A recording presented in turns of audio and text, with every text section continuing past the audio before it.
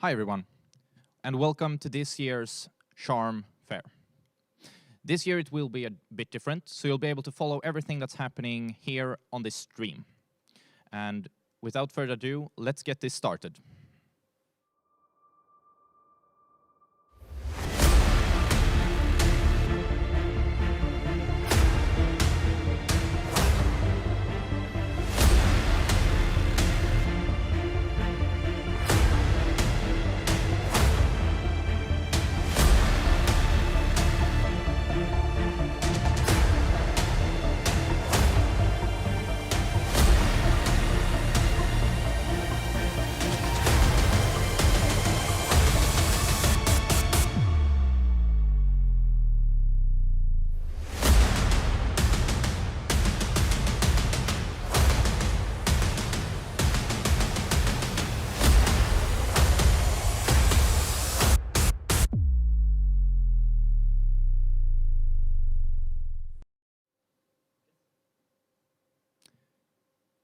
This last year has been different, and hopefully we won't have to get used to it.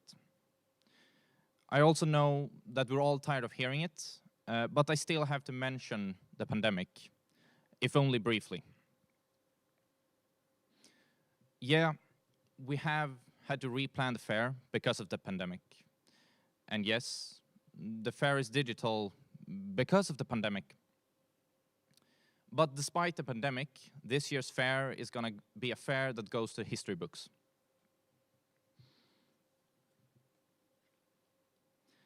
So, with the pandemic out of the way, my name is Lucas Glimfjord, and I'm the project manager for this year's fair, Charm 2021.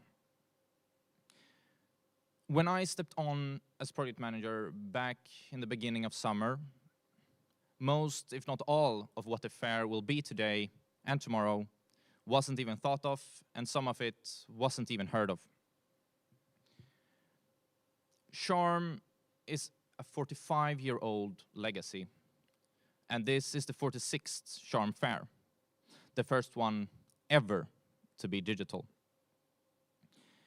And as you can imagine, taking a 45-year-old concept, turning it on its head, and saying, let's not have any physical booths, let's allow students to attend from home, and let's make it fully digital. That's not something that you can achieve overnight. So, during the summer, autumn, and winter, we've worked tirelessly to create this digital concept for all of you.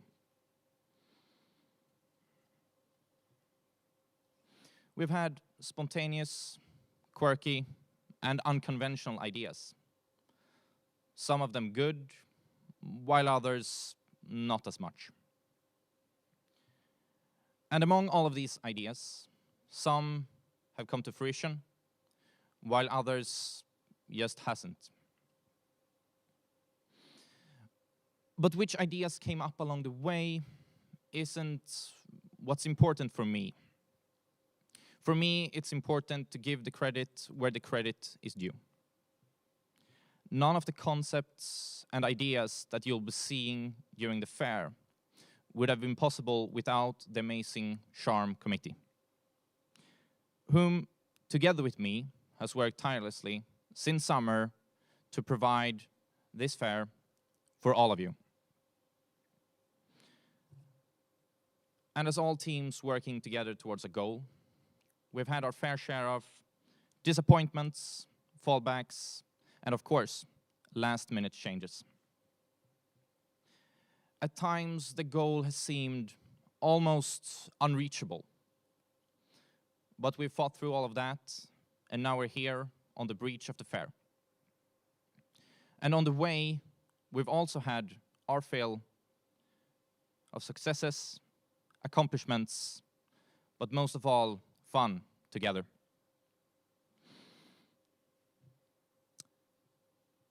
It's also hard to realize just how much planning and effort goes into a fair like this and of this size. And it's not until you're in the middle of it that you actually realize how much. Charm usually involves 200 volunteers, up to 160 companies to make it all work. This fair is a bit smaller, yes, but the work still has to be done, and in some areas it has been even more work than usual. So before we begin this year's fair, I would like to thank all of you for your unprecedented patience and understanding with us as we have built this fair from the ground up, once again, all for you. And I can promise you that this digital fair is a fair worthy of the Charm legacy.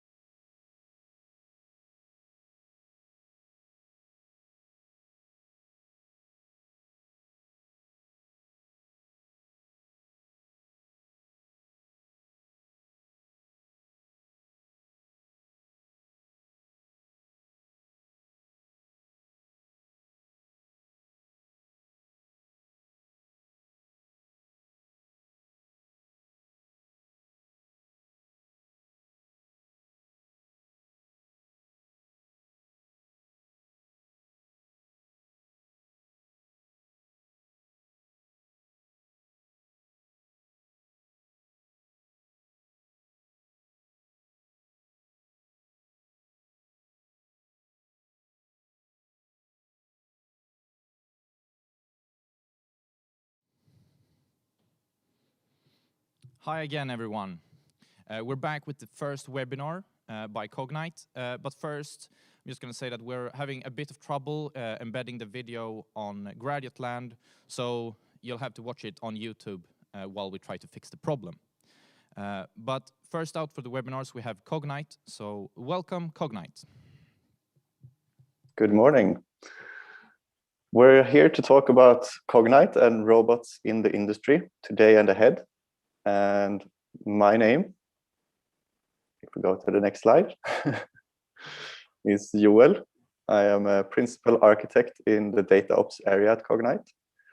And it's my pleasure to talk to you about Cognite and talk to you at Chalmers, because as you will see in the next slide, please. I actually used to study at Chalmers, and I've been trying to convince Cognite to go and talk to Chalmers for a good number of years now. This was me last year before the pandemic, where we made it to KTH, but we didn't make it to Chalmers last year. But here we are, at least online. I moved to Norway in 2014, and Oslo is a pretty great place to be, so I would highly recommend it. And I started at Cognite in 2017 when it was a small startup. Now it's not so small anymore. So next slide, please. We were 30 people when I started, and now we're a SaaS technology company with a global reach. We are present in the US, in Japan, and we also have some satellite offices in Vienna and other places. And what we're doing is working with asset-intensive industries. So companies that have very large physical assets. That may be an oil platform, it may be an energy grid, it may be a number of large ships. And we are backed by a company called Aker, which you may have heard about, but maybe not. So they are one of our owners, and that's make it possible to scale very quickly. And we have also worked with customers that are really leading in oil and gas and other areas. And our CEO and co-founder, Jon Markus Lervik, he founded a number of other companies before Cognite, quite successful. And he says that we're not giving you marching orders, we're giving you a mission. It's up to you to be creative and decide how to deliver on it. And you can really feel this when you work at Cognite, because you have a lot of independence and a lot of trust to build great things. Next slide, please. So the mission is to provide a digital representation of industrial reality and make it meaningful for humans and machines. And we will talk more about the machines in a little bit, but we delivered on this mission by first, next slide, please, building CDF, which is Cognite Data Fusion, where you can ingest data from many different types of sources. It may be IoT data, it may be maintenance logs, work orders, 3D models, etc.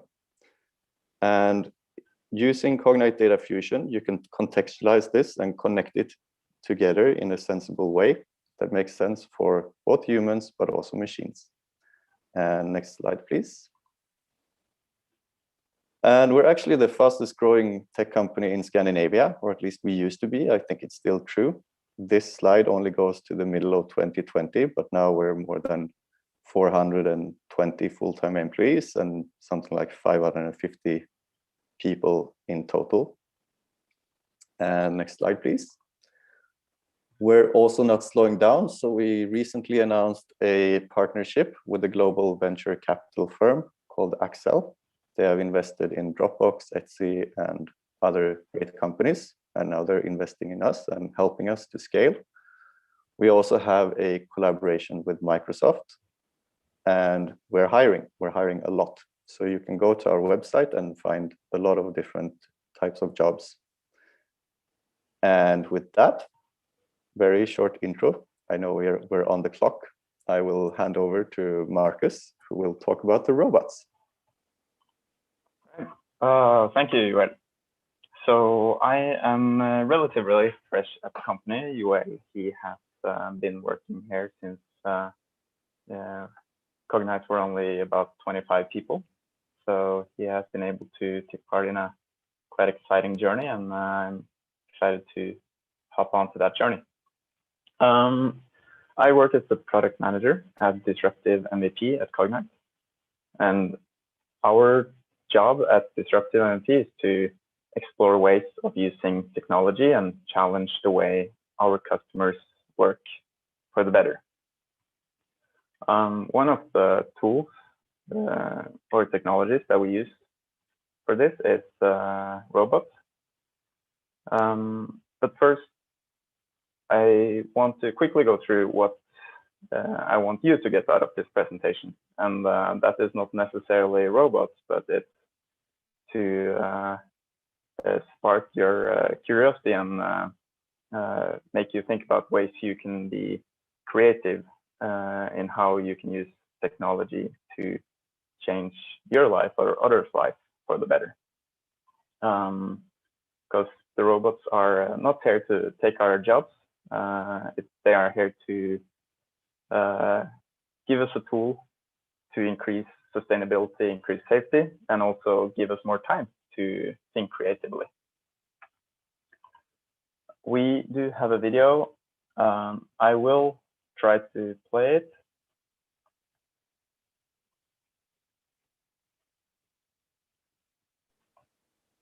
It works, but there is no sound. But at least we have subtitles. Is it bad, Joel? It's not bad for me, so I hope it's not bad for the viewers on other platforms. All right. Then we'll continue. Just keep going. Yeah, so this is from one of our latest and greatest missions.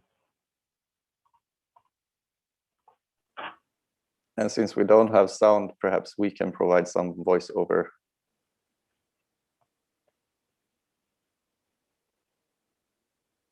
But this is from Spot, which is a robot that you may be familiar with.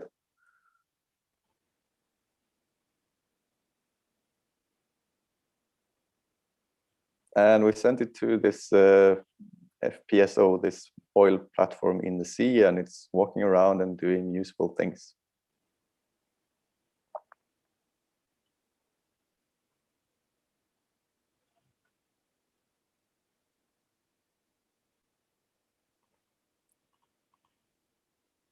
All right. So now I want to quickly talk about what is happening in the industry at the moment, because I'm sure you have all heard about digitalization, and digitalization can be a ton of things. But one of the more important aspects of this is the digital twin in heavy asset industries. What it means to have a digital twin is not just a 3D model, but it's a contextualized 3D model and connected to all the various sensors. So, for example, here on this ship, we can explore the various elements, and we can look at, for example, this tube, which contains water, and we can see live the amount of data or the amount of water that flows through at each time. We can also contextualize the 3D model with 360 images. So you can go into the model while sitting at your office on shore, and you can see the latest photos, sort of like Google Street View. But then you can use this for inspecting corrosion, inspecting the integrity of the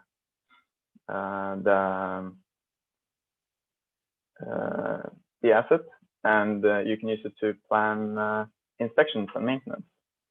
So at Cognite, we have this other tool, which is a maintenance planner, which basically where we combine the digital twin together with the source system, something like TAP, for example, where you have all the work orders. And since we have focused a ton of energy on contextualizing 3D models, we can then automatically connect the different work orders to different assets in the platform. So in one aspect, you have the people planning the maintenance sitting on shore, which can then better plan by having the 3D model. And you have the offshore workers doing the inspections, which actually a ton of time is spent on finding the pumps that you need to inspect, for example. Now you have it all in a 3D map and you can find it very rapidly. So why are we now starting to look into robots? As I mentioned, robots is a tool to increase safety, increase sustainability, and give us more time to think creatively. But robots also have other positive sides. One, which is that they are not subjective like a human. So you can tell them to inspect something and they will go there, inspect it from the same angle every day and give you the same amount of data. And another aspect of robots is that you want to use that data to populate the digital twin, because even though you have a digital twin, when we made a digital twin of the ship, it was outdated the minute it was made, because there is things are moving, and even though it's metal structures, it's in a certain sense alive. So there is so much data that you don't see in the digital twin. For example, corrosion, or people leaving, forgetting about tools, or blocked escape routes. It could be gas leaks that you can hear from a video. It could be if you want to see the value on this valve right here, this is not connected digitally. So you actually need to go there and check the value. And you could put up IP cameras, surveillance cameras everywhere. But when you compare the cost and effort with a robot, it makes a lot more sense to have a set of robots who can be out there on the oil platform and every hour do a routine inspection to capture photos and videos. But as I think all of you have experienced after you've been on a vacation, it takes a ton of time to go through all your videos and photos. So then the next step is to actually being able to understand the photos and videos, so you can automatically update the digital twin, not just by mapping the photos to the different assets, but to actually put the data from the photos into graphs, so you can do production optimization, for example. And here are some of the solutions that we've been working on at Cognite. So for now, robots haven't really taken any jobs. It's just given us more jobs, because now we have to further develop based on the data that we get from the robots. And this is an example where we have created a model to detect broken wires. Here's a model to detect the corrosion growth rate. Here's a model to detect the value of analog gauges, as I mentioned. This is another type of gauge where we can detect value. Here we detect different geometries on a tube. And here you have, you could basically have a surveillance camera which monitors the activity below a crane during operations. And this could be used to see if people are in activity below the crane, and then either alert the crane operator or the people below the crane, and automatically do the reporting, which is also a necessary step in these processes. But it doesn't stop there, because we have been challenged even further.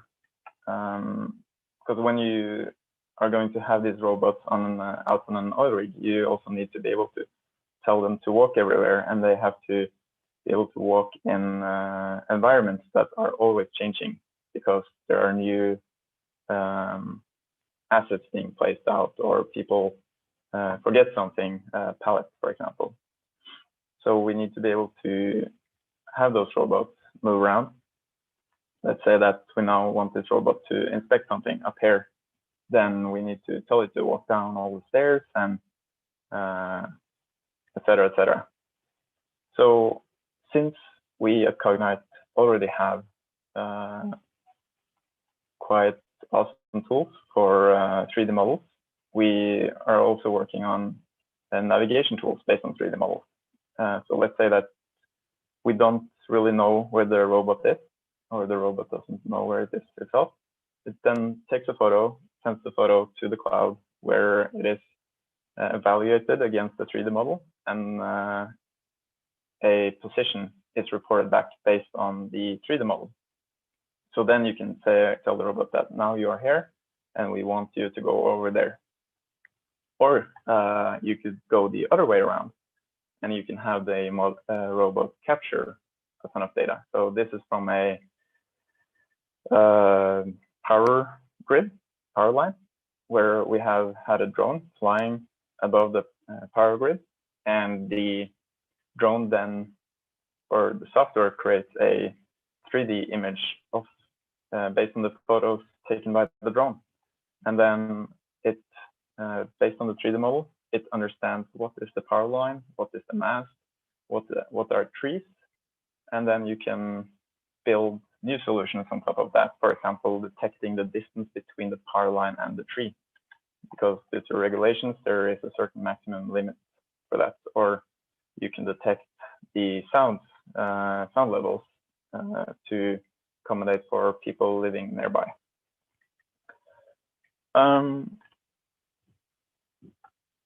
So why are we working on this? As I mentioned, we have advanced tools for 3D models. We have a very advanced platform where all the different sensor data is already collected. And we are working with many customers that are very forward-leaning. So they are all looking into ways to improve safety for their employees. They want to get employees out of harsh environments. So robots are on their agenda, and we see that since we have this proper connection to the digital twins with the sensor data, the 3D models, we are in a quite good position to solve this use case for the industry. But there are still a lot of challenges to be solved. One of them is the robot prices. They are at the moment very high, so there is a lot of data that you are not able to capture because it's simply too expensive to deploy a robot to solve the use case. They're currently deploying a robot is very time consuming, and there is no really standard for it. So it takes a lot of time. And then even when you have deployed a robot, we hear from a lot of customers that you can buy any robot and you can buy any sensor to the robot to capture any data, but still the robot just ends up in a warehouse standing still because you are not able to capture the data from the robot.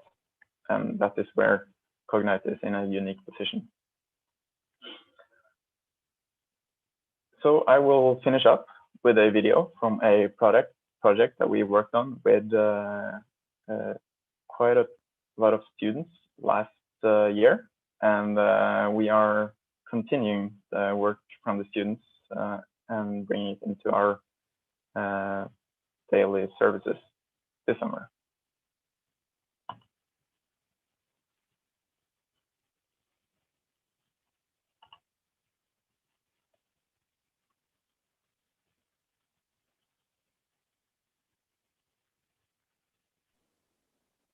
And I don't know if you have sound, but I don't have sound. But yeah, there are subtitles. Okay.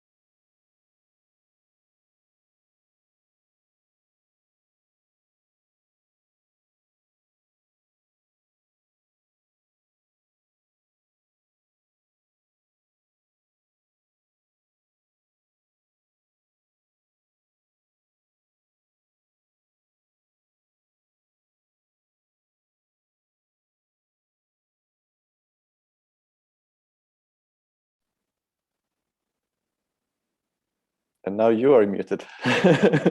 But yeah, completely disrupting the industry. Thank you, Yuan. Yeah, so as I started with, the purpose of this presentation from our point of view is not to necessarily teach you about current solutions for robotics and AI, but to maybe contribute to spark your creativity on how you can change the way we work in the future. And but I guess I don't necessarily need to tell you anything about curiosity, because you were all here listening to a presentation about robots. So cheers to you. Yes. Thank you all so much for listening. I don't know if we are going to spend the last 4 minutes for questions. I don't think either UL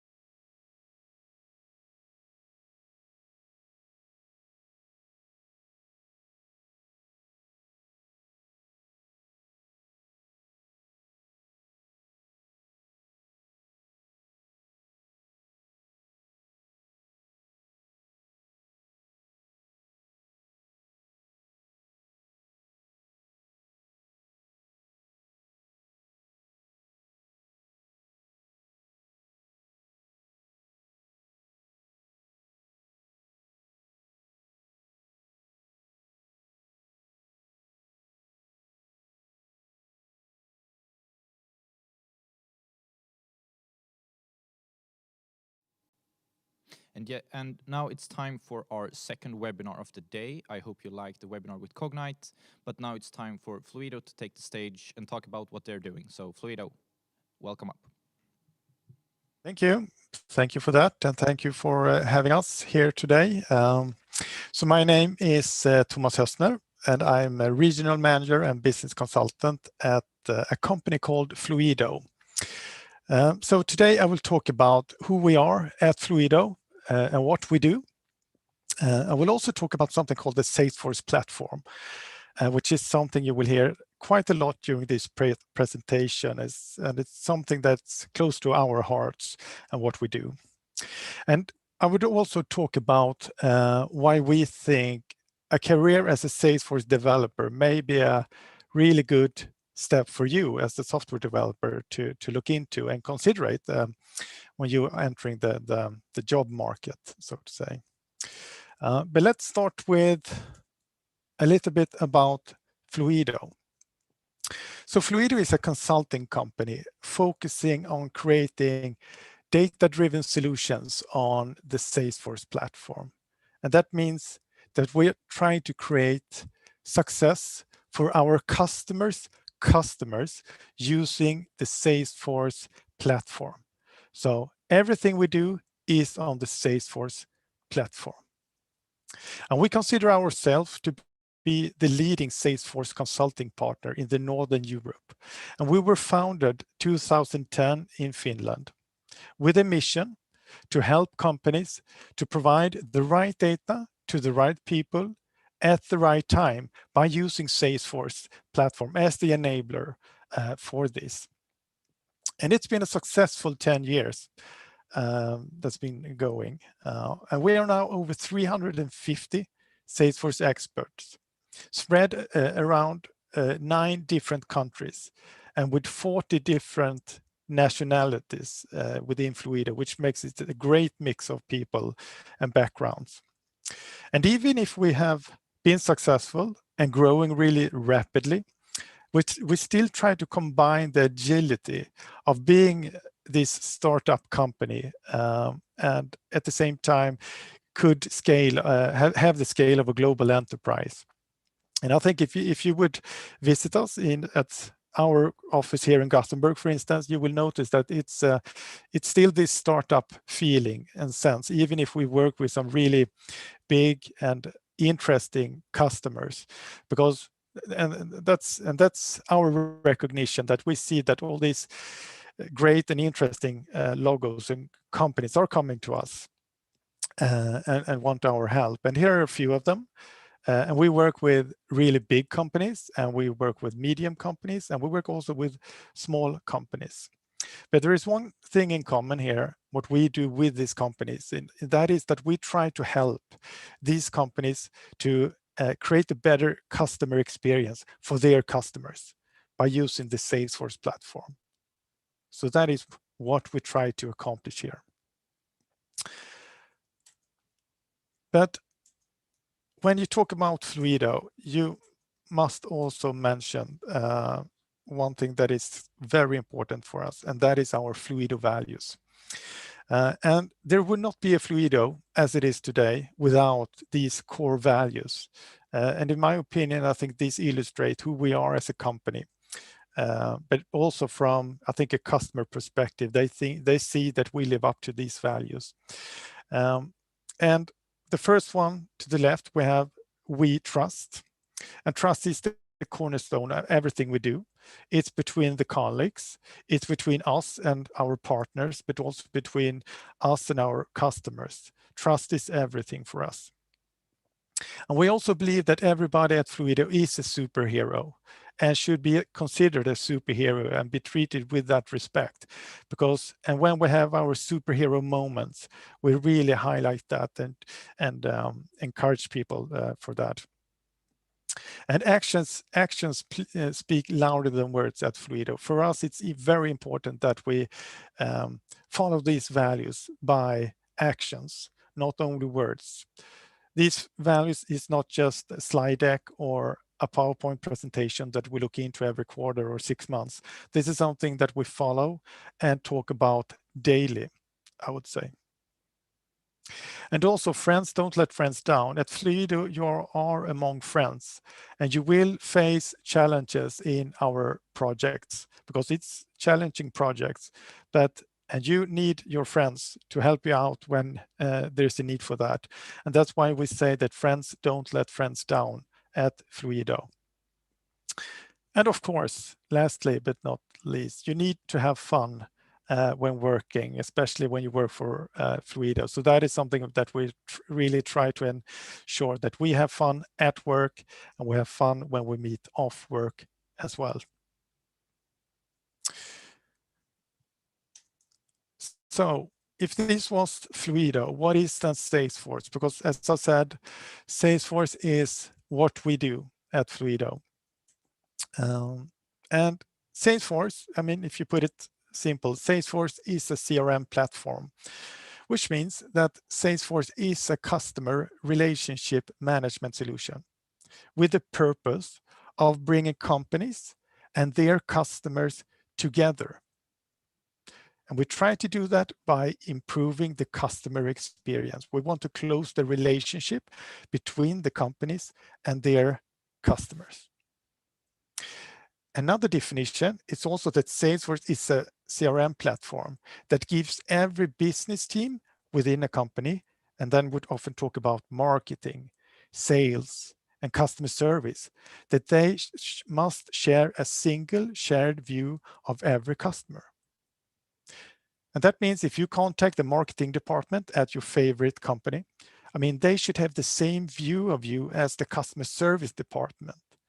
And for that to happen, we need to centralize the data about our customers and have the relevant data about our customer in order to provide this great customer experience that we want to achieve. But I understand that this might sound a little bit vague for what does, and maybe it's hard to understand the context. And I think this slide in itself is good also when you try to explain what we do at actually what context Salesforce is in. And now the companies, because you have in the center, you have the digital customer, which I think most of us that is here actually represent that, could represent that customer. And we have new customer expectations when it comes to the services that we're using or the products that we're using. And it drives a digital change, which is a big challenge for the companies out there today. And if you look, for instance, to shift for the digital channels, today it's super important for the companies to be relevant on the digital channels that you are using. Are you using text message? Are you using WhatsApp? Are you using Facebook, or whatever channel it may be? That the customers and the companies need to be on that channel and be relevant. And for instance, we have Adidas, which is actually a customer of our mother company, which is Infosys, is working with Adidas. And because Adidas had a big challenge that their physical stores were not really working out. So they actually had to close down their physical stores and instead focusing on an online sale experience using an e-commerce platform from Salesforce. And they had to do that because otherwise they wouldn't have survived. So now they're using this sales channel online instead, and they were forced to go in that direction to provide all the, to meet up with the expectation that the digital customer had. And that has been a great success in that project. But that's one way of where Salesforce come in, and we try to close the gaps of the expectations that the customer has during this area of time compared to maybe 10 years ago. And then also, if you look at the digital apps, I mean, we all know about digital apps, and that's important, but today it's becoming even more important. Because now you're expected to provide real value for the customers, and sometimes even you should have the ability to deliver a physical experience in your product, even it's digital within the digital app. And one example of this is Starbucks, which in some countries, you can order through their mobile app and pick up your drink outside the store without even have a physical contact with the people working at Starbucks. And we have similar example. We see this trend in Sweden as well. So it's not unique for Starbucks, but it's a good example where you see that the customer expectations drives digital change for the companies that are out there today. And we also see when we look at the digital communication in general that, I mean, as I said initially here, you're expected to be, as a consumer, you expect the customer that you interact with are using the channels that you are on, and the message needs to be relevant. And one example of this is, let's say that you buy a couple of shoes from your favorite online store. You're not, I mean, if you get an email campaign email the next month containing the same pair of shoes that you already bought, that doesn't really make sense, because you expect that company to know that you as a customer already bought those shoes, right? And also, let's say that you contact the customer service of that company you bought the shoes. You expect them to know the products that you have bought. You expect them to understand and have the history of the contact points, interaction points that you've been having with this company before, so you don't have to repeat yourself.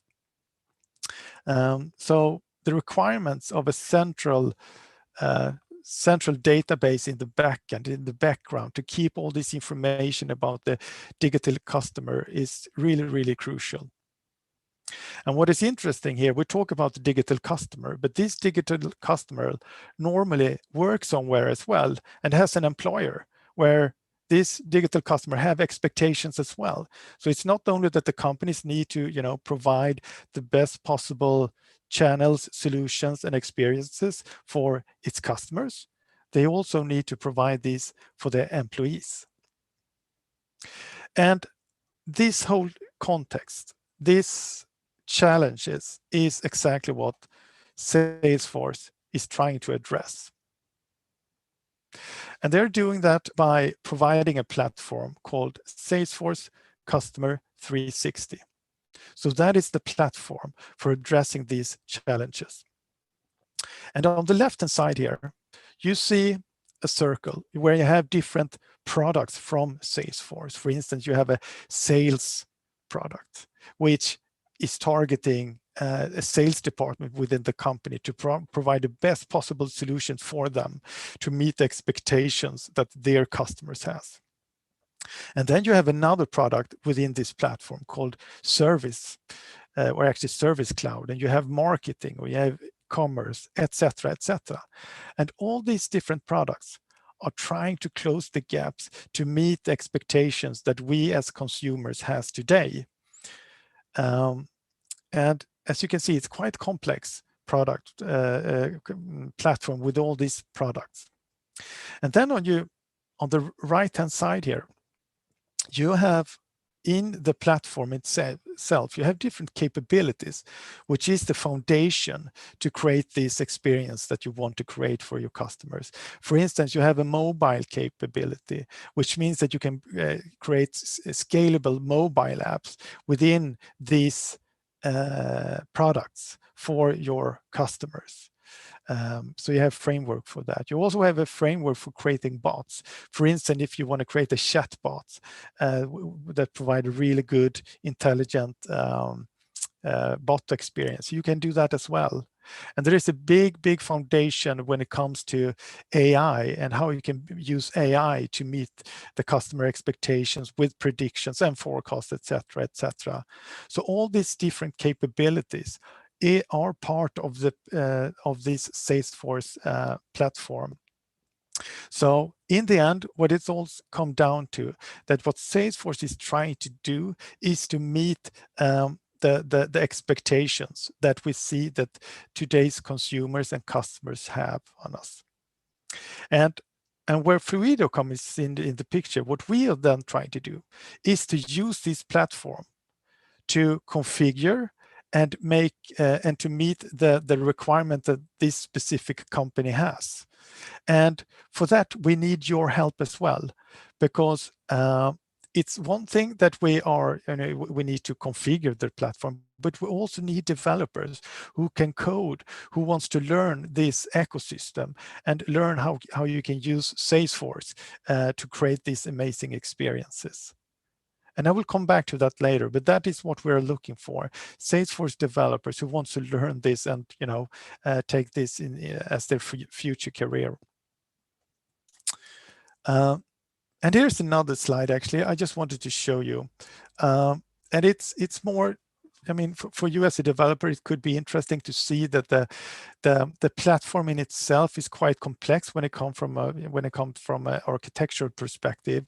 We have different stacks and layers, which, I mean, if you go into this career as a Salesforce developer, you will get in touch with these different layers and work in some really interesting and quite amazing stuff, actually. And you may think, well, that's good. Well, sounds interesting, but what is, maybe you haven't heard about Salesforce before. And I mean, where is Salesforce when it comes to its competitors, right? I mean, that's a valid question. And you look at this rank where you can see Salesforce is quite high in the ranks. I would say in the top when you look at the CRM overall, but also when you start look into the different, what we call subdomains within CRM. So we have sales, we have customer service, we have marketing. So Salesforce is at the top here. So they are growing really, really fast. And you can see some of their competitors here, which I think you recognize the names here. We have Oracle, SAP, Microsoft, Adobe. So yes, Salesforce is doing pretty good and they are expanding. And that is good, you may think, but what does it mean for me as a graduate or a soon-to-be graduate? Will there be any jobs? If I put my career in this box, I want to make sure that I will get a job in the future. And here's the research that's being done. That was I think about IDC that did it in 2019, and they are forecasting that 4.2 million jobs all over the world will be created only in the Salesforce ecosystem by 2024. And I mean, of course, not all these 4.2 million jobs will be created here in Europe or even Sweden, of course not, but it still means that this will be we will have a big increase in the jobs in the upcoming years. And that's actually the reason why we are here, because we're having a hard time finding developers to join our exciting projects. So if you have a question, if there will be jobs for you, I mean, as a Salesforce developer, I would say yes. According to this analysis, there will be. And okay, but let's say that you take this step done. So why should I become a Salesforce developer? To summarize this a bit. So first of all, if you become a Salesforce developer, you will work with the world's leading CRM platform to shape the future of customer experience of the companies that I just showed you. For them, it's critical to provide really good customer experiences, which is not only the product they sell, but also the services around the core product. That is how they are being judged today by the consumer. So that is super, super important and really exciting projects. And to do this, you need to work with cutting edge innovation technologies. And Salesforce is super innovative. They have been leading many different innovation ranks when it comes to innovative companies during the last years. So 3 times per year, they have some major update to their platform with new innovative technologies that you as a developer can dig into to create even better experiences. And then, as I just said, there will be extensive job opportunities if you decide to go this road. And you will also be a part of, if you choose to be a Salesforce developer, you will be part of a inclusive and really open and friendly Salesforce community out there.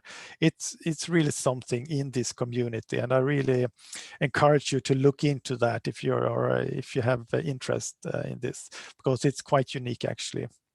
And also you will notice if you become a Salesforce developer, there's a lot of training opportunities open for you for free out there. So you can actually, just 1 minute after we finish this call, you can go in and create an account and get full access to this learning management system called Trailhead, which is at the Salesforce website. Okay, all right then. As a Salesforce developer at Fluido, you will, of course, you will be part of really, really interesting projects where you'll be part of a project team and create these fantastic, innovative business solutions. You will be a part of a really supportive community of Fluido superheroes and Fluido friends. And as said initially, friends don't let friends down, and you will get a lot of help from your colleagues at Fluido. And we work with some really interesting accounts and logos, different industries and size of companies. And also, if you join us, I wanted to let you know that we have this graduate onboarding program, and we will make sure that you get the training you need to become the best Salesforce developer you can be. And this is just the first step of the Salesforce career in that case for you.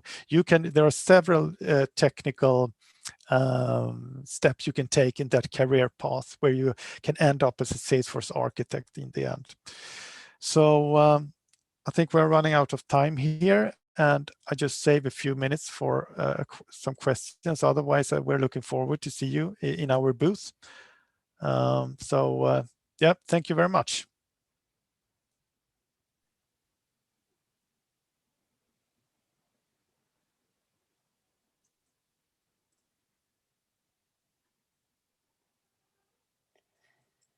Thank you for that, Thomas. I'm looking to see if there are any questions here. At the moment, there are none.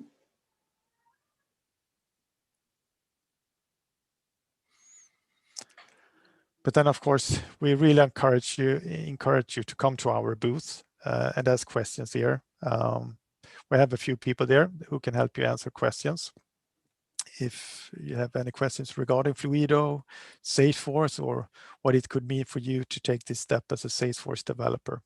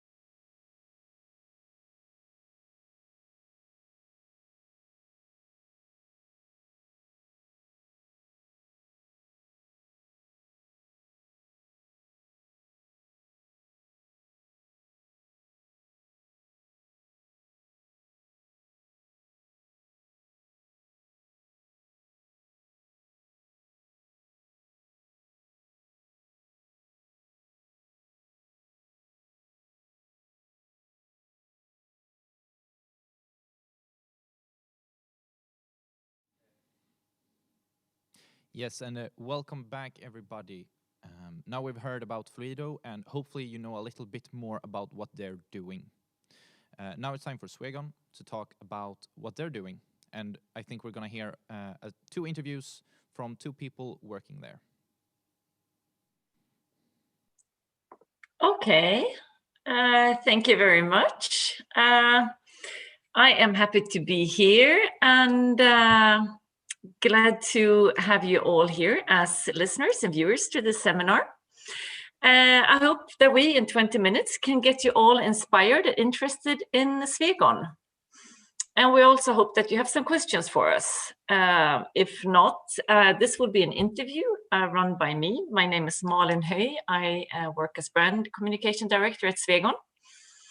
And I have 2 colleagues with me today that I will interview. So the setup is for me to have questions, ask them questions. If you don't have questions, which we hope you do, and if I understood it correctly, you will send them in through this graduate platform, and we will receive them in the chat and we can answer them there.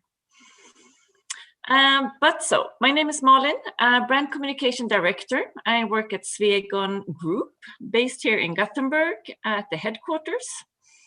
And I have 2 colleagues with me, Caroline Jakobsson, who is product manager based in one of our production facilities in southern Sweden. And also Mikael Börjesson, who is competence director, working a bit both in one of our production sites in Kvänum and also at our headquarters in Gothenburg. So why don't you 2 just shortly introduce yourselves and what you do? Caroline, why don't you start? Yeah, of course. My name is Caroline Jakobsson. I'm 30 years old and I work as a product manager at Swegon. I have been with Swegon for about 3.5 years now. I have a background in mechanical engineering. And before I started at Swegon, I worked with product development at another company for a few years. Okay, super. And Mikael? Yes, thank you, Malin. My name is Mikael Börjesson, as said, 15 years old, lives in Skara, a small town 1.5 hours northeast of Gothenburg. And I started actually at Swegon in 2006, so it comes a lot of years now. And before that, I have built my experience as an engineer, programmer, and salesman within building automation, which actually was that led to that I was recruited by Swegon due to the previous background, since actually automation is a huge part of our business. So I think that is the kind of introduction story, maybe. Yeah. Thank you both. So, but just to start off this webinar, we'd just like to give you a short introduction to Swegon, who we are and what we actually do. So we are a company that work with indoor environments. Few people know that we spend 90% of our time indoors, and even fewer know how much the indoor climate actually affects us, how much it affects our health, our productivity, and efficiency. So if we have a good indoor climate, we would be less sick. We would see reduced sick leave with about 10%, and we would be more productive. We would also save energy. We have very energy efficient products at Swegon.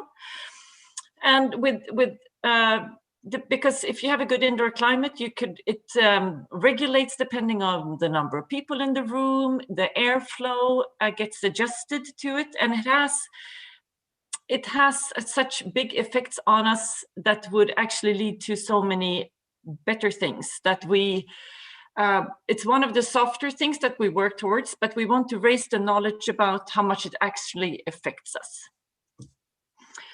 Swegon has worked with these with the indoor environment for almost a century. And we are one of the few companies providing a complete indoor environment, contributing to higher efficiency and increased health.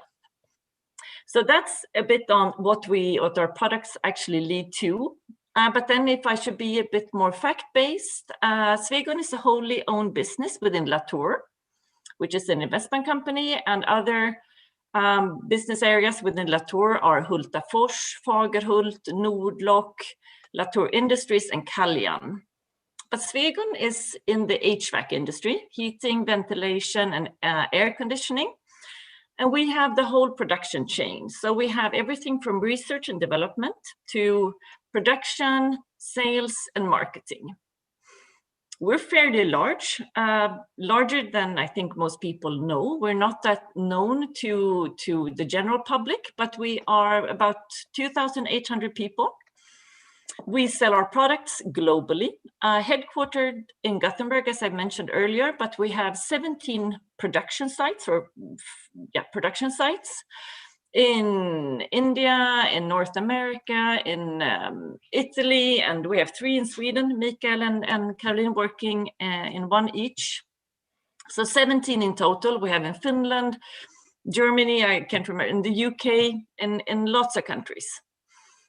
Our sales is primarily in the Nordics, and then Europe, and then North America.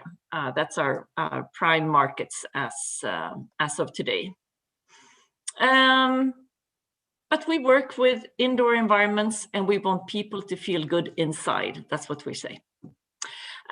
So that's a bit of a background to Swegon, who we are, what we do, what kind of products we have. I will let my colleagues tell you a bit more about it, but what we want to contribute to, which is to make people feel good inside. But back to my colleagues. Caroline, as you said, you are a mechanical engineer. You've been with Swegon for 3.5 years.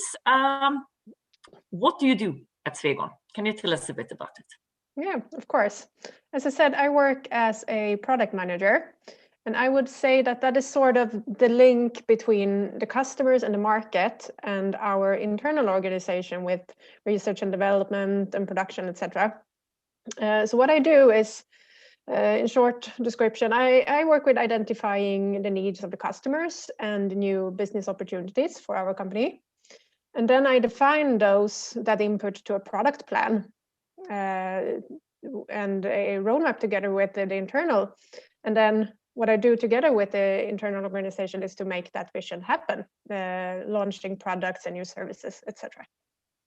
Can you tell us a bit about what kind of products that you actually work with and how much you use your skills as an engineer? Yeah, of course.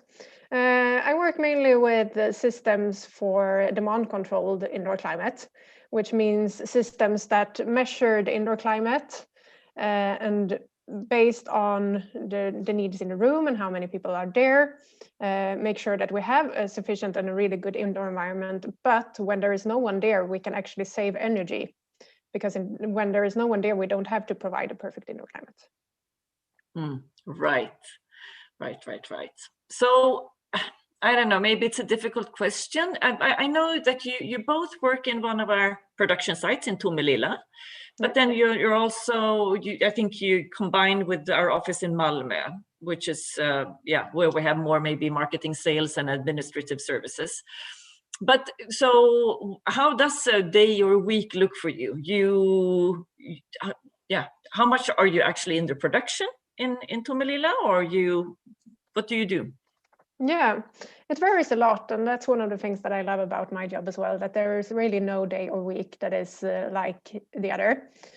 They could really vary a lot. It could be anything from having a meeting with the sales company to define a strategy on how to increase sales or launch a new product in that market. It could be to make a specification or a business case for a new product or a new feature. It could be to work on marketing material together with our marketing department, or to handle daily business inside the production site, for example. It could be that we have some production difficulties that we need to handle or something like that. So I really like the variety of this position. Yep, that's good. What was it that attracted you to start working at Swegon? Well, what I was looking for was a company where I felt that I could work with a product that was doing good both for people and for the environment, actually. And then I found Swegon, and they had just launched a really innovative, interesting system called our WISE system, which has a wireless solution for demand control indoor climate. So I thought that was a really interesting and innovative product that I wanted to work with. And I also loved that Swegon is a really international company. So you really have the opportunity to meet people in your work life, basically from all over the world. Do you travel a lot? Well, not Yeah, now, but yeah. Not but now, yes, but normally I travel a lot. Yeah. Okay, that's nice. Okay, that's good. We'll come back to you later, but I'll move over to Mikael. You've been for the company for how many years did you say? I didn't say, but I started 2006. So then you can count by yourself. Right. Okay, very good. But you started as a product manager, as Caroline is today. Not really, actually. I started my journey within Swegon in a little bit different way. 2006, Swegon was a much smaller company than we are today, with only 3 production sites, mostly in Sweden, with a focus on Nordics. And I started that with my first task, actually handling and planning technical information and education to the market. Then we growed, and I moved towards the product management, as Caroline do today, and I managed one of our largest product streams regarding ventilation for a number of years together with the colleagues. And in the way that Swegon growed even more, my experience led to my current position, actually, which is responsible for strategic planning for our competence development on the group level, as well as leading our sustainability department, as well as our external relations, such as lobbying and trade associations. So, for example, I am part of the board of directors in Eurovent, which represent the HVAC industries versus legislators, for example, on European level. So I'm quite wide in my responsibility for the moment. Yeah, that's good. And I think it's one of the advantages, I would say, with Swegon, that you have the ability to really develop in the company. Yes, I would say that it's a clear advantage for us that we have a variety of different positions, and if you are interested, you can challenge yourself in new positions, and we are quite proactive to also promote people to really climb in the organization. Yeah, I think that's really nice, and something we would like to spread wider. Yep. Another thing that you mentioned, Swegon is a company that is on a journey and is growing quite fast, and we are making quite a lot of acquisitions. I think looking back, we've done about 1 acquisition per year the last 5-10 years. Yep. Tell us a bit about that. Is that part of? Will Swegon continue to grow, you think? Yes, for sure. We have a clear target to actually triple our turnover already now than for the last or for the coming 10 years. So for sure we are growing, both of course investing in our current business, but always searching for good acquisitions, and that on a global scale, I would say. Yeah, which is super interesting, I think, and to be part of a company growing in that speed. I think that's very good. You both mentioned sustainability. Caroline, you mentioned that was one of the factors that made you actually start working at Swegon, and Mikael, you are actually responsible for that area. Could you tell us a bit about, I mean, it's more or less a hygiene factor, I would say, today to work with sustainability as a company, but in what way, if you're, as Caroline was, before she started, she was really interested in the area, in what way can you work with sustainability if you join Swegon? In several ways, I would say. I would really point out, I think Caroline just mentioned it, that we work with sustainable products and daily life sustainability by saving energy from day to day, and also creating the good indoor climate, and that's sustainability for me. But in a way, we also have a clear strategic targets to become an even more sustainable company in all aspects. We have targets regarding greenhouse gas emissions. We just look into how we could work more clever with raw material choices, but also look for the more soft values in sustainability, as diversity, in special gender equality is one of the top priorities for us for the moment, actually. Is there anything you would like to add on that, Caroline? How the sustainable focus comes part of your everyday? I agree with Mikael that our products are really, we do a lot with creating sustainable products, and we also it's quite interesting because building certification programs are growing rapidly, in the market as well, which is a sort of, you can do a certification on your building stating that it is a green and sustainable building. And our systems are actually doing a lot to be able to provide that certification, which is another thing that we are continuously working on. Yeah, and if I may get into that discussion as well, I would really lift one example that we're actually working on during 2021. That is to declare our products with environmental product declarations. So it's kind of sustainable passport for products, and I think we are, at least for our business, we are kind of forefront in that discussion, and I think that will be a key issue for customers and investors in the future, actually, to really understand to build with sustainable technologies within the buildings.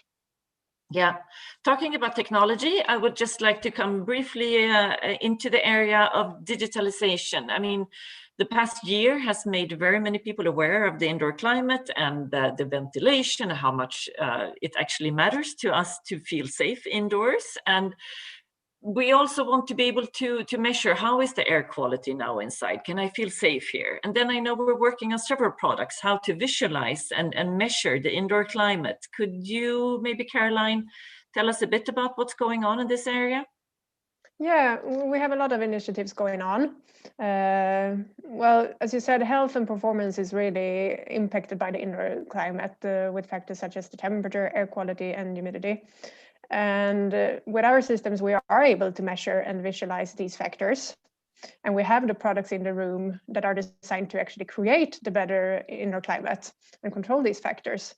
And now we are working a lot on our digitalization journey, where we work on how can we show these factors to the end users. For example, you, when you are in the university, that you know that you have the sufficient climate to actually perform and learn in the best possible way. And we're also working on how can we show this to the end users or to the facility owners, for example. Yeah, I think I know we have this app that we're working on to just download on your cell phone or to have really nice displays.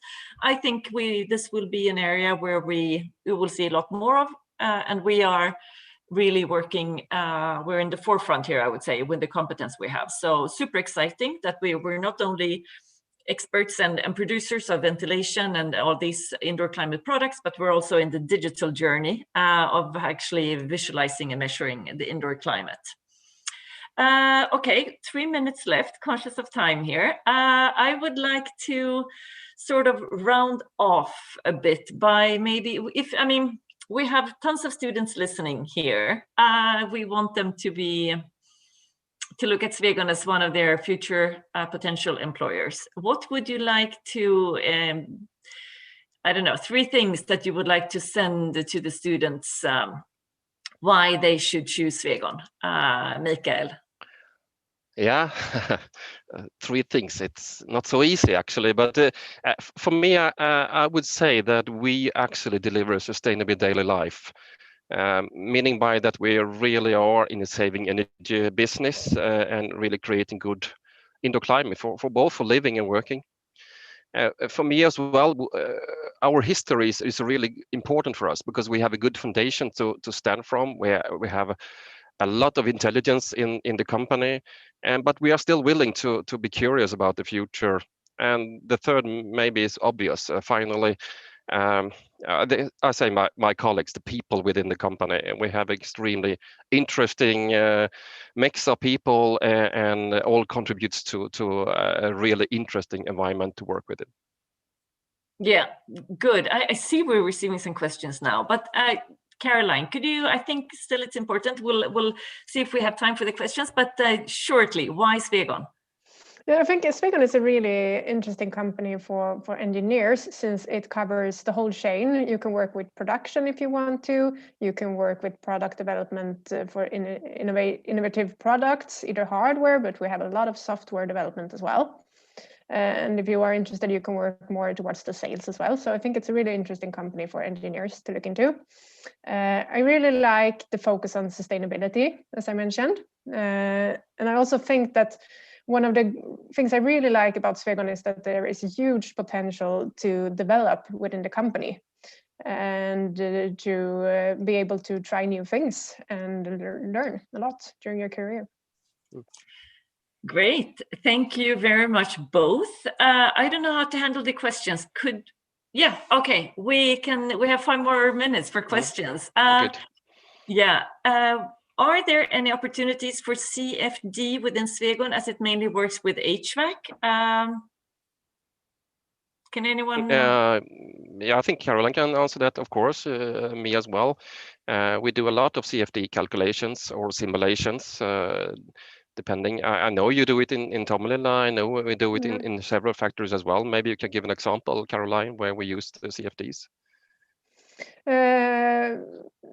Well, we use them a lot, as you say. That is not my specific area of competence, but I don't know that we use them a lot to make calculations, for example. That is the tool that we use a lot. Yeah, and normally when I was involved in CFD calculations, it's a matter of simulations of temperatures in the room, airflows, design of ventilation systems within the rooms, I would say, is a key here. Yeah. But we don't use only CFDs. We also do testings, of course, in a product levels, but we'd also do mock-ups, meaning that we're testing full capacities for a room, or a hotel room, for example, could be a good example of that.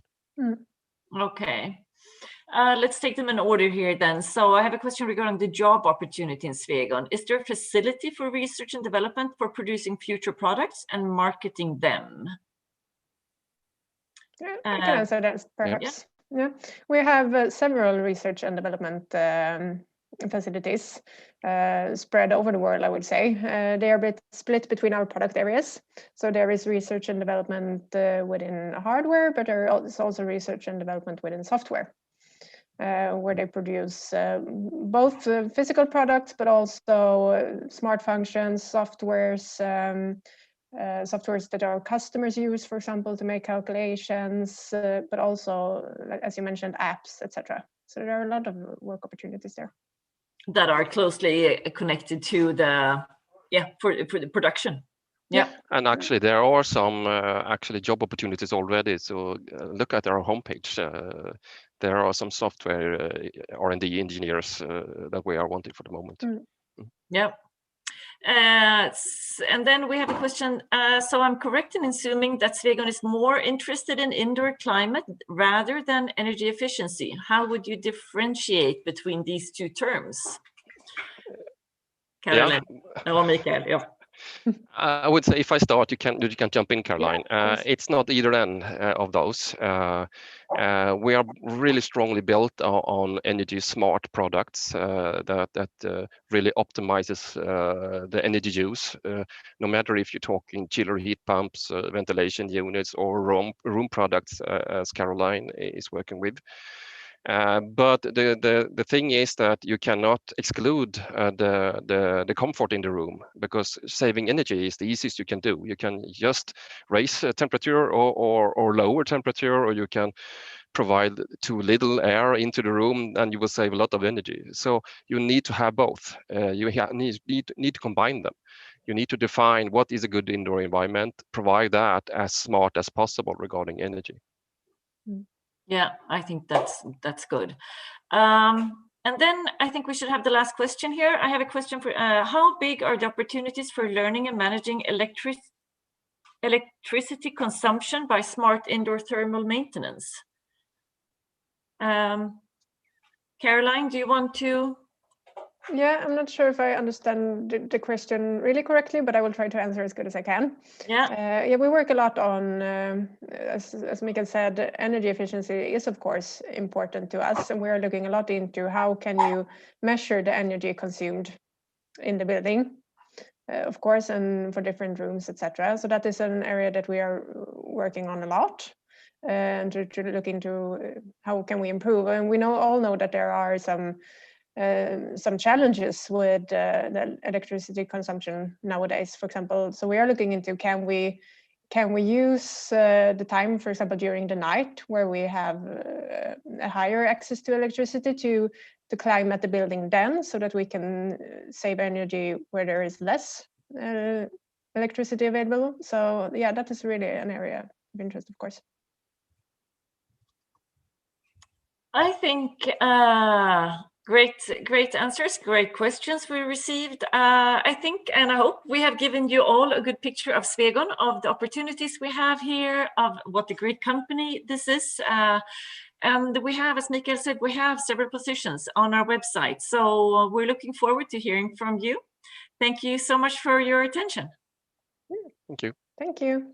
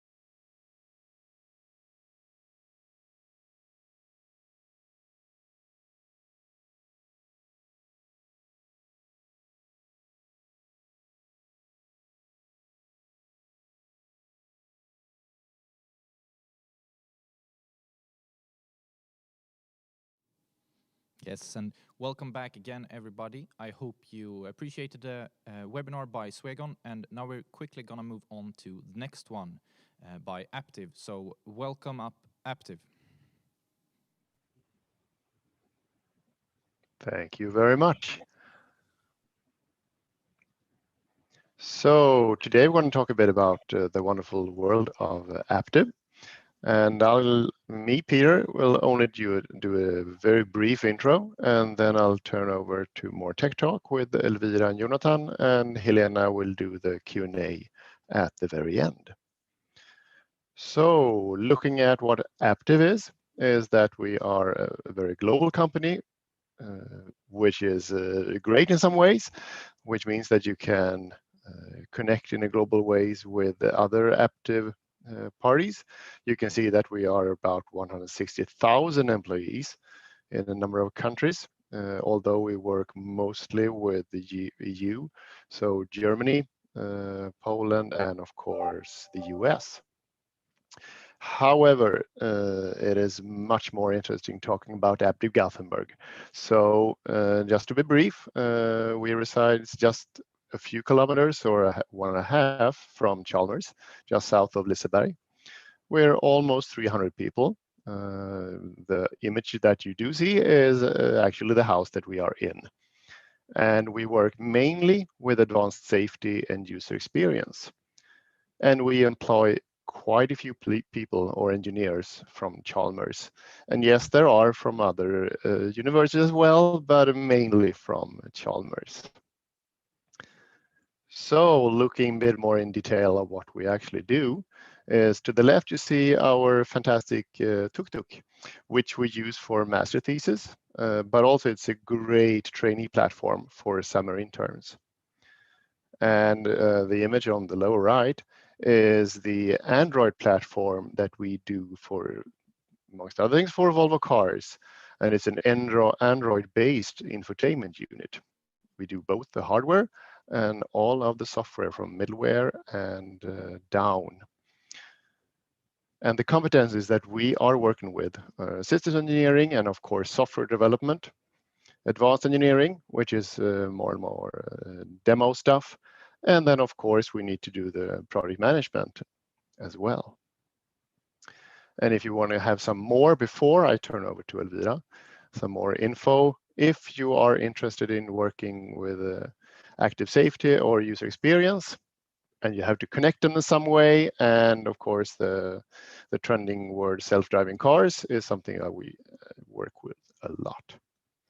Without any further ado, however, I would like to give the attention to Elvira. Thanks a lot, Peter.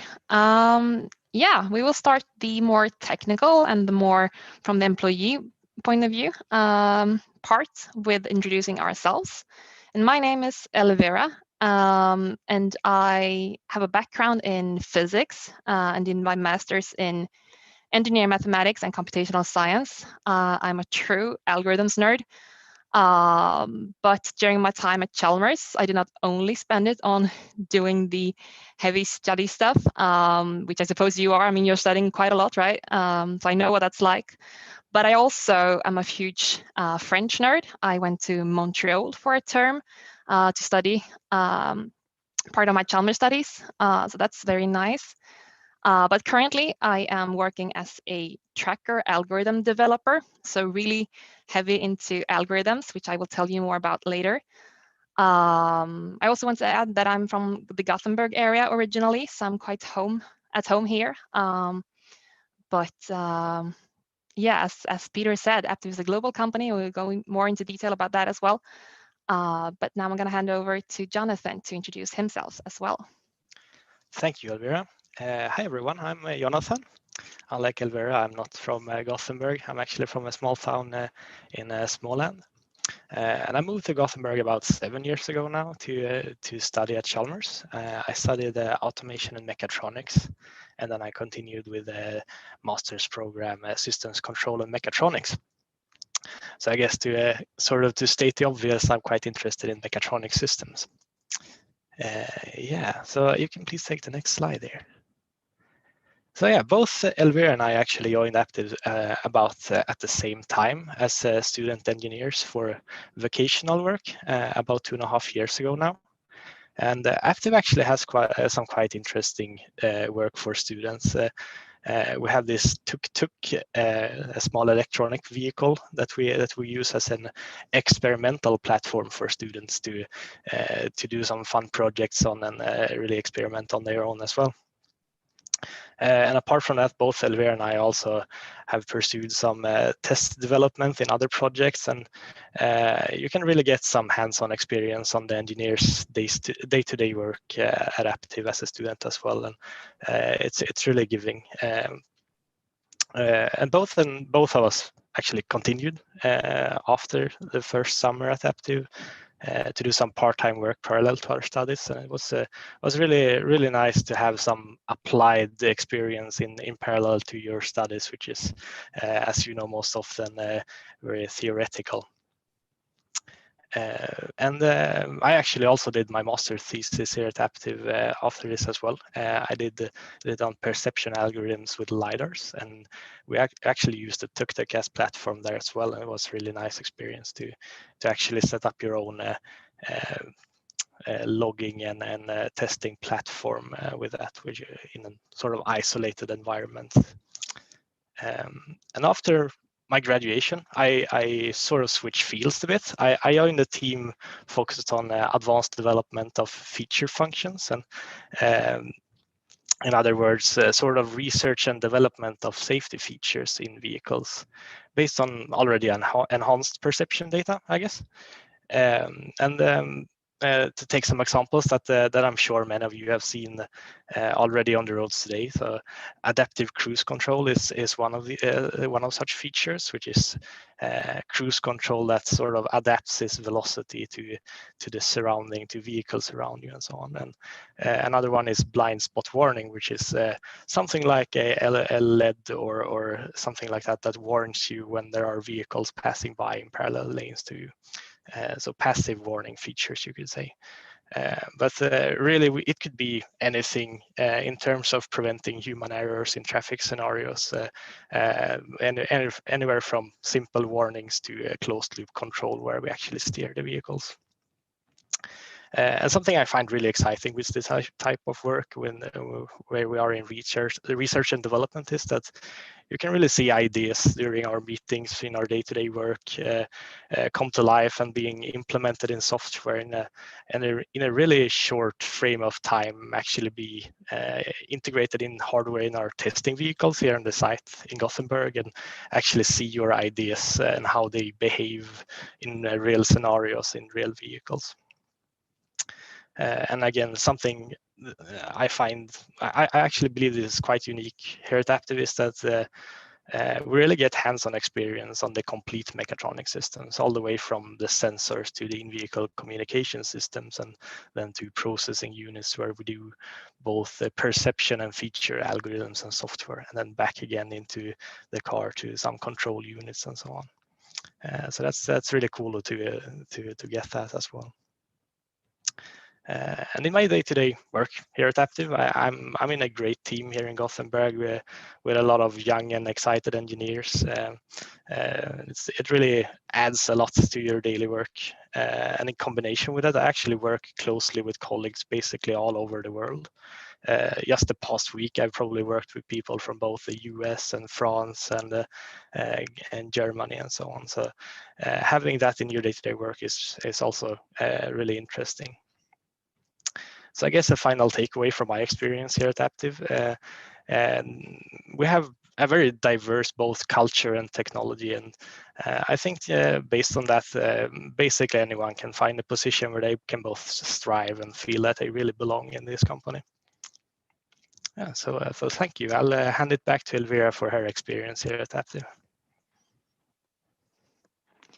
Thank you, Jonathan. I just have to say that I agree with so many points that you raised here. It's incredible the journey that both you and I have taken we started off as students, right? As you said, during this as a summer internship, and then continued doing part-time jobs and we really enjoyed our time as students at Aptiv. But I was actually a trader. I did my thesis elsewhere, but then I really felt like I wanted to go back because I enjoyed my work so much. I enjoyed the team so much. So I basically went back after finishing my studies and started working full-time. And what I do is that I am a tracker algorithm developer. So what I do daily is radar tracking, if I want to call it with one word. And I will try to describe with easy words as much as I can what that actually means. So what we do is that we put a number of radar sensors around the vehicle, the host vehicle, as we usually say.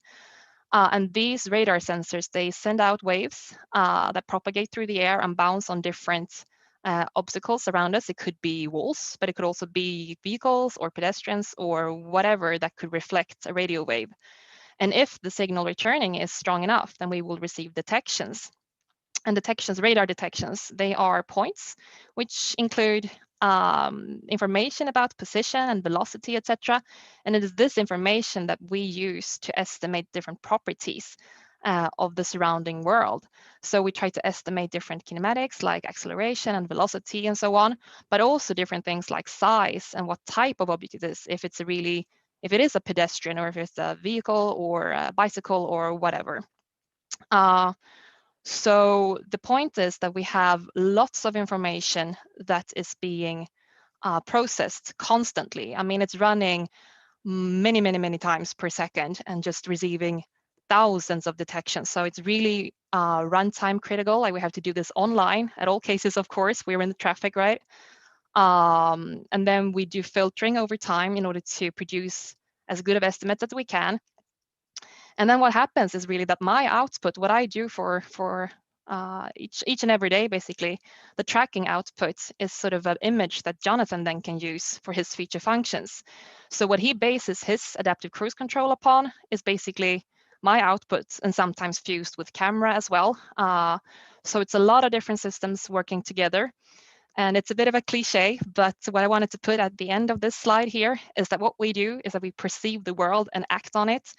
And it's, I mean, as cliche as it can be, it's really true. And this also cliche, but it is true. We save lives based on this. And it's really, as Jonathan said, it's really connected to reality here. I mean, what I do today, the code I change today will be run actually tomorrow. I know that for a fact. We have a release that we will try out on roads. And then that will be sent to customer and actually implemented in vehicles this very year. So we do real stuff in real roads. And what I want to emphasize at the end here, thank you, Peter, is really that this could be your reality too. I mean, as said, we both started off as students, and what we did now almost, I think it's 2.5 years ago now, we still see the value in that. I mean, not only in terms of our own competencies and what we learned back then, but what we did is actually used today, and it's a key feature in the projects. And we are constantly looking for new students to join us because not only the students see the value, but of course the company and the project and everyone sees some great value in having students participating in the projects. The value that hopefully you individuals that are listening to this that will bring to the projects. I mean, it's immense, and we really want to emphasize on this, that we want you to look into this. It's really the coolest thing to have at the side of your studies. And as Jonathan said, I mean, to be able to do real things and not only theoretical besides your studies, that's an incredible merit to have for you once you finish as well. And hopefully you might consider Aptiv as well later on. So I think that's it from our side. The information you can see here, I mean, aptiv.com/careers, that way you will find, for example, our summer internships, but also the part-time jobs that we are offering currently that you can apply for. We are hiring continuously, but you will also find all those links and information on our Graduate Land page. So, and also, of course, there is the chat. So please reach out to us if you have any questions or concerns regarding, of course, anything, but in particular these internships we're offering. Thank you. I think that we will hand over to Helena for the Q&As now. We can't hear you, Helena. So thank you, Elvira, Jonathan, and Peter. I will have a look in the, if we got some questions.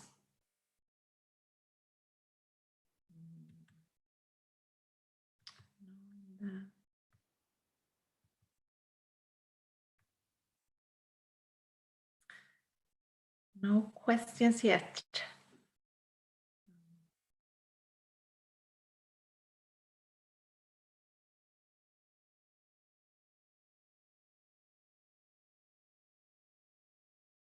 If you have any questions, you can just ask them in the YouTube or on the graduate file, Graduate Land.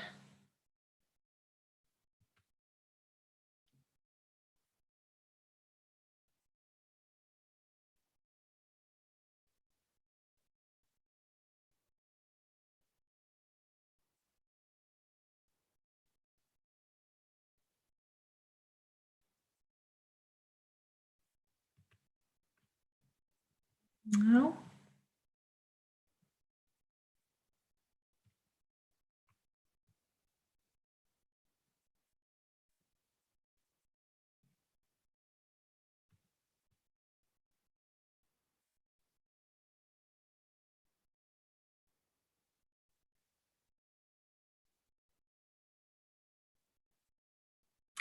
Here we have one question. Do you have a research going on in driverless cars and smart vehicles? And Elvira and Jonathan?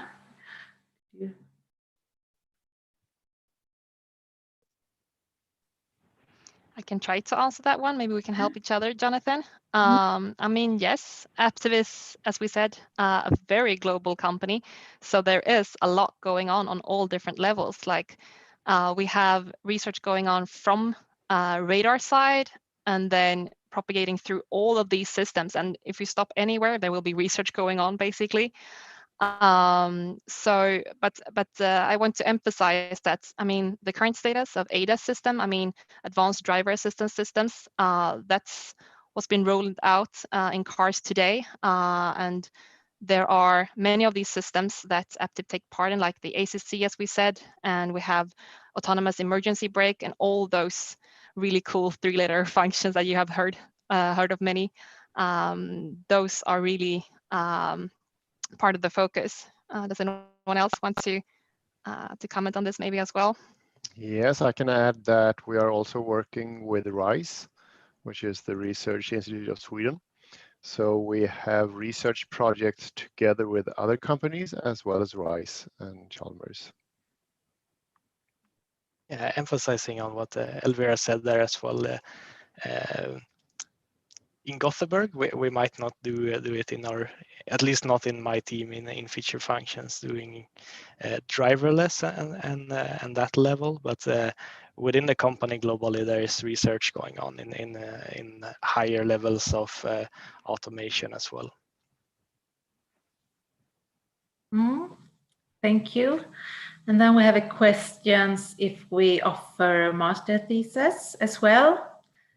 And yeah, I can answer that. And we do offer that now for the spring. They're full, but we will continue offer master thesis next year. And then how many summer internship positions are available? That's we actually right now we investigate that, but there will be a few open positions for that. And as Elvira said, you can go into our web page and apply for summer jobs and also intern jobs in the spring. Can I just add to the master thesis question? I mean, individual initiatives are also welcome, right? So if you have ideas that you feel are relevant to what we do and you feel that they would be really interesting to look into, send us an email. It doesn't have to be what's the word? A posted ad from the start. It can be from you as well. I agree. And we have, I think we have 10 master thesis students going on at the moment. And although it's full for the spring, you never know what happens. So if you have an idea, you can always contact us. Absolutely. And Helena said that there are quite a few summer students that we are looking for this summer. So do not hesitate. Thank you. And one other question is that, are you mainly looking for developers, or are there other possibilities as well?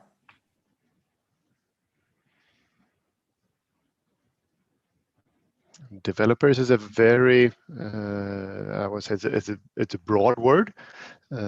So for if you know anything about hardware or electronics or cameras or software, yes, for sure.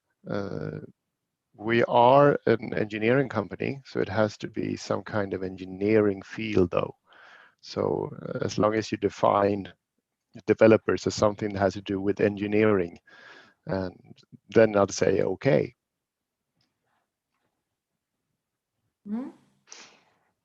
Please reach out to us in the chat if you want more clarification on this, and if you're looking for some role in particular. That's a really great question to ask separately, I think. Yes, it is. Yeah. And one other questions we got is, are there positions for students aiming to be mechanical engineers? Is there a more favorable master which is in line with their company? Mechanical engineer, or as it was called when I attended Chalmers, M-linjen, is perhaps not the Z-linjen, or I don't know what that is word, what that's called nowadays. Is it mechatronics, Jonathan? Probably. Mechatronics and software is probably a better choice for us, at least, than actual hardware. We don't do hardware. We don't have hardware manufacturing in Gothenburg. We do use the hardware that other factories in Aptiv produces, but we do not have mechanical engineers at Aptiv Gothenburg. To add on that, I do think we have a few engineers who have a background from the mechanical engineering program, but maybe that shows a field closer to the systems control and mechatronics master's program, or complex adaptive systems. Something in those lines might be more suiting for this line of work. But I don't think it necessarily is that you can't niche yourself to this line of work with the background in mechanical engineering. Exactly. Knowing mechanical as well as engineering or electrical engineering as well as software, then you're in a very good position, because we deal with the real world. So it's not only software that we're looking for. And what skills and qualifications are needed in terms of software and hardware knowledge for internship positions? For UX, you need to be a software developer. If you want to work with a part where it has to do with Android, then you need to be a software developer, more or less. For advanced safety part, which Jonathan and Elvire and myself is coming from, then I would say that probably you need to have studied a bit more than just the first year at Chalmers, and you need to have an idea where you want to, what you want to work with. If it's electronics or software, doesn't matter as much. We hire more for attitude than that it doesn't mean that you have to be have your master's exam already completed. So it's I have a hard time to answering it on the basis of the question alone. But if you are at Chalmers and working with, for instance, complex systems, then you have the skills that we are looking for. So we are targeting Chalmers for that reason. Thank you, Peter. And Johannes Gustafsson asked if we could talk a bit more about the Agile revolution that we are doing in our company. Could you repeat that question, Hila? What? Could you talk a bit more about the Agile revolution that you are doing in your company? Do you The mean agile. agile? The agile. Okay, yeah. So Sorry. yes, Aptiv is working in an agile way. So we do have Scrum Masters, product owners, and we work as a team. I think you heard Elvire emphasize it a couple of times, that, and probably as well as Jonathan, that we work in teams. So we do not just do exactly what you are within a sprint. You do a lot of various things, and a sprint can be 2 to 3 weeks, and the agile transformation that Aptiv is on, which means that the new projects that we are working with now are agile setups. So although there are a few older projects that still produces stuff for OEMs or car manufacturers that were perhaps completed a few years ago, where we still have the ownership of producing actual units that goes into cars. They may have been less agile, but for all the new projects, we are working agile. We do not probably do it vanilla style, which means that you can take the textbook and just apply everything, because we do have, we always tailor our projects, but we do it looking at, for instance, agile and a few other things that has to be done according to the OEMs or the car manufacturers. I think we need to stop there, but I can just add that I'm working in a very agile team. We have done immense progress on this part for the last year, and I'm also stepping in as product owner for the team coming forward. So if you have any detailed questions regarding this and how we work, I'm happy to answer them on the platform. Yes.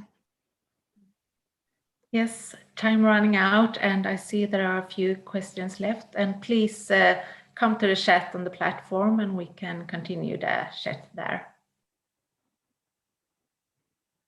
Okay, thank you very much for listening in. Thank you.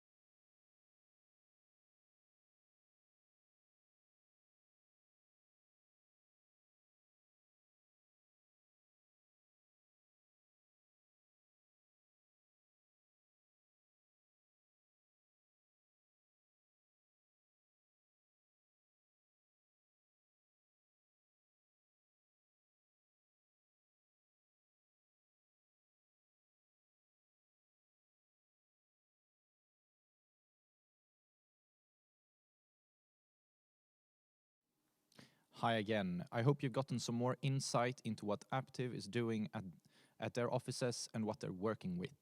Now we're moving on to Scania, who will be talking about what they're doing. Welcome, Scania.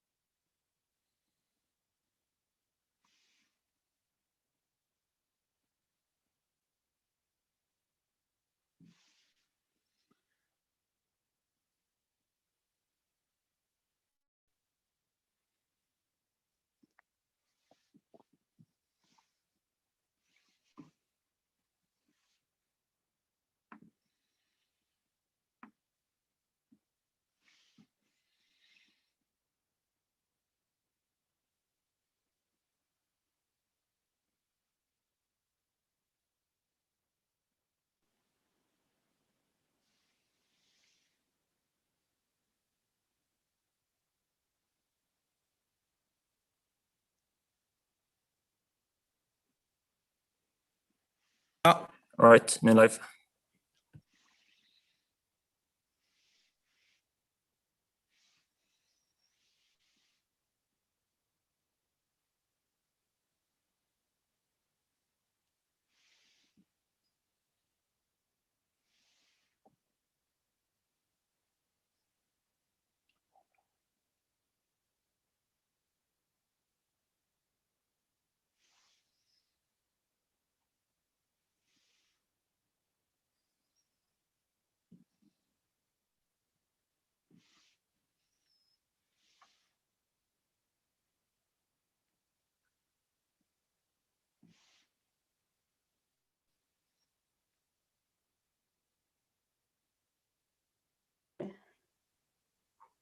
Hello and welcome to Scania. I'm sorry about the unmuting. We are really glad to be here with you together today at Charm, and we are going to introduce ourselves, and then we are going to talk about electrification and personal development. And if you have any questions, please write them in the chat. And if we don't have the time to answer all of your questions, please meet us in the monter in the Graduate Land platform. We will be there all day today and the day tomorrow, so we can answer all of your questions. So my name is Karin Sell, and I work as an employee branding specialist. I have been working at Scania since 1997 in many different roles. So I have a lot of experience from the company. And in my spare time, I love to challenge myself. I love to challenge myself and try to run as much as I can. I think it's a good time for me to leave everything behind and just think about nothing else, so I can leave the work and family life behind. And now I was supposed to. So who am I with me today? Anna, who are you, and how do you end up at Scania? Hello. Yes, my name is Anna Dean. I'm a former Chalmers graduate, so I'm especially thrilled to be here with you guys today. I studied mechanical engineering and then production engineering. Graduated 2017. I knew that I wanted to go do a trainee program, and Scania had a very well-established trainee program. Today, I work within battery production as a process engineer and have responsibility for designing the assembly process and factory layout. I love being outside. I'm out there all the time, whenever I can. And yeah, and maybe I'll give the floor to Per there to introduce himself. Yeah, thank you very much. Per Fernlund, graduated from Chalmers as well in 2013 for mechanical engineering and product development. So I ended up at Scania more or less direct after the school or university, and the only thing that I didn't want to do was work within the vehicle industry due to the Volvo so to say influence over Chalmers. And then I ended up at Scania. Been there since 7.5 years and done so much incredible things for me, and been working with a lot of different stuff. So that is something that I don't regret anytime now. So what I do in my spare time, I'm travel as much as possible. It's hard due to COVID right now, and I really like just to be out to the countryside as well. It's to be something similar for all of us. Yeah, shortly about me. Thanks. So I had some problem with, now it works. So Scania wants to drive the shift towards a sustainable transport system and creating a world of mobility that's better for business, society, and the environment. The world urgently needs to break the correlation between increasing demand for transport and increasing carbon emission, noise, and accidents. And therefore, we are researching, developing, and promoting sustainable solutions for a cleaner and safer transport of people and goods. And there's no single alone solution to the issues affecting global transport. Our approach to the sustainable transport rests on 3 pillars, and the pillars are individually or combined accelerate the shift towards a sustainable transport system. The 3 pillars we work with is energy efficiency, renewable fuels and electrification, and smart and safe transport. So when we talk about electrification, Per, what's the biggest challenges within electrification, and what does it mean in your part of the organization?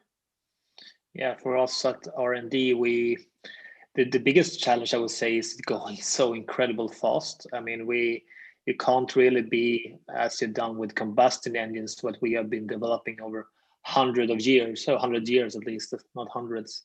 And I mean, that is going so fast that you need more or less the truth 1 year ago is not the truth anymore, and we come up with new things all the time. So we're trying to expand the organization, get into as much people as possible, and at the same time ensure that we have quality and trying to meet the challenging itself. It's a lot of task of both building a product and also building a solution where we in some cases everything is more connected today, and we need to build the overall solution and not just a good battery truck or battery bus. That is something that is we have been challenging with right now, to how to connect everything together, I would say. Okay, Anna, and how does it work for you? I definitely agree with what Per said there. It's new territory for us. We have a long history of working with axles and gearboxes and combustion engines, but not with battery packs. And it's new to work with heavy current in production. And therefore, we need to not only make sure that we follow the new laws and regulations, but we also need to make sure that we design safe working environments where our operators both are and feel safe. And I would say it's a very fast and steep learning curve. After only 2 years at Scania, I'm responsible for the factory layout, which is both really cool and really mind-blowing sometimes. Our generation is driving the shift. And although we are only a few that work with this today, we are growing and recruiting. So I hope you guys will join us in the future. We have a lot to learn, but we're doing it fast and in the best way possible. Yes. And how do you work cross-functionally between the departments in Scania? I would say like everything comes together. We need to deliver in, for Scania at least, record times. We haven't been doing this for so long, so we haven't time for replanning so much. I mean, we need to have the first strike will need to be okay, at least, to be able to get our customers satisfied. And I mean, with the development, we see that we have the sales people and at R&D, but also for production, everyone need to go together to be able to deliver both prototypes, but also early electric vehicles and also next generation. And we plan that in parallel all together, and that is something that is so hard, but that's everyone had the same priorities is really hard, and we need to be much agile as a company and trying to adapt to the new situations all the time. And that is something that I think all the old OEM organizations struggle with right now, to see, okay, how do we best fit for future in the organization and the way of working. Definitely, I agree with you, Per, there. To exemplify in production, we're working very closely with R&D. We're following short sprints of 4 to 5 weeks, where R&D comes up with like, this is the concept that we believe, this is what the product looks like. Can you guys manufacture this? And then we give them feedback and we iterate it. So the dialogue there is constant, and we have a much closer collaboration with them today than we have had historically in our other products. I will also join in that we don't only work within Scania, but we are working so close to our customers that is actually having those vehicles out in the fields, because that is the overall quality stamp that we can get from real data, and trying to collect how they're used and what we're trying to use them to. I mean, we can be able to do as much as possible within Scania, but the satisfaction of the customers is perhaps the most important part. And to piggyback on you there, actually, you reminded me, Per, we don't only just work within, we're also working a lot within production, actually, with where we're benchmarking with Audi and Skoda and other automotive manufacturers of electric and hybrid vehicles, to see how is the best way that they've done this and solve these challenges. So we're learning a lot by just looking around as well. Well, that sounds terrific. And if we talk about, it's like taking so long. If we talk about personal development, can you tell me more about the career opportunities that is in this at Scania?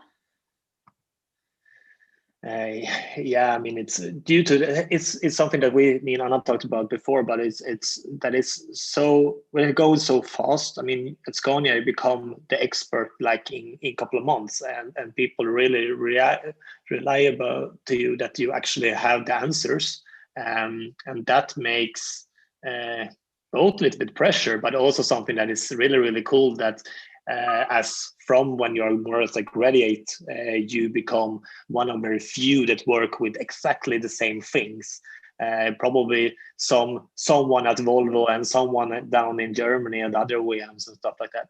And that make you will take a lot of responsibilities and also learn so fast.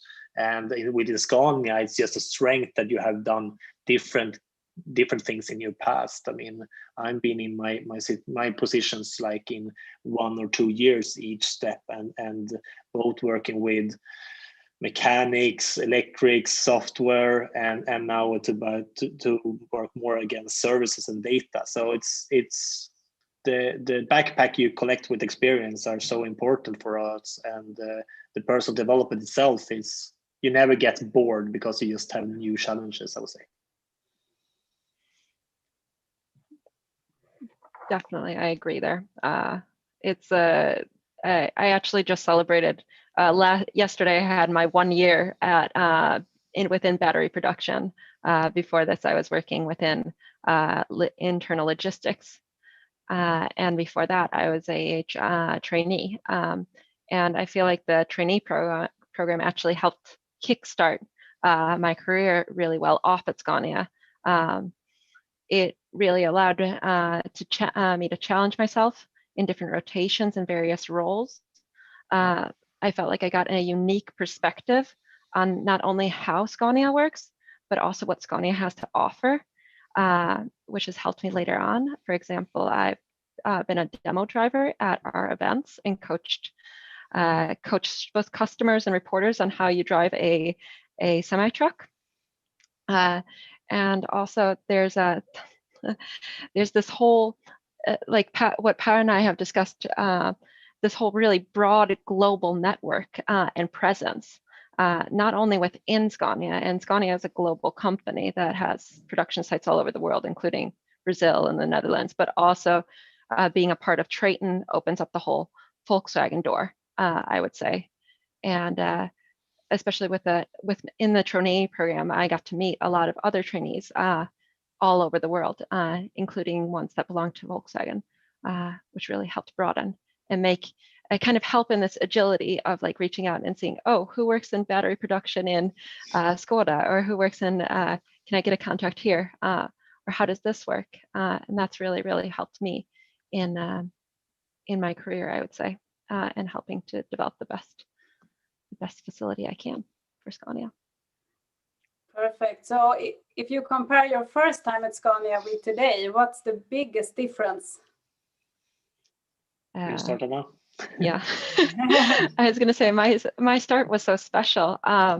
With the trainee program, I felt like it really offered a lot of, it kind of presented you with a smorgasbord of activities and challenges. And today, I feel like I'm actively seeking out these opportunities for developing myself and kind of having to, driving my own personal development together with my manager, of course. So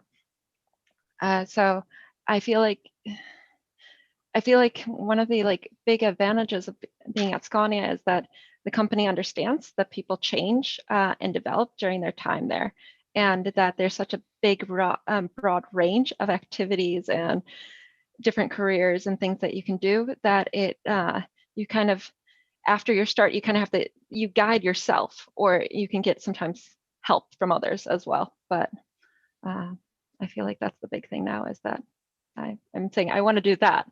And then I talk to my manager about it, and we develop a plan on how I can get there.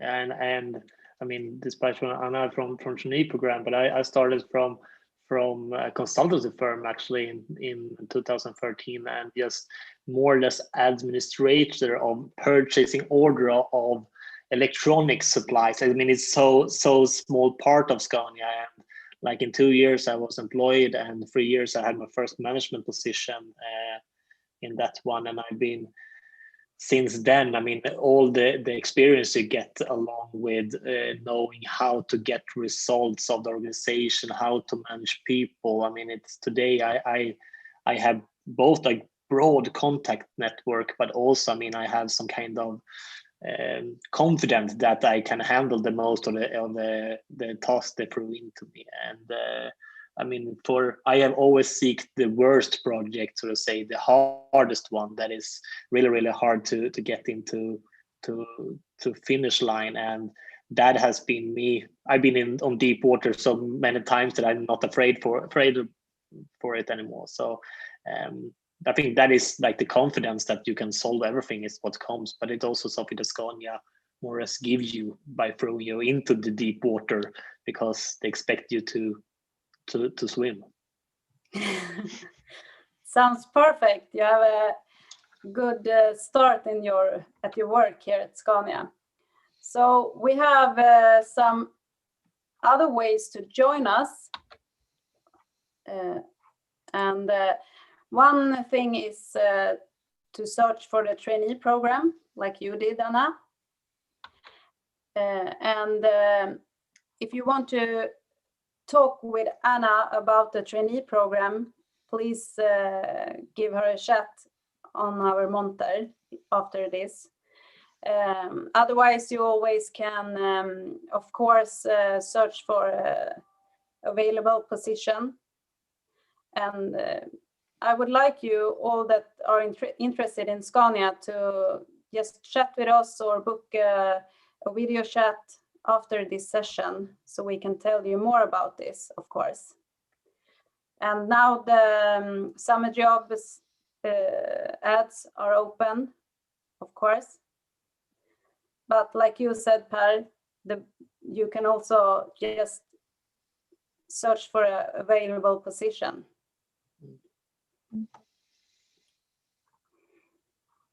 Okay, we have just some few minutes left, and I get a question here. I will see. Does Scania have a dedicated department for environment and sustainability? Is one of the questions. I mean, it's a good question. I mean, I mean, we are the one, or as Lisa, our CEO, Henrik Henriksson, is the one that actually go out really, really hard for both the whole industry of sustainability and the science-based target. And I would say no, we don't have. We have responsibility people for sustainability, or responsible people for sustainability, but it's included in all our works as well. I mean, when we, for example, order new kind of plastic parts, we always have renewable plastic, and we always have that in our contracts, as our suppliers should have it, that we know so that our production is really, really good in the sustainability question. So and also something that you don't often think of a company. I mean, we need to make our customers be able to do them sustainability as well. So we have that in all our departments, but we think that it's better to have everything divided between everyone and not just give one department the role of being sustainable, so to say. Yeah, I definitely agree, Per, there, and also it makes it also a lot more applicable. For example, we have specific people that we can ask energy consumption, or that are advisors in energy consumption guidelines when we buy a new heavy production equipment. And by interweaving it into all departments, we can really find, oh, this is something that we should look at, and this is what we should look at, and this is like practical examples and ways of working. So it's not so fluffy. Perfect. I have another question, and that's, do you need a master degree to apply for the trainee program? And yes, you have to have that. But if you have more specifically questions about the trainee program, please contact us later. And now I don't see any more questions here. I don't know if no.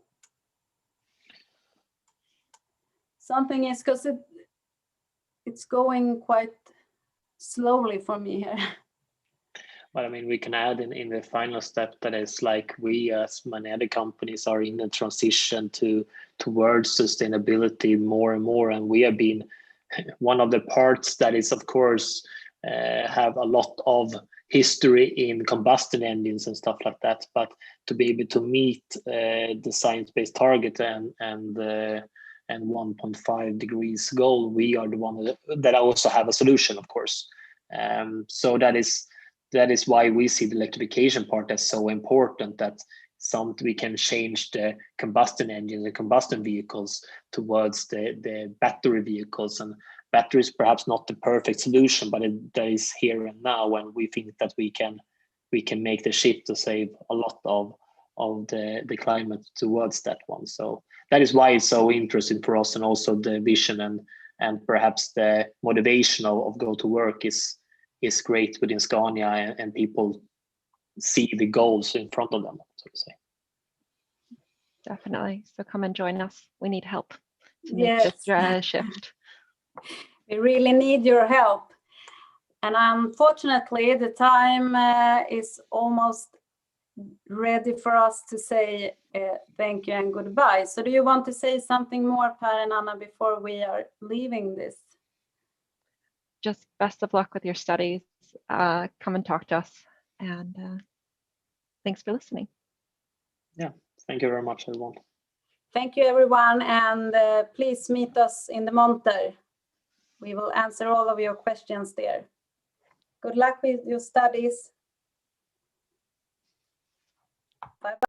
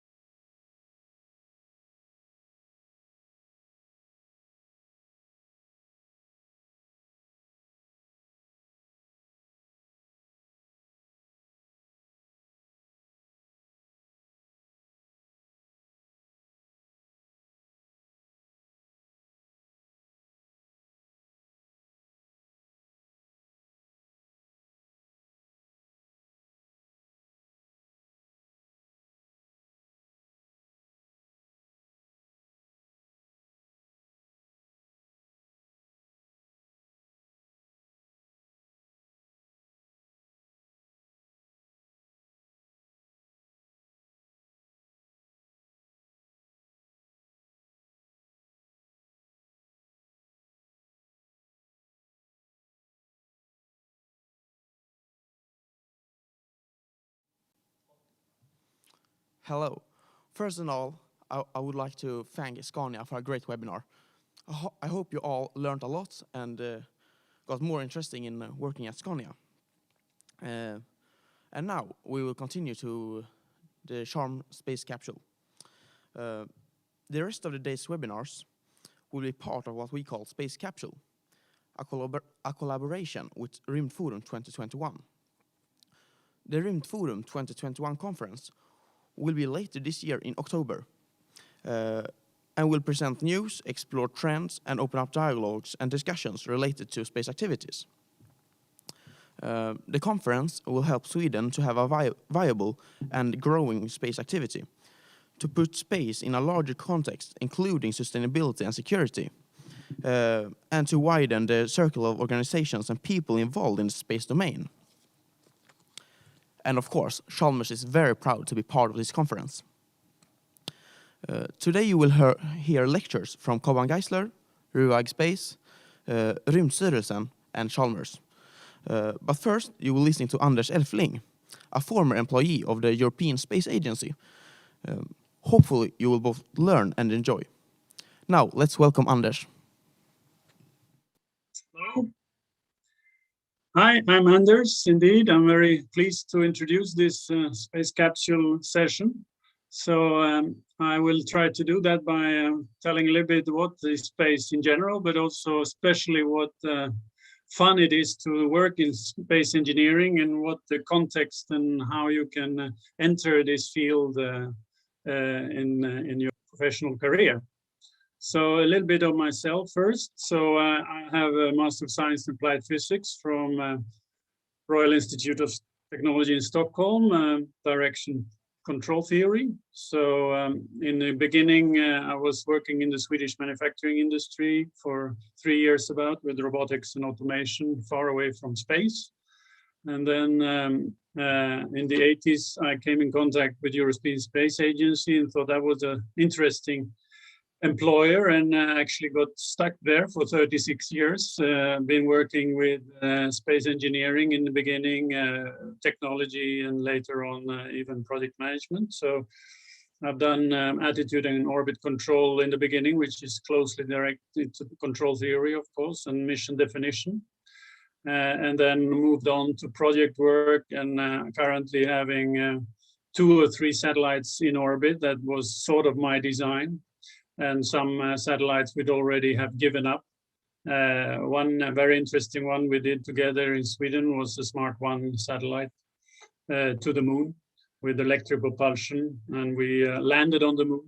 It was sort of a hard landing, but still very important session because we could observe the crash with the telescopes from the ground and see the dust coming in. So last part of my work in ESA was a project manager for 2 Earth observation satellites. I've also been independent reviewer of many other projects and tried to find the right way to do them and the pitfalls that some other projects has come into. So what is space? Well, it covers a very wide range of applications, so all the way from space science, telescopes and probes to other planets, Earth observation, of course, looking at our own Earth and what the health of our Earth and how we can perhaps preserve it better, exploration of other planets and comets and asteroids, human space flights, of course. We have Christer Fuglesang tomorrow representing that very much, and I think it's a big part. Even if ESA and Europe doesn't launch humans, we cooperate a lot with the Russians and with the US. Navigation, very important, the Galileo program for Europe, and together we do a very high precision positioning systems. Telecommunication, of course, the satellite telecom has been for a long time, but also now emerging a lot, internet from space. And constellations, huge constellations. Obviously, to reach space, we need launchers, and that's a very important service that we always need for whatever we want to bring into space. And of course, the backbones is also the technology behind all these. and of course operations, and actually also the ground processing of many of the data that comes down, which is very complex and very impressive processing that we need to do. So that's a bit of the context of space. Here is more why space is so attractive.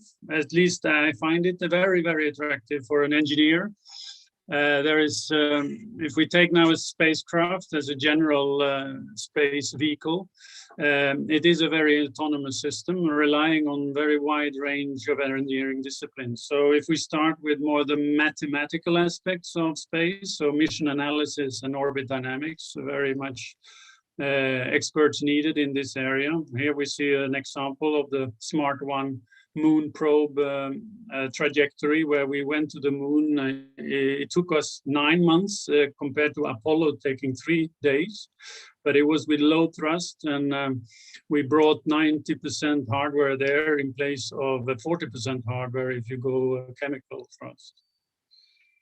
Of course, classically, we also need structure, mechanism, and optomechanics, and of course also thermal and propulsion. In engineering sense, a lot of analysis and design work. Here we see example of an optomechanical, very complex laser, UV laser, that I was in charge of developing, and we flew it and flying now on the Aeolus spacecraft, measuring wind from space via UV laser interaction in the atmosphere. And on the right, you have the Herschel Space Telescope with a 3.5 meter antenna or optical receiver, and a very impressive sun shield to the left there, ensuring that the antenna can be operated at 80 Kelvin. Mirror. It is near infrared, so it is wavelength close to that.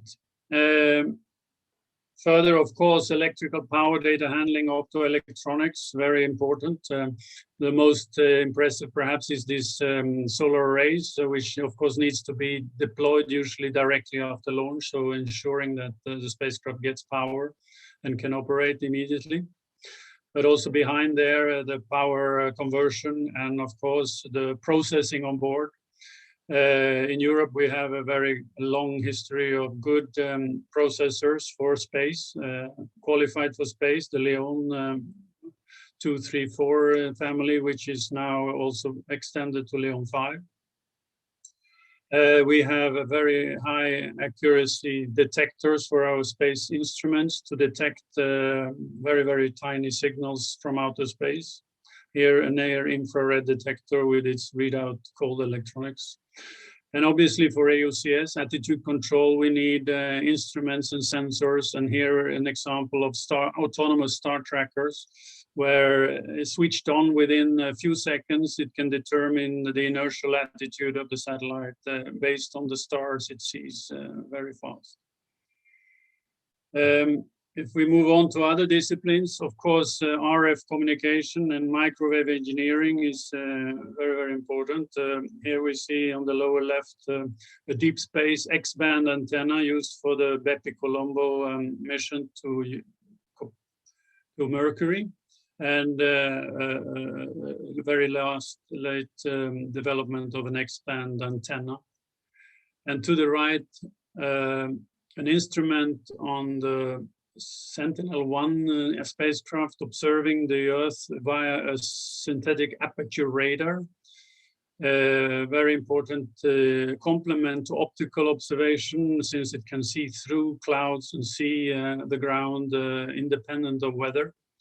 Very much used for observing earthquakes or flooding, and repeatable observation, and see changes, very, very accurate changes in the Earth surface characteristics. And of course, we would do anything without the onboard software. As with cars and other autonomous vehicles, software is increasing in complexity on board. And more autonomous functions are on board. But still, of course, ground operation is also important. So we see here the deep space antenna in New Norcia of Australia, where we operate a 35-meter dish to listen to our spacecrafts far out. And there you see the main control room in ESOC, where I've been sitting many times watching my satellites coming off the launcher and sending signals back and telling how their health is. It's an extremely exciting moment, you can imagine. Having worked several years on a satellite and then for the first time see it sending its health status back to ground. And lower right is a very important aspect of data processing that we do with our satellites. Here an example of nitrogen dioxide concentration over Europe from the Sentinel-5P data, satellite data. You may have seen this earlier during the pandemic, that this is a map actually before the pandemic, and these concentrations has luckily gone down very strongly during the pandemic because of much less industrial activity and cars. Unfortunately, this is reacting very fast, and probably the good thing if the pandemic is over is that we can go back to normal, but the bad thing is that probably these maps will go back to dark red again. So we continue with the final stage of a satellite development, let's say, integration, test, and verification. You see here examples of complex integration in clean room. We always have to work in very clean conditions. We have to test and verify as much as we can before we launch. So here in the middle, a thermal vacuum test of a complete satellite going into vacuum, but also exposed to the extreme temperatures that it will have to see during its life. And of course, testing all the functionalities of the satellite during such thermal tests. And finally, to the right, very exciting moments of integrating the satellite onto the launcher. The upper part of the launcher being composed of the satellite plus a so-called fairing, encapsulating the satellite during the atmospheric transfer, and then releasing the satellite once in its correct position on orbit. So that's, of course, very exciting, various, independent of which education and specialization you have, there is always a place in space for engineering for your discipline. But it is also a very exceptionally challenging environment to design for. Of course, we all know the exceptional videos we see from launch, and that it introduces, of course, extreme loads to the satellite during this launch. But also once in orbit, we have usually very, very sensitive instruments, and their alignment is also have to be kept during these thermal excursions from hot to cold in orbit. These are things we have to design. And of course, we are operating in a vacuum environment. There is no convection thermally, and there is outgassing. So typically, classic plastic components are not possible to use, and other materials are also not very well behaving in a vacuum for a long time. And of course, thermal extremes. Without convection and atmospheric conditions around our units and surfaces, we are either extremely hot or extremely cold, depending on sun exposure or eclipse.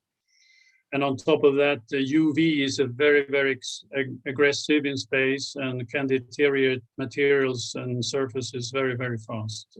A very effective radiator in the beginning of the mission can be extremely lousy radiator later in the mission. And this you have to have in mind when you design.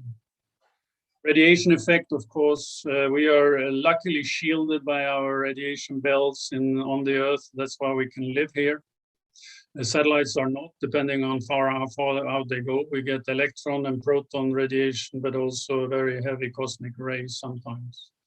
And this limits the components we can use, and also request certain processes to make components, ASICs and other things, to very specific processes.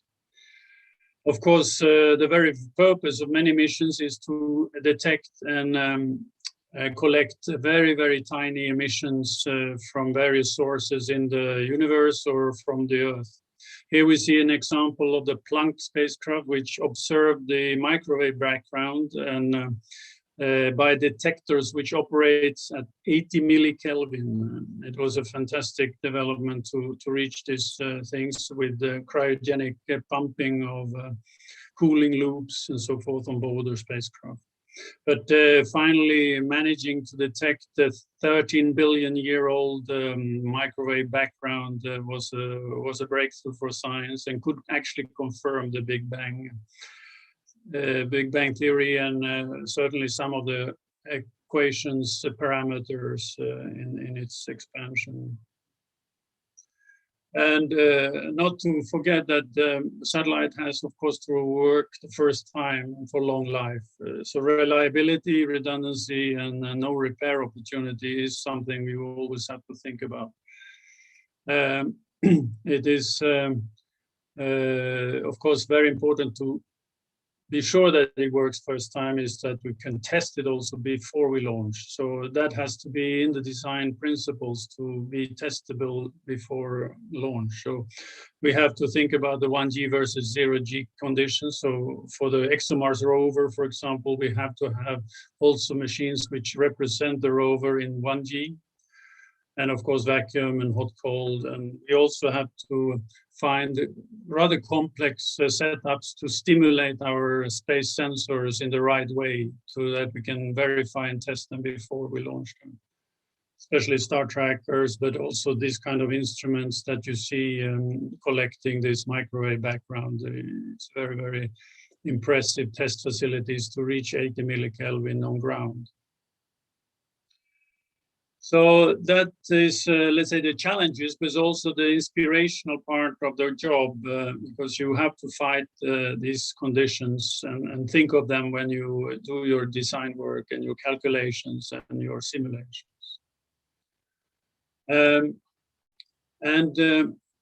The work we do in space is usually, because it's big projects or important projects, we work very much in teams, and that is also an aspect which is extremely rewarding, I would say, to young engineers and even seasoned engineers as me, to work together with experts from other disciplines and share and learn from each other. And this is, since it is such a multidisciplined domain, you can really grow in not only your own field, but grow in other fields and finally become some sort of system engineer if you have that intention, but also become much more expert in your own field.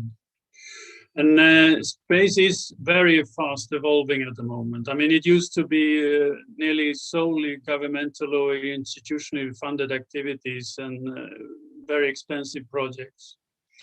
Telecom market was the first to commercialize. This happened many, many decades ago. And of course, the classical TV satellites from geostationary orbits are still an important market for satellite providers. But CubeSats and cheap launch opportunities have now started to enable very much experimental applications in certainly in low Earth orbit. And many students' activities and also more serious scientific activities are embarking on CubeSats, make it 6 units, 12 units, or whatever of CubeSats, and can be launched as a big group of other CubeSats to a relatively affordable cost. And as you probably followed, there is an extremely fast-growing commercial market now for Earth observation and internet from low Earth orbit, with the multi-billionaire actors coming in like Musk and Bezos and Gates and others, and Benson, also Branson. And this has actually made and enabled a huge new domain of work in space. And there are many also European activities in this case. And you saw the application that I had in the beginning, like navigation and telecom, but perhaps we should also add tourism to this now when this billionaire starts offering opportunities. But unfortunately, access to space remains a bottleneck through launchers, but new launch service providers are emerging, and we are pleased to see that more and more opportunities exist. Finally, space engineering has absolutely a bright future. There's so much both venture capital going into space, but also political interest going into space in terms of funding for certainly observing our own Earth because of the climate change, but also to understand our universe as a whole. The opportunities you have are actually very good at the moment. And I start with promoting the young graduate trainee program at the European Space Agency.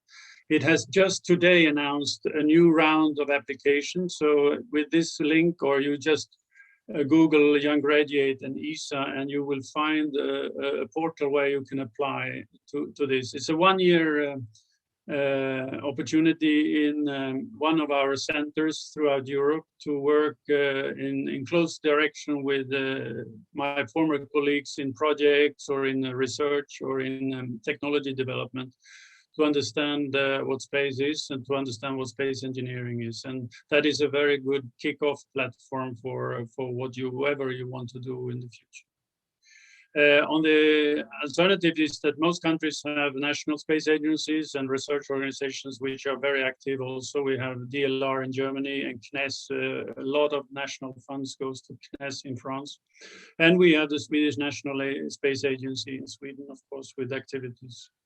The main European industrial actors are Airbus Defence and Space, Thales Alenia Space, OHB and RUAG with a lot of activities in Sweden.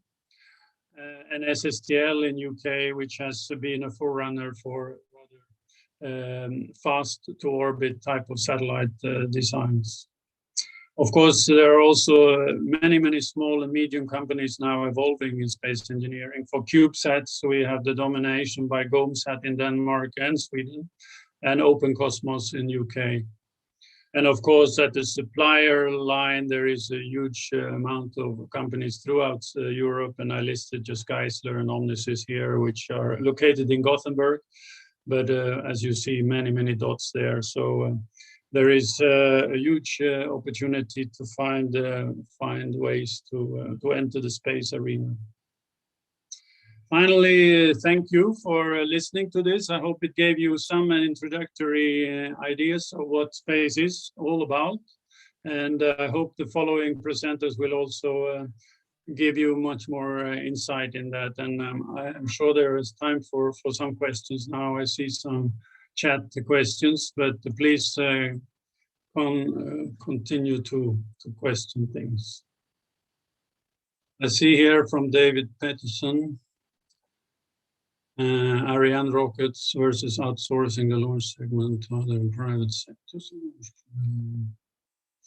Okay, this is a question about how ESA's launch policy should be in the future and what we should concentrate on our own Ariane rocket or outsource and launch via other more commercial,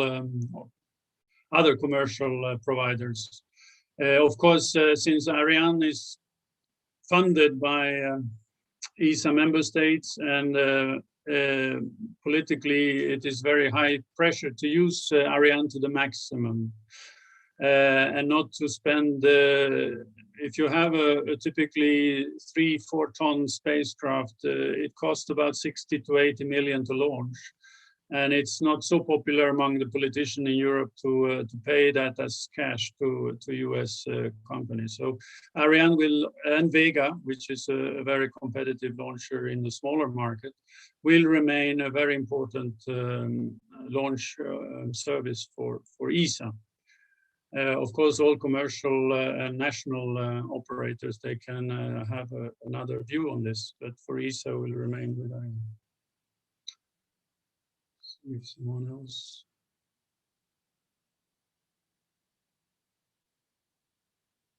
Perhaps this is what I see at the moment.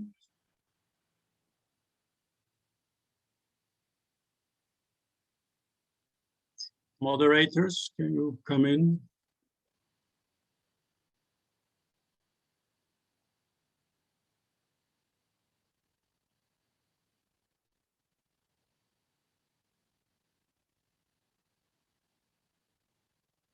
Okay.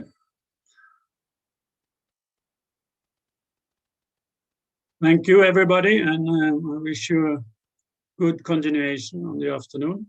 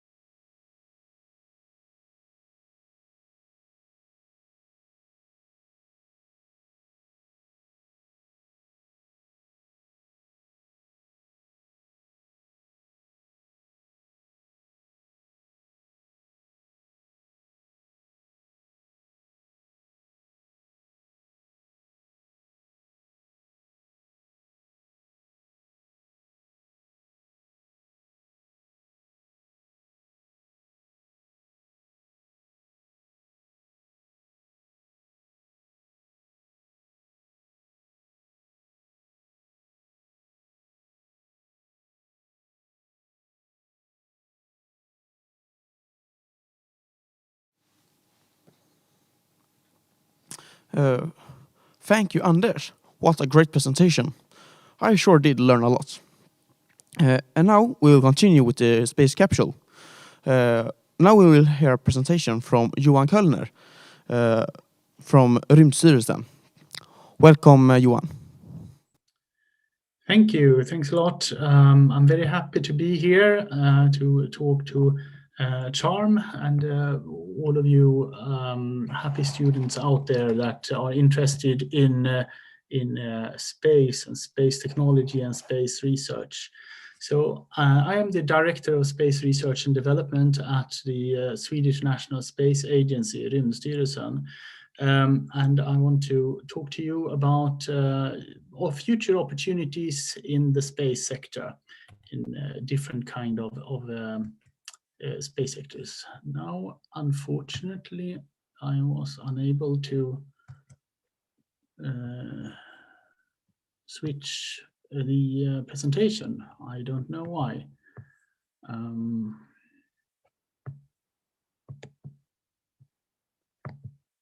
All right. Our agency, we are only 24 employees as per next week. We get a new employee then. Our annual budget from the government is 100 mega euro thereabout, and with this we sponsor the Swedish space program, both with the participation to the European Space Agency and also national activities. When we were established in 1972, so we have a big celebration coming up next year, and I hope that we will be more and more visible when this celebration comes on. Our main tasks in the agency is basically we need to look after the need of space infrastructure and space operations in Sweden and for Sweden. We want to promote the Swedish space industry and the Swedish space research, and we have to ensure that Sweden contributes to and benefits from the European Space Cooperation. This is very, very important because space activities are inherently international.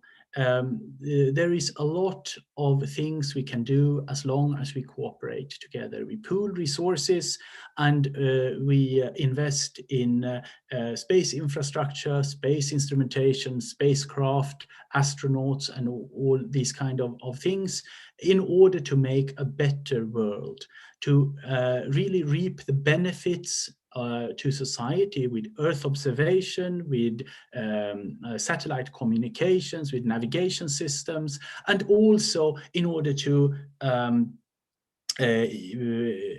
increase the knowledge of mankind about the Earth and the universe and the solar system where we live. So these things are the main focus that the Swedish National Space Agency do. So I already got a question. Do we have internships, jobs, thesis opportunities at the Swedish National Space Agency? And I can tell you, normally, no. We do have opportunities for employment once in a while. So if you're looking for a staff position, then we advertise those at our homepage. We also offer opportunities in collaboration with NASA, the American Space Agency, for internships at NASA centers. We have a program where you can apply basically once a year. I think we will try to have an application round this spring when we see where the COVID situation takes us. So we will see if we can offer this. There's also opportunities for summer schools in Europe, for example, in Alpbach, there's a famous one. So there are some opportunities, but we do not offer internships normally or thesis work at the space agency. Thanks for the question, and please, you are very welcome to post your questions in the chat, and I will try to answer them as I get them. So I talked a bit about the benefit to society, and you can really look at the global sustainability goals of the UN and see that the space activities really work towards fulfilling these. Perhaps mainly what you're looking at is the ability to monitor Earth and climate change and environmental hazards, but also conflict and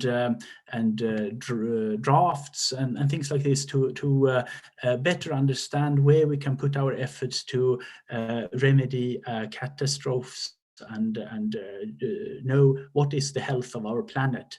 But we can also see space as an arena for peace and cooperation and a way to inspire people to get good education and in this way as a secondary goal to foster equality and all kinds of things. So there's a lot of different goals here that can be supported by space technology, mainly Earth observation and these kind of things, but also in a lot of other ways, for example, the international cooperation aspect.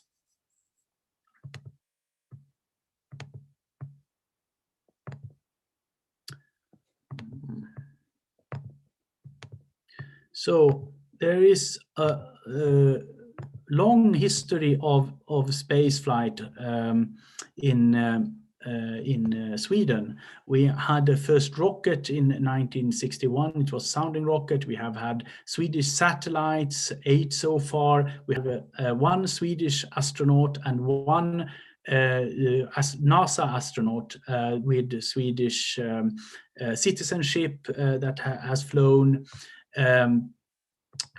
So there is a proud history of space activities, and we contribute to a lot of ESA missions within the European Space Agency. Here you see a list of some of them. Perhaps you remember the Rosetta mission that is in this list. It was a comet chaser. It was launched in 2004.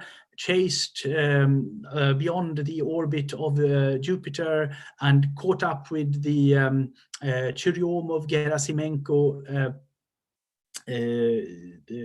comet and followed this comet when it went closer to the sun for several years, and then it crash landed, a soft crash landing in I think it was 2016 on the comet nucleus. So a tremendous mission. We had Swedish instruments on board, so Swedish scientists were really at the core here. Tremendous opportunity both to build the instruments and to then reap the benefits of the data it brought back. We also had have Swedish industry participating, building subsystems for these kind of missions, computers and propulsion systems and all kinds of things.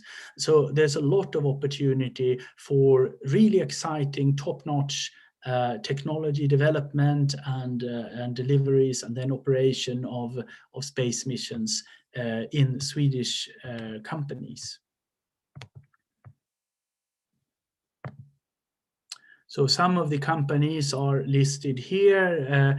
We have about 20 to 30 companies in Sweden that have activities within the space sector. These are some of the more well-known and some of the biggest are the SSC, the RUAG, JKN Aerospace, and OHB Sweden, but the others have their specific expertise in all kinds of different space technology. So it's really interesting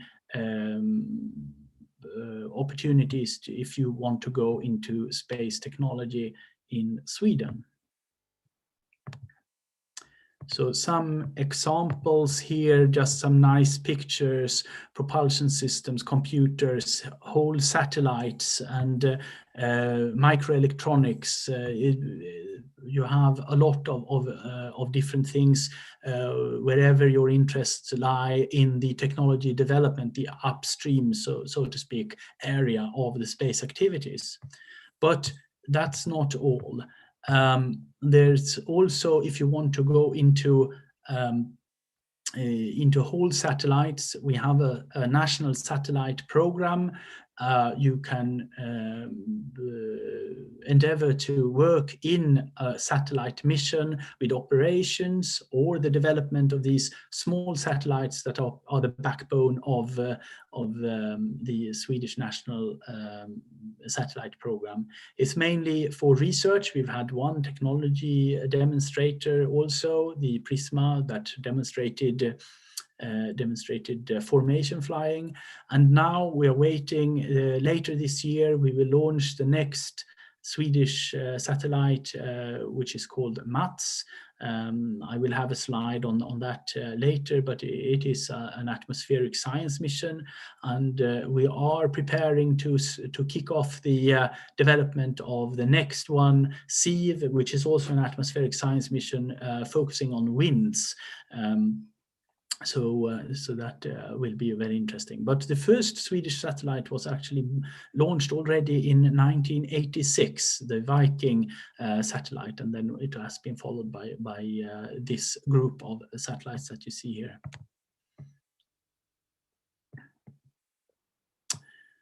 So with the Swedish National Satellite Program, this is a stepping stone for the international arena. And this is an example here. This is ESA's fleet in the solar system, a lot of space science mission, top-notch international collaborations focused on Europe, but with contributions also from NASA or JAXA, the Japanese Space Agency, or others. And here we have Swedish participation. We put a flag on all the missions where there's Swedish participation. So you see that there is really a lot. And I would like to point out here, let's see, where is it? Perhaps here, the JUICE mission. Studying Jupiter's icy moons. If you find Jupiter, you see the JUICE mission just above it with the Swedish flag. Here we have 3 contributions to the scientific payloads. 2 of these instruments, the development are led by Swedish scientists. And we also have participation from Swedish industry to a lot of these missions with the platform technology, that is the satellite itself, not the instruments. So for example, computers, propulsion, or other things that are delivered then to the prime contractor and integrated in Europe. So this is something that builds on the expertise developed in the national satellite programs to be able to offer these kind of scientific instruments or other subsystems to the international missions, these prestigious ones. The JUICE mission, for example, is being integrated right now. The instruments are being delivered to Friedrichshafen and integrated there in Airbus facilities. It will undergo testing now during this year and next, and will be shipped for launch in 2022 and launched in mid-2022. These developments of these instruments started in 2012, so 10 years before. And the JUICE mission will cruise around the sun, making flybys at Venus and Earth again, and then go out to Jupiter and arrive there in late 2029 to do its scientific investigations of the icy moons, mainly Ganymedes or Ganymede. So I got a question here. What is the status of the MATS project? Is it in orbit yet, or does it have a scheduled launch?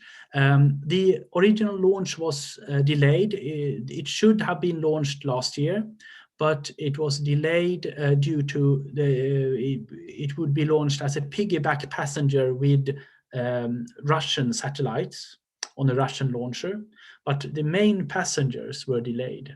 So we could not make it with that launch because it was much later. So we have now the prime contractor OHB Sweden has found another launch, and it will be launched in fall of 2020 instead.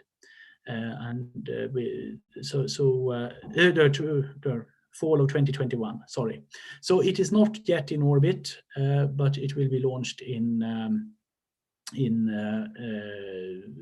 this year, and it is just preparing for the so-called flight acceptance review to get the go-ahead to be launched whenever the launcher is ready.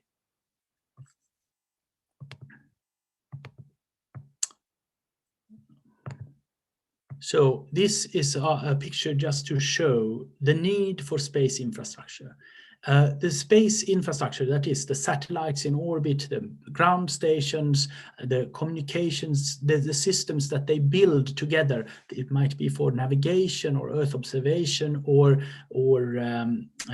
automatic identification of vehicles like ships or airplanes, or they could be environmental monitoring, fisheries, sea, all these kind of things.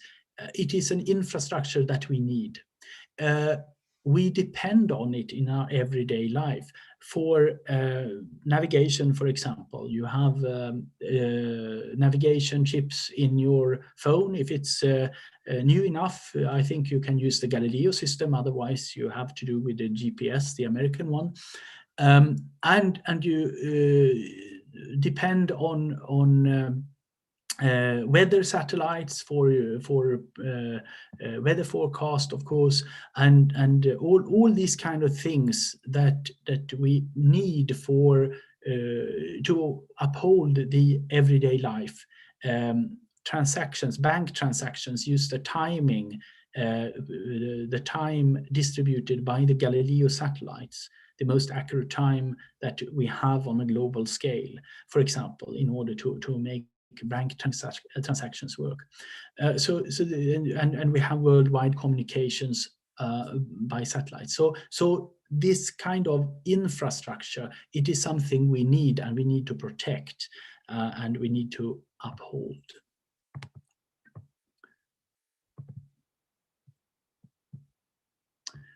So Sweden also has a satellite launch site. It is not, we can't launch satellites yet, but the government has tasked SSC to develop the ability to launch small satellites from S-range in Kiruna.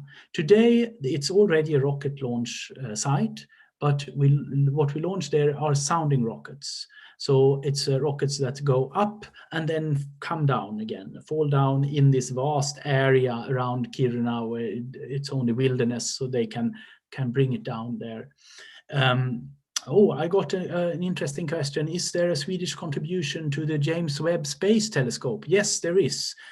We participate, for example, in the MIRI instrument, which is an infrared instrument in the James Webb Telescope. James Webb Space Telescope is, as you may know, the successor to the Hubble Space Telescope, and it will be vastly superior to the Hubble, and the Hubble was, as you probably know, vastly superior to anything that came before it after it got its vital repairs there in operation in the 90s. But yes, there is a Swedish participation to the James Webb Space Telescope also. So the development of the Kiruna site is really exciting, and it is really driven by the miniaturization and shrinking of spacecraft, that you can do something worthwhile with very small spacecraft, which makes it possible to launch smaller, more valuable spacecraft with a smaller rocket that we can accommodate in Kiruna. And this will be an extremely interesting development in the coming just 1 or 2 years before they make their first demonstration of a satellite launch. And it's obviously much nearer to Europe than the other spaceport in French Guiana that Europe has on French territory. But obviously there they can launch the very largest rockets, the Ariane 5, and they also have another called Vega, which is smaller but still bigger than the ones that we will launch from Kiruna. Let's see. Now I don't know. There is something happening here with my. I got some text that I forgot about. Anyway, this is what it looks like at Kiruna, the S-range facility. This is a sounding rocket going up. You have some installations there, and you see the part of the wilderness in the background. So far I have talked mainly about working in space industry and what are the opportunities if you want to develop the space technology for launch and to operate it. But there's a lot of other benefits. I mentioned that we have all these benefits for society. That builds on data. A lot of it builds on data for Earth observation, for example. So this is something that to show how the development of data from space is on a timeline. You see how much ESA and NASA generated over the years, and then 2015 it just skyrockets, and it continues this way. We have tremendous amounts of data. So what can we do with it? Obviously, we don't generate all this data just for fun. It's for utility, for needs, and for benefits to society. One thing we are doing right now is we integrate a lot of the data from, for example, the Copernicus system, an Earth observation system sponsored by the EU, in a data cube. So we can use this structure of the data to enable data handling in a much more efficient way, so that we can offer this as a resource to everyone that wants to use the data and understand what their environment looks like, and develop, for example, applications that can use this for commercial or for society, commercial applications, or for societal benefits. So this is something we do in the Swedish National Space Data Lab. It's part of the Artificial Intelligence Innovation of Sweden project.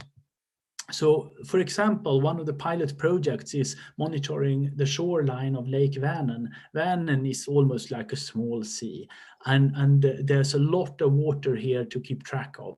What happens with this? With this data cube, you can develop applications where you monitor this in detail and understands exactly where the water is and where it goes. So you can understand this local environment and local geography much better with an eye in the sky and a great understanding of this data that we get from the space infrastructure. So this is an example. It's a nebula, of course. It's from the Hubble Space Telescope that will soon be replaced by the James Webb Space Telescope instead.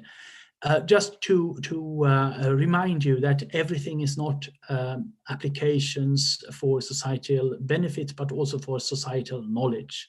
That is how we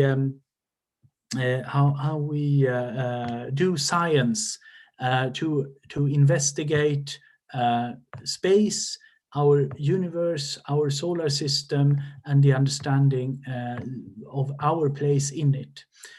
So this is just to remind you that it's something that we also sponsor. So my last slide is on.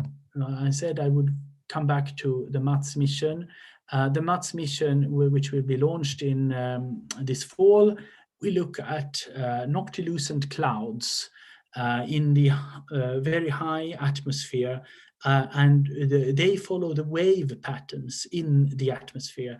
And in this way, you can understand better the climate models and the how the atmosphere develops. And so it is also a science mission, but also with some application for the climate. So I want to round off and thank you all for the questions. I hope you had an interesting time and hope to see you in the space sector in the future. Thank you.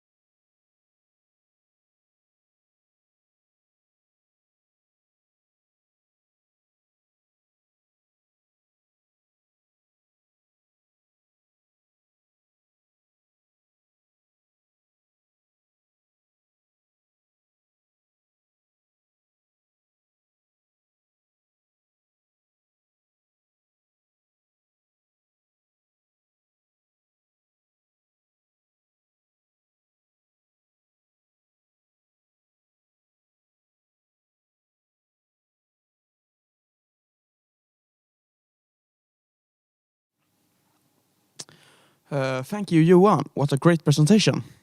I learned a lot about satellites. Up next, we will have Sandy Habink from Cobham Gaisler. Welcome up. Thank you. As we said, my name is Sandy Habink. I'm from Cobham Gaisler here in Gothenburg. I'm going to talk a bit about a processor that was developed in collaboration with Chalmers and sort of explore the solar system. So instead of just giving sort of a company presentation, I'd rather take a bit on a trip around the solar system and what we have achieved over these years. So let's go through time and space. And why not start from the beginning, 57. So everybody who's a bit of a history space buff, he would know that that was the year of Sputnik, which was basically a very simple machine that basically pinged down to Earth, but with demonstrated space flight. Actually, the pings were modulated in accordance to the measurement of the atmospheric pressure on the outside. So it wasn't a completely stupid thing, but not much of a processing on board that one. 68, we moved forward. Do you remember what happened then? You're probably too young, but basically there was a big movie in 68 talking about a space odyssey in 2001. And please remember this, because we're going to come back to artificial intelligence and sort of computers in space. Obviously, this size of a computer in space is not feasible right now and probably not ever. But then again, they might not be that big in the future. We go to 69, and of course, we had the landing, the moon lunar landing, and the computers on board were pretty small compared to what we have today. But they were actually the first digital transistor-based computers. Basically, vacuum tubes have been used up to that point, and now they started using transistors. And what you can see there is actually a second generation transistors where they went from 1 transistor to 2. So that was the first sort of increment of Moore's law, which sort of predicts an increase of capacity or number of transistors over a time period of about 18 months. And this actually happened during the Apollo program. I had a great opportunity to sit next to Eldon Hall, which was the manager of the program back in the days. And we have gone far forward, trust me. But again, these digital devices and transistors have formed the future as we are today. And that's worthwhile remembering when we're looking at technologies that we're using in space today.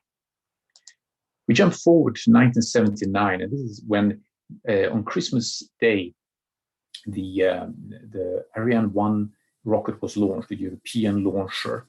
And behind that was actually Chalmers and Saab Scania, back the name of the company is actually called RUAG now, who developed the first onboard computer for that rocket. It was a collaboration between Professor Jan Turin here in the picture, who worked part-time at Chalmers and part-time at Saab. And you will see that he has played actually a crucial role also for the future. 98, that's actually where European Space Agency decided to start forming their own computers, to building them. Before then, there were some Intel parts and Motorola parts that have been used, a lot of US parts, but because of the non-dependence that the European Space Agency has always been striving to, they decided to go for an open architecture called Spark, which was quite advanced back in the days in 1999. And that was when the first parts were launched, actually on board a Russian module that you see to the left, which is the first part of the International Space Station. And actually, it is controlled by European components, European computers, and that's still the case. The whole International Space Station is controlled by these parts. We jump forward 20 years, and we're back to Chalmers, actually back to Jan Turin and a student called Jerry Gaisler, who happened to work also at European Space Agency. So there was a new collaboration between the European Space Agency, in this case, and Chalmers to develop the Leon processor, which was sort of the first really advanced open source processor that was put out in the open domain. And at the same time, it also was the workhorse for everything in the future that European Space Agency is going to use. And the main thing around the processor, the Leon processor, is its resistance to radiation, and specifically heavy ions and protons that we could experience in an orbit around Earth. And that was the key of the design, was to protect the processor from that and make sure that it will continue operating even through events of cosmic rays, etc. And that was the start of the era when European Space Agency went away from using US technology or licensed technology to actually develop their own processor from source. 2001, what happened then? Well, you remember the introduction, and but actually what's more importantly is we started a company here in Sweden and started developing our own processor, the Leon 3. The third generation of the Leon processor was developed here in Gothenburg, basically down the road from Chalmers. And if you look at the company, which was formed back then, it's called now Cobham Gaisler. We are a world leader in embedded computer systems for harsh environments. We're expert in fault-tolerant computing. I'll come back to that. And we also provide a full ecosystem to support hardware and software design for any solution option. So we can either do standard components for space flight or programmable parts, which can sort of be semi-custom, all the way to getting support to develop ASICs or their own silicon for customers. So all the steps are available from our company.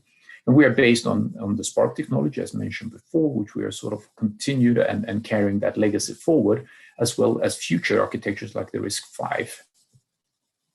And if we look at fault-tolerant computing, the importance there is, of course, to detect and correct errors and to maintain correct operation in presence of any kind of single event upsets. And the single event upsets is basically zeros and ones flipping the values while in orbit. And, you know, for a normal process, that would be a catastrophe. But for these systems, they are self-correcting and make sure that we don't have like a long correction cycle or a need for a system restart. And that includes all on-chip memory that is protected. And with modern processor architectures, a lot of on-chip memory and a lot of potential errors, because the memory elements are the weak parts of any kind of digital designs in space. So we also want to make sure that any bad state or any error doesn't propagate outside the chip. So we have the chip, which is self-contained in terms of error correction, detection, and isolation. And there are also other effects in space, in addition to the bit flips, which I mentioned before.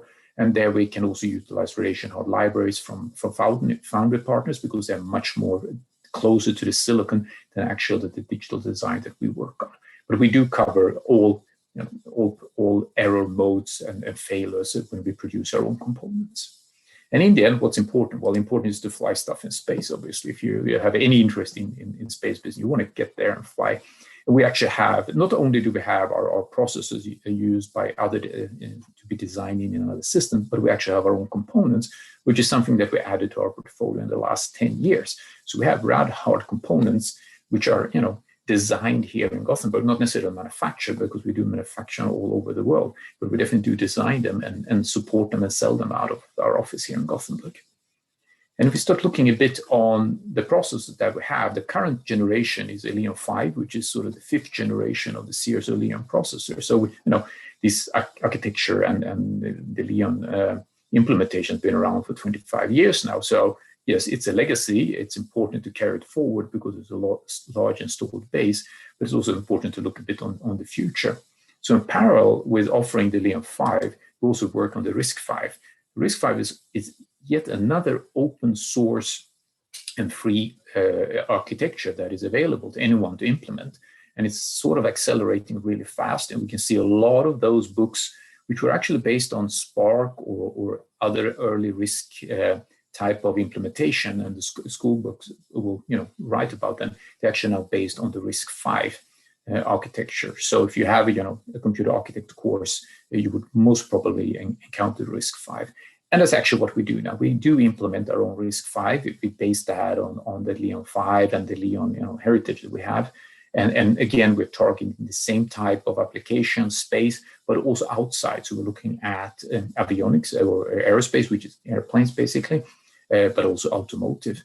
But the base is still space business, space processors. And this is probably not in our next generation chip, but the next. So, it takes time to do stuff in space, but we do a lot of them in parallel, which makes it exciting. And we do have our components, and this is just 3 components.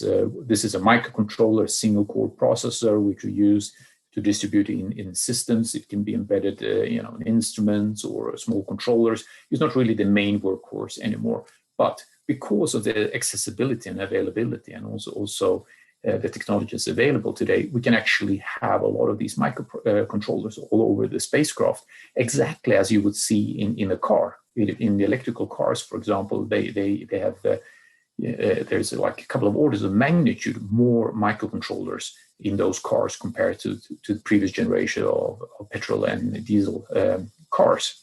And we do follow that type of trend also in space of having microcontrollers all over the place. If you look on dual-core processors, this was the first multi-core processor used in space. Before then, there were only single cores. This one is sort of the workhorse of our company. It is in designing over 100 different programs and projects, and we have shipped over 2,000 of these parts. And they are used everywhere, from rockets, from landers, from satellites. I'll come back to that. And then the latest and greatest, actually, we just qualified this one end of last year, is our quad-core processor. So, we're getting closer to what you would have in your iPhone, which is probably an octa-core, but this is what we have in radiation-hardened technology suitable for space, which, your iPhone wouldn't survive that. And this, again, a component that we have designed, and we collaborate with a company in France to do the silicon manufacturing, and then we have assembly and test and so on. So these are the components that we have. And if you look at the company in overall, we try to provide like a one-stop shop solution for the space segment. So we do offer a complete solution for embedded computing system for any kind of harsh environments, but specifically space in this case.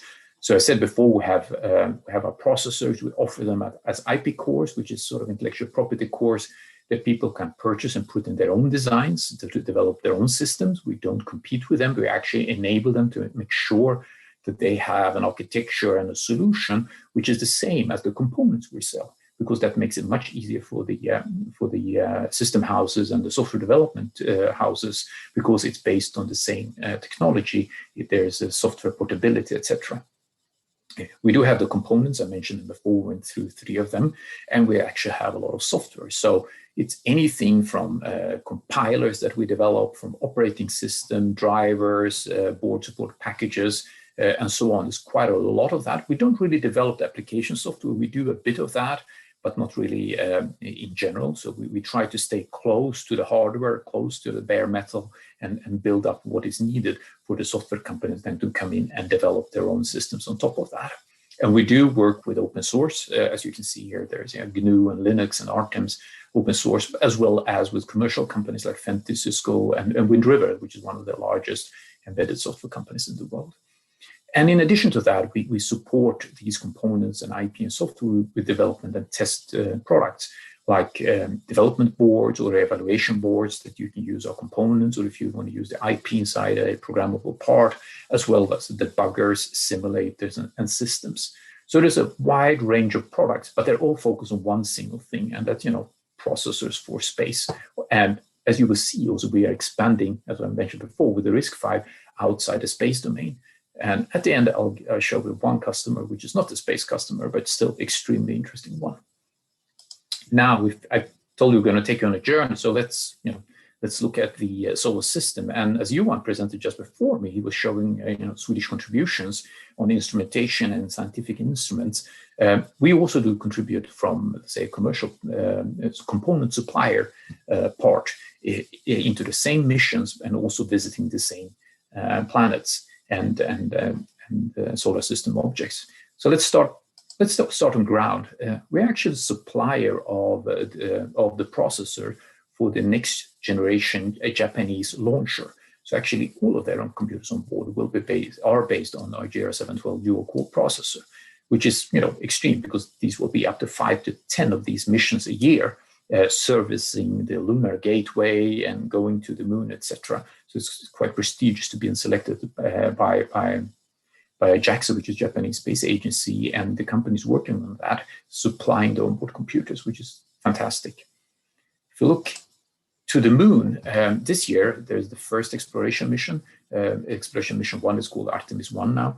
To the moon is basically the same capsule that will carry people to the moon in the future. There's a first rehearsal run without any people on board, but there are 13 different CubeSats or CubeSat systems. Some of them will be put in orbit, some will be dropped on the moon, and 8 out of them are based on technology or the processors from Cobham Gaisler. So 8 out of 13 on a major NASA mission, which is sort of a historical mission, and we have our technology on board. We actually have technology also in the manned part, as well as in the European propulsion system of this one. So it's not only the payload, but actually in the whole Artemis delivery system, we are also in there, which is great. And if we start looking a bit, down on the moon, there are actually 2 different landers which have been awarded to commercial companies. So NASA is now more and more outsourcing a lot of the work to in partnerships with commercial companies. This one is Astrobotic. They're going to land. This is the Peregrine and the Griffin. They're 2 different landers, and they're actually based on our processor, also on some of our communication chips as well. So they will be landing next year. And if we go further, let's focus inside. So, it is difficult to go to Mars, and it's difficult to go, further out in space, but it's even more difficult to get to the sun. You actually have to be much faster in order to break gravity. So ESA Solar Orbiter, it's now very close to the sun. It's actually decreasing its orbit, getting closer and closer. On that one, there are Swedish instruments as well, but we are more or less in every single instrument on that mission. There are about 10 or 12 of them. I think all but one have technology from Cobham, Gaisler, and Gothenburg, which is sort of extremely well done, considering we didn't even try it. It was just that the different customers came to us and wanted to use our technology. So that's the European Solar Orbiter. But of course, there's another one. There's an American one, which is called the NASA Parker Solar Probe. And that has a record actually, because this one is going extremely close down to the sun's surface, and it has sort of an elliptical orbit around the sun to come close by at the perigee, and then go and get higher out on the apogee part of the orbit. It's actually the fastest spacecraft ever developed by mankind. So it's actually the fastest thing ever developed by mankind. And of course, they're flying some of our processors. And then we go further out. Let's go to the asteroids. This is Ryugu, and those who follow the news, that there was there's a Japanese probe called Hayabusa 2 that actually returned a sample from that actual asteroid and dropped that in Australia. I think they picked it up on Earth. So we have the first asteroid sample carried back to Earth. Actually, the second one, but this is the bigger sample this time. Before they did all of that, there was a German small cube. It's a bit like a suitcase, basically, which was dropped down on the asteroid and was jumping around there. And the whole onboard computer system was developed by us here in Gothenburg, including the processor, the 712 that I mentioned before, but also the complete data handling system was done by us. So that was a great mission. And this was, the landing and operation was done some 300,000 kilometers away from Earth. Definitely a proud moment for the company. It took like 7 years to get there. So we were very proud after 7 years of, hard work and getting it done. There's some other exciting things. There's a mission called DART, which is the NASA. It's called the NASA Double Asteroid Redirection Test. So basically, NASA will impact an asteroid and see if they can change the orbit of it. And this would be for future safety and protection on Earth. Basically, if we see asteroids heading towards Earth, we would be able to go in and divert them. And this is a test. There's actually 3 more satellites going there at the same time. One is the Hera, the European main satellite, and 2 small CubeSats, which are developed by a Danish company.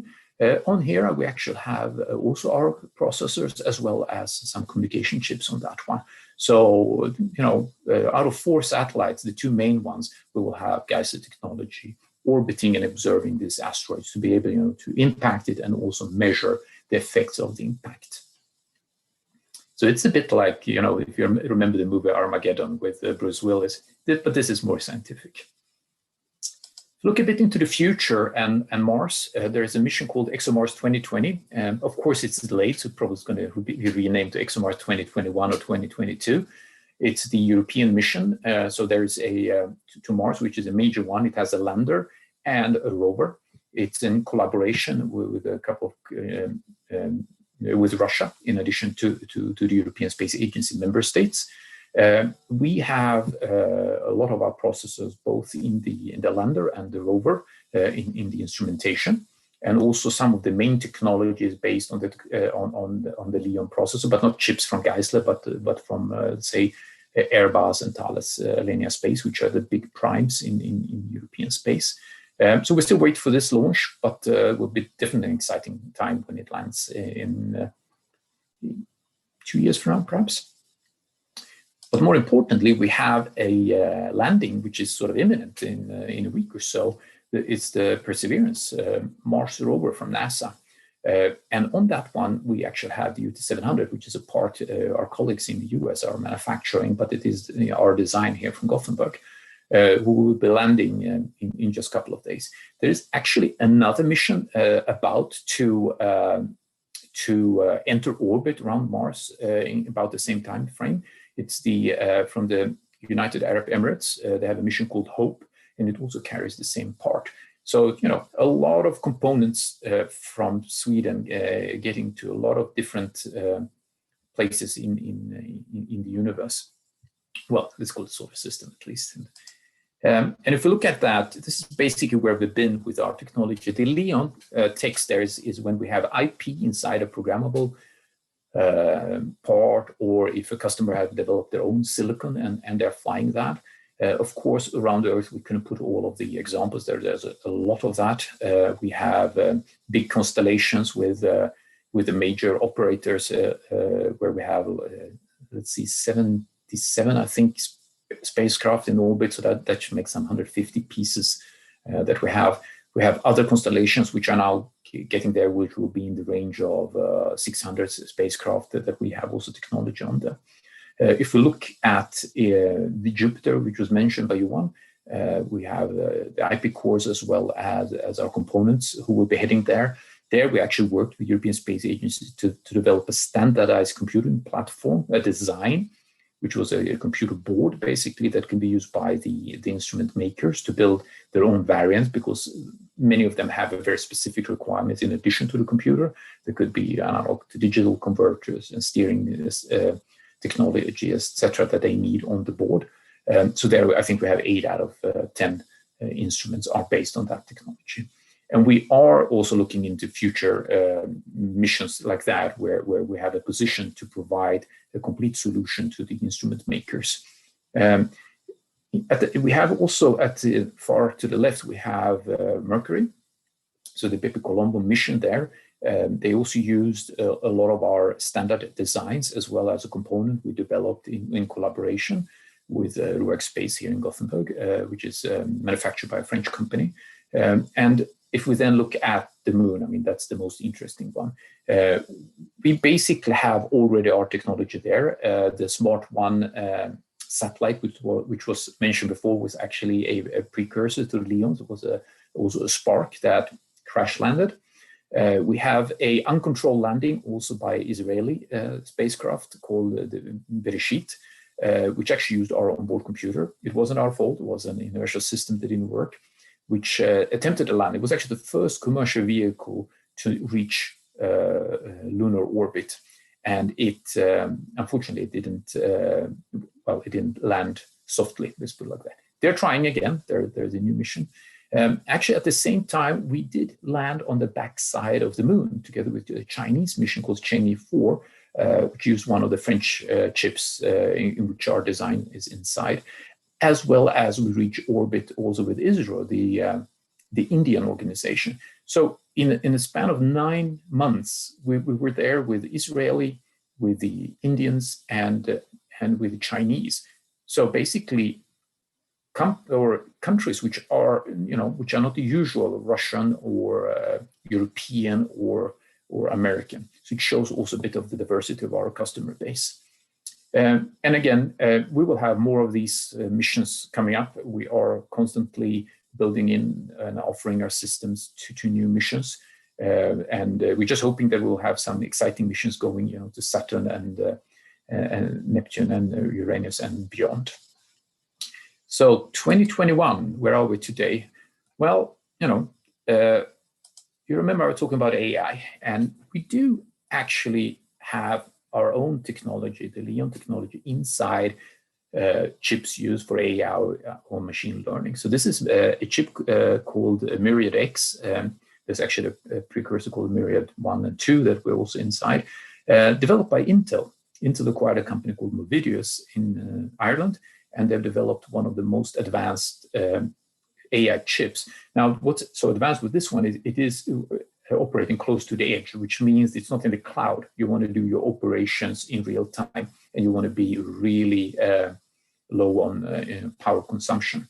And this is actually a chip that we thought was so great, and others as well, the European Space Agency. So there's been tests conducted already on the silicon at an accelerator at CERN. So this is CERN actually doing some of the tests.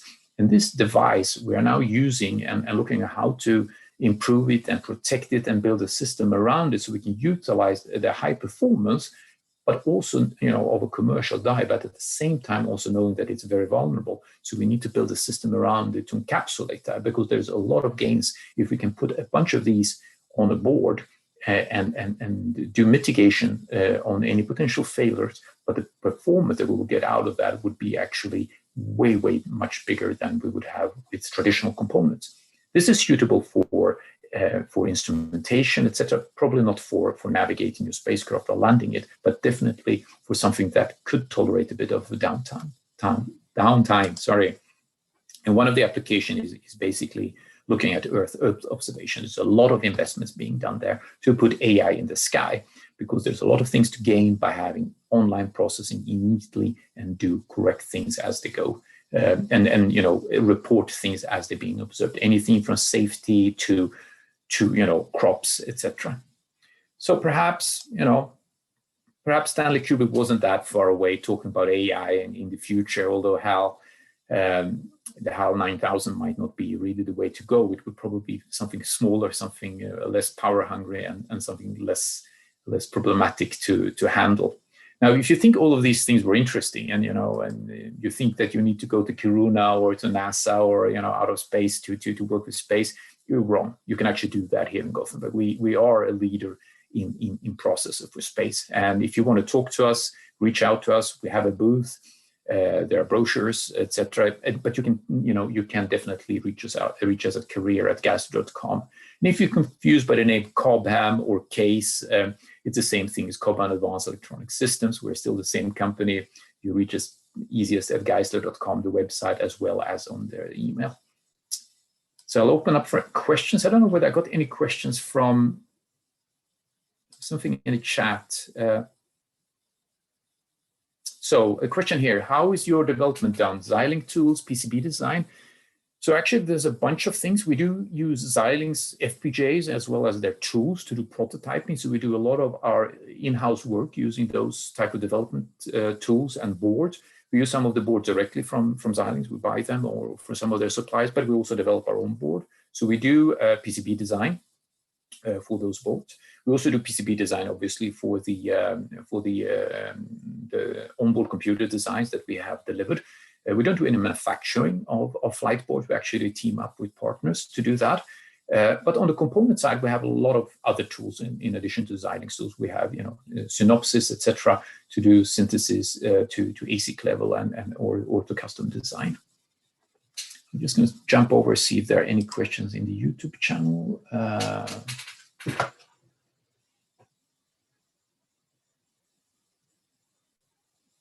I think that's it. Those were the questions. Just want to point out, we do run a master's thesis programs, and we're also looking for future PhD programs to collaborate that with Chalmers. We've done a couple of these already with other universities. So feel free to reach out.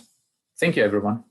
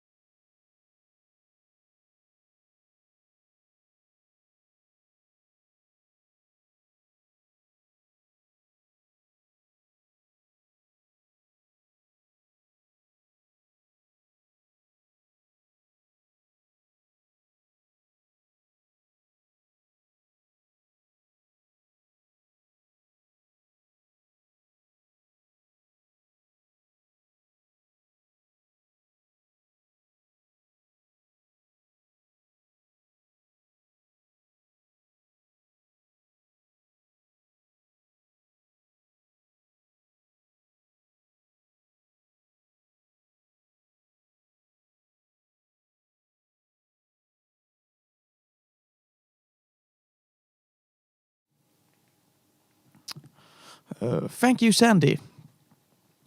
What a great presentation, and I would like to thank Sandy an extra because he's the one who took SpaceCapsule to Charm. Without him, we will not be here today. Up next, we will have Helena Norman and David Triniger from RUAG Space. Welcome up. Thank you. Hello. I only see myself, so it's quite weird to have this audience, but I hope you see me as well. So hello and welcome to this presentation about RUAG Space. My name is David, and I work as a software engineer here at RUAG.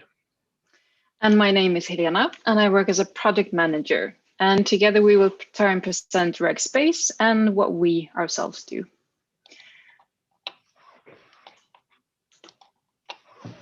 Okay, so you may wonder, why is the space business relevant for you? And in this picture, we're showing some of the areas where satellites are used. And it's more than just TV broadcasting and mission to other planets. It's also quite a lot about connecting people over the world, sharing data and providing services, even in remote areas where you can't, for example, use fiber optic cable for your internet service. And personally, I'm also proud of the contribution we can make in Earth observation satellites that's supporting the climate research. And without knowing it, you have actually most likely used a product from RUAG Space, or data coming from a product from RUAG Space. You have perhaps used your phone today, perhaps used a weather application or a navigation application. Then we have actually probably been part of your experience. Without thinking about it, we rely quite a lot on space applications today to live the way we do. And RUAG is actually part of quite a lot of them. RUAG Space is one of the leading suppliers of products for space in Europe. Yes, you can go to the next slide, David. So these 4 images represent some of the major space missions that you may have heard of, that we've been part of in different ways. So the first picture is showing the Galileo satellite, or one of the Galileo satellites. Galileo is the European navigation system, and you may have heard of the Russian version called GLONASS and the American GPS system, of course. RUAG has developed the main computer in the Galileo satellites, and most GPS watches and smartphones can use Galileo data. In the second figure, we see one of the METOP satellites. METOP carries scientific instruments widely used for weather forecasting, and 2 instruments that support search and rescue services. So in the METOP mission, RUAG supplied the instrument for detecting clouds in the atmosphere, which is quite critical in weather observation satellites. RUAG is also part of the European ExoMars mission. We developed and built the main computer for the European Mars rover that is due for launch in 2022. And lastly, the James Webb Space Telescope. So this telescope is the replacement for the famous Hubble Space Telescope and is due to launch by the end of the year. RUAG Space contributes with antennas and the separation system for the rocket. Yes, David, over to you. Yes, so RUAG, who are we exactly? Not only what do we produce, but we are a European country, first off from Switzerland, but based all over Europe now. And in Sweden, we have 2 locations, here in Gothenburg and also in Linköping. But we have also some offices over in the US, and this mirrors the market that we sell to. So most of our customers are either in Europe or in the US. And the company is split into several groups, and we will introduce you to what we do here in Gothenburg, and since it's here we work. But in Gothenburg, we have three main areas, which is computers, microwave equipment, and antennas. So here we can see the products that we produce in Gothenburg. And I will start off by talking a bit about the computers where I work as a software engineer, as I said, and then Helena will talk some about the microwave and telecom business that she works with. And as I said, we also have a site in Linköping, and if you have a question about their work, we recommend you to talk to us in the virtual booth here at Charm. But back to the fun stuff and the computers. I work as a software engineer within our computers department, and in the computer department, we develop onboard computers or steering computers. So in the picture you see, we have the big European rocket called Ariane 5, and RUAG was the ones developing the steering computer for this rocket. So the small computer you see on the side there is the small brain of the big rocket, so to say. But we also produce computers that steer satellites and handles satellite, everything within the satellites, so to say. But these computers are a bit bigger, and you can see the computer to the right in the screen, which is a bit bigger because it will also handle a lot more input and output with the different instruments within the satellite. So here we have a picture from a project that we work with, which is called USE, which is an ESA project for documenting and taking photos of the ice moons of Jupiter. So for this mission, we have built this brain of the satellite, the onboard computer, and we are really proud of it. So I will come back to this a bit later. But the challenges with building computers for space are a bit different from building them to work down on Earth. And I try to list some of the main challenges that we face as a company when developing stuff for space. And the 5 main things that I would say is that all our products are getting much more radiation because they are out in space and not protected down on Earth. And this we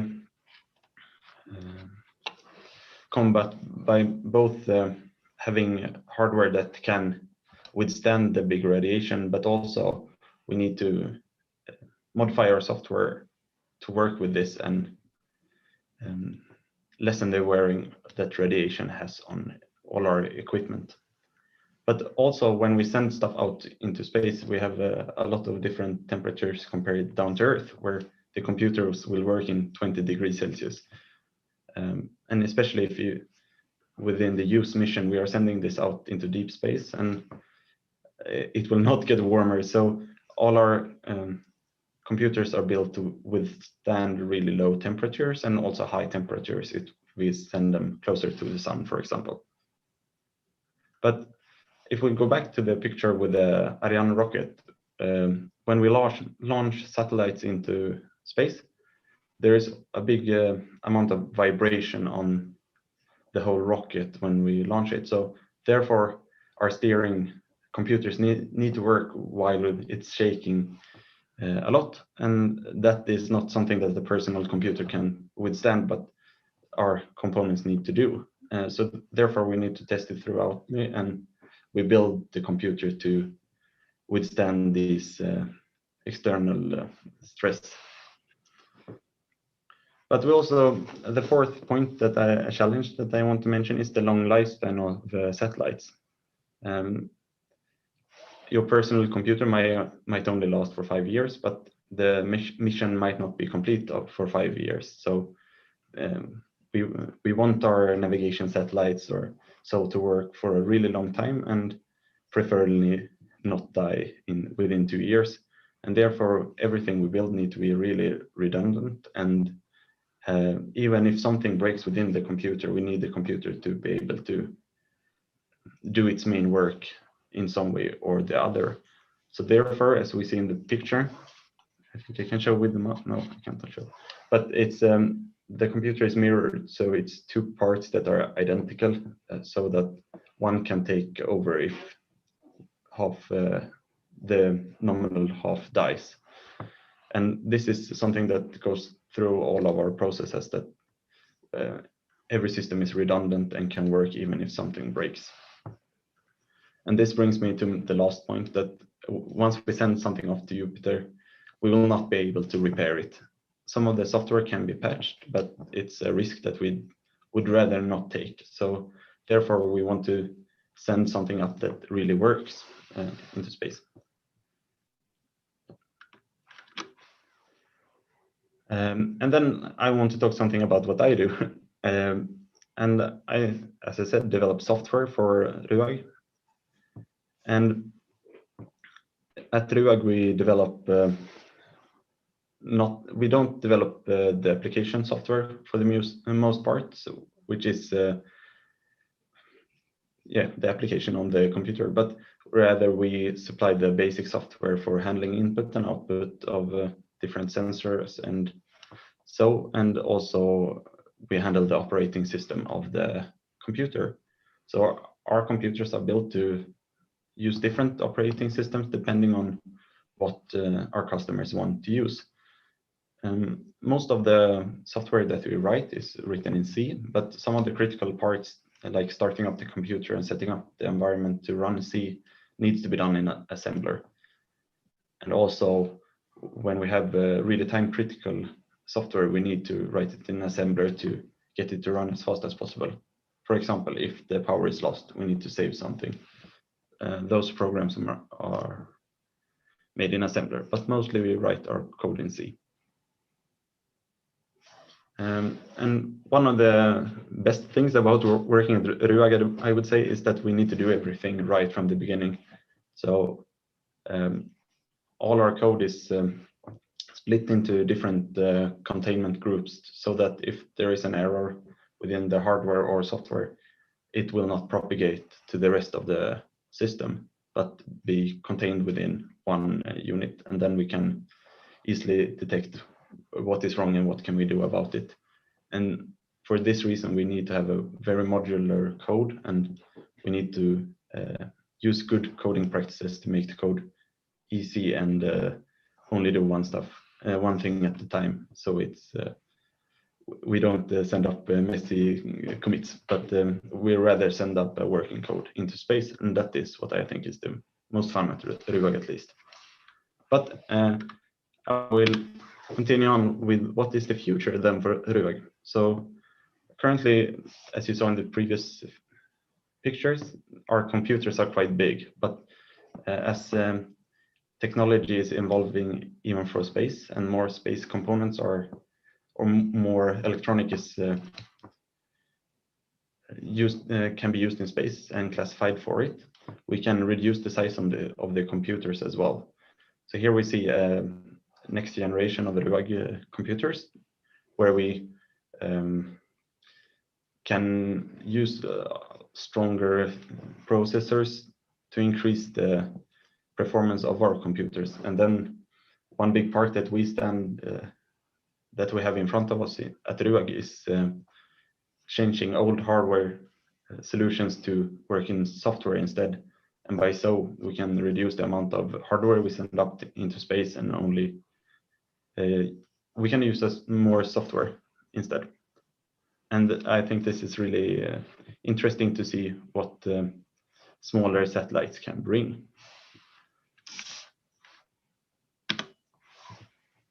Okay, With this, I will hand over to Helena. Yes, so I work at what we call the product unit microwave. And so David works with software and I work mainly with hardware. And I think my job is the best. We work with developing, manufacturing, and testing hardware that is rocketed into space and work flawlessly, surviving radiation for 15 years. So I think that's kind of cool.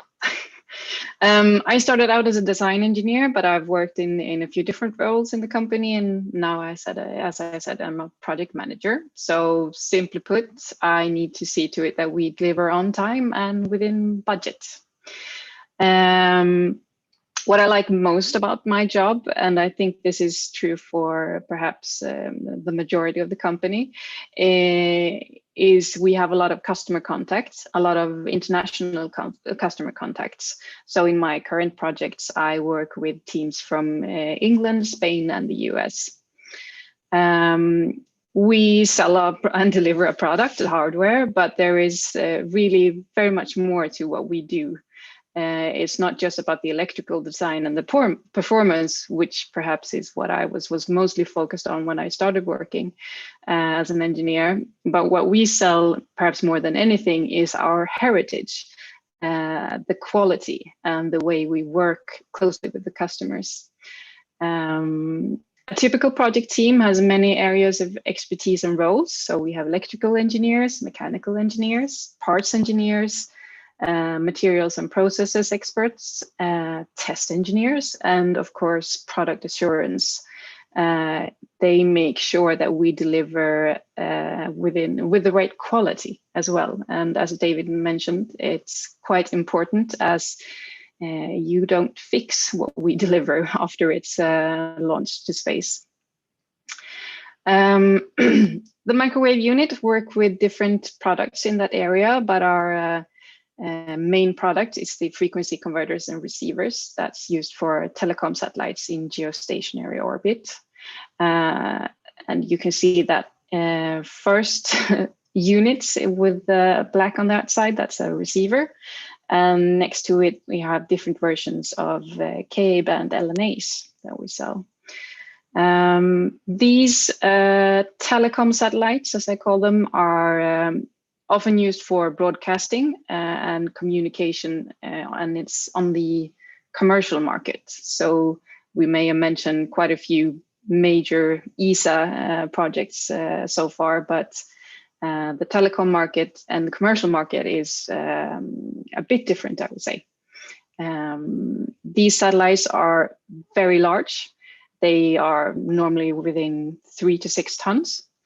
And they are a huge investment, and the customer follows up on us very closely and with continuous reviews throughout the projects to make sure that we deliver what we promise.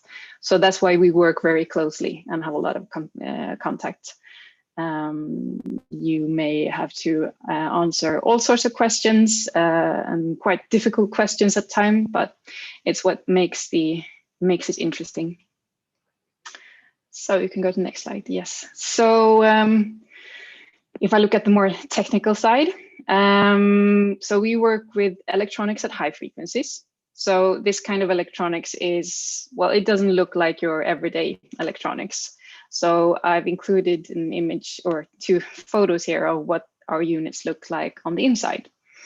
And as you can see, we work with quite a lot of different techniques, materials, to put this together, and it's quite packed with interesting things.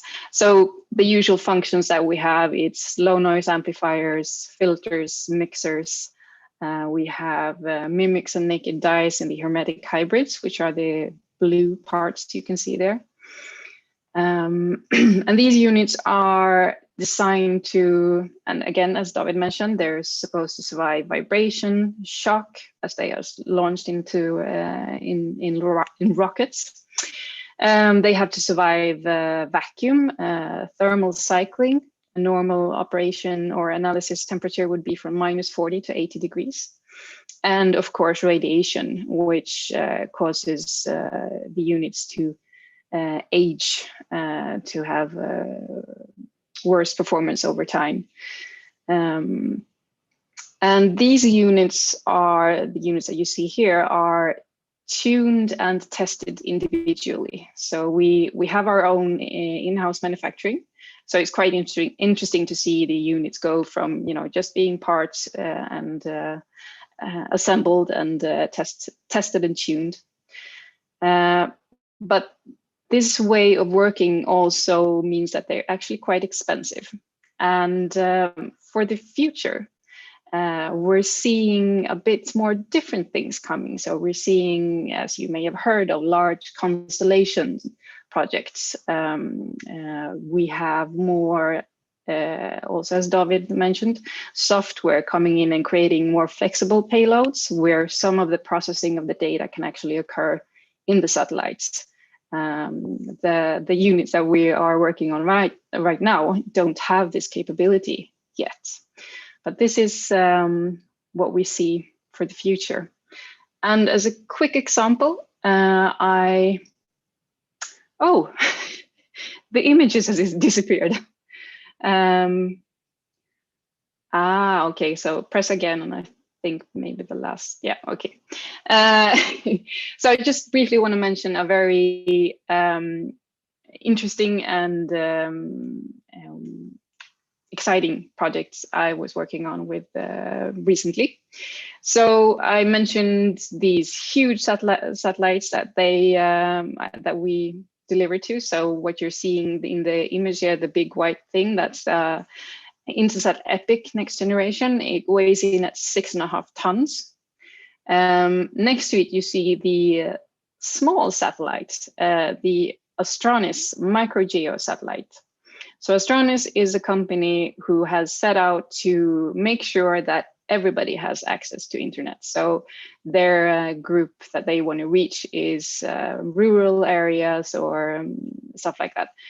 Their first customers are in Alaska, for example. And they approach us with a specification that was 1 page and nothing more. They told us that it's about trust. Anything that is good for you is good for us. So this is a very different philosophy from the rest of the industry. We are usually followed up very, very closely to see that we can deliver what they're asking for. Astranis just took us on our words when we said that we can deliver this and said that, yeah, if it's good for you, it's good for us. And that's very much true. So I hope that this is something that we will see more of in the future. It was a very pleasing way to work. Yes, David. And you're on mute. Yes, to sum it up, we at RUAG Space needs you, and we are not looking for only one type of engineer, but rather many different engineers. And we stand in the change from custom projects for nations to mass production for the private market. Hopefully, me and Helena has inspired you to go into the space industry. And if you have any questions for us, we would like to take them now, and we see that we have gotten some already. But if you prefer to take them privately, you can go to the Chalmers Virtual Charm booth, I guess it's called. So, yes. Helena, do you want to start with the first question we got? Yes, I can try and answer that. So the satellites that I've been talking about, they sit 65,000 kilometers out in geostationary orbits. And when they have reached their limit, they are pushed even further out into what's called the graveyard orbit. So there is actually quite a few unused satellites further out in space. And depending, and so that's for what's usually done for that orbit. For lower orbits, perhaps, well, LEO orbit, low Earth orbit, as we call them, they may slow the satellites down so that they have an even lower orbit and allow them to burn in the atmosphere in a controlled way. That's also a possible way. But this is actually something that's also sort of in the beginning of changing, because they are now developing satellite service units that they can send up. They can go out into the graveyard orbit, attached to a satellite, load it up with more fuel, because quite often it's the fuel that runs out, and pull it back into and use it for even longer time period. So there are quite a lot of ingenious ideas on how to do this. Yes, anything you wanted to add, David? No. No. I think it was the, and I guess the ones that we send out to Jupiter will not come back to Earth. Most likely not. Yes, any other questions? Please ask. No? From what I can see, we haven't gotten any more questions. So I guess we will leave it to you at Charm. And thanks for listening. Yes, thank you very much. Well, thank you, RUAG. Truly inspiring. And who did know how much you can learn about space? Now we will continue with Elvire Beck from Chalmers.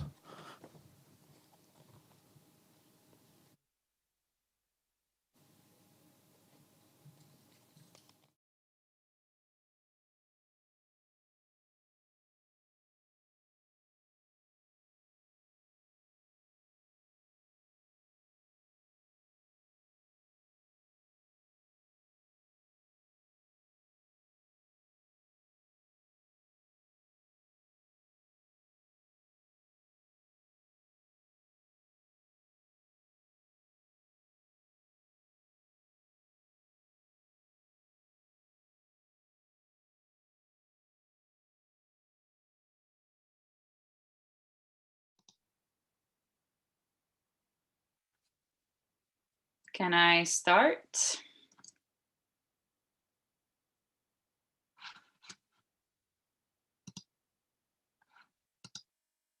Yes, okay.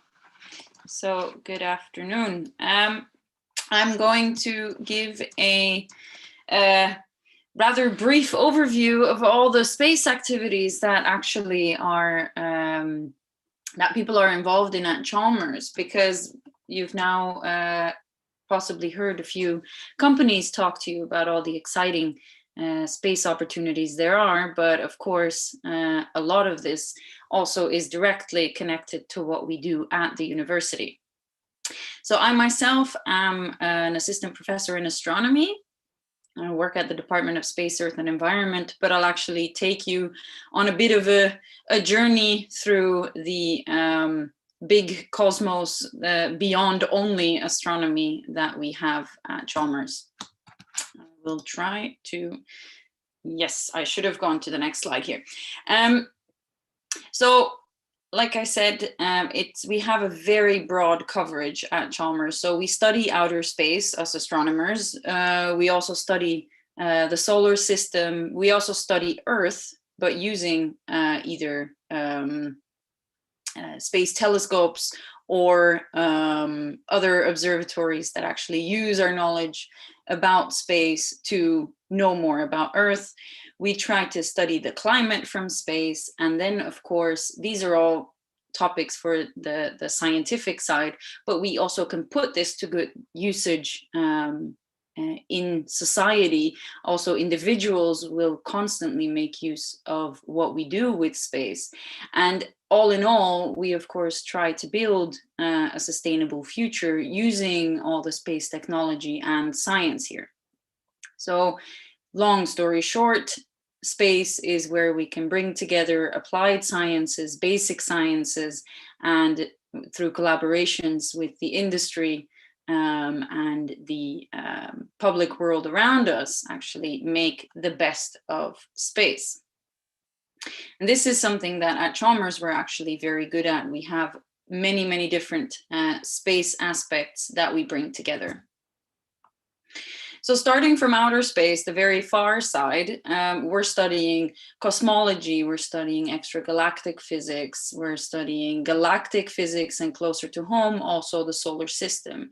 And these are a huge range of different contexts that we're studying, but we're trying to make one connected picture. Try to understand where we come from, where we're going, and what we see around us. And then to do this science, we're not only just sitting and waiting for things to be handed to us, we're also very actively involved in setting up and designing and developing different space missions. So this goes from developing the receivers and the components that go into the receivers that actually measure the signal, the testing of the instruments, and then also defining the science that needs to be done with this. So this basically goes from the very beginning of trying to set up a mission to the very end of doing the science with it.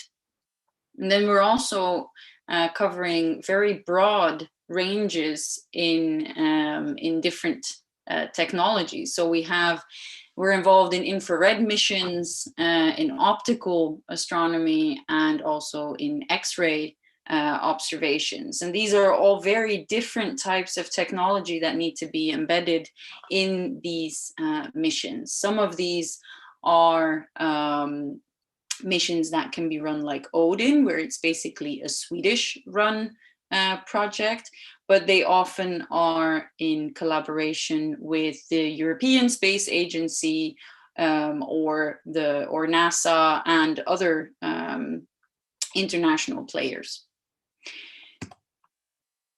So that was for outer space. Then, like I said, we also study Earth, where we can do very many, we can look at very many different aspects of our own planet. So we can try to understand how it moves, how the continental plates move, how it rotates, because this is something that has to be very carefully measured in order to do, for example, very accurate global positioning. We can study the atmosphere that surrounds the planet and try to understand its content, how it changes over time, try to understand the weather, try to understand the winds that dominate the motions in the atmosphere. We can also study the maritime environment from space.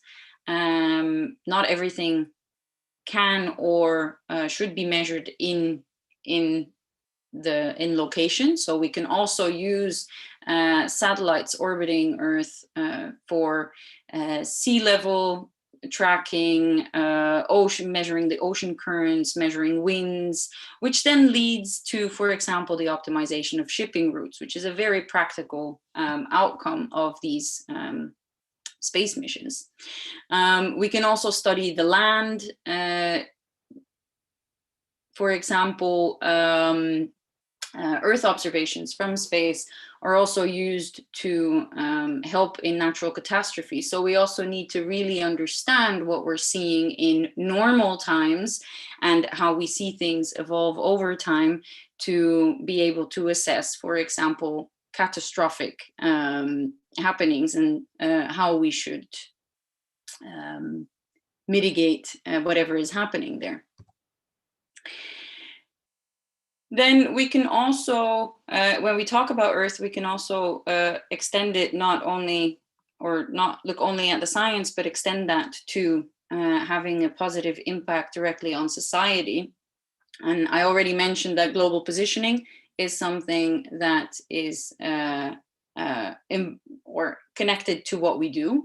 Our observatory that we run here at Chalmers, Onsala Space Observatory, is part of a network that actually is essential to create the framework for this global positioning. And this is used for any self-driving car, for example. You need to know exactly where they are. So knowing the exact position is very important. And this is going to become ever more important as the autonomy of different vehicles and machinery is being constantly increased. We also all know that we're in a time where climate change and the impact on our environment is very much a topic of study and something that we want to mitigate. And also there, space observations are essential to help us study the atmosphere, measure the pollution, and see what the effects are on land and at sea, for example. We also can track the resource usage on the planet. So basically, for example, measure forested land versus farmland. This can be done very efficiently from space, whereas from the ground, this becomes very difficult to do. We can also follow up the urban development and actually help plan urban development in a better way by using space observations. So also for Earth science, we have a number of space missions that we're involved in, again, in developing the science cases, the instrumentation, and doing the science then at the end.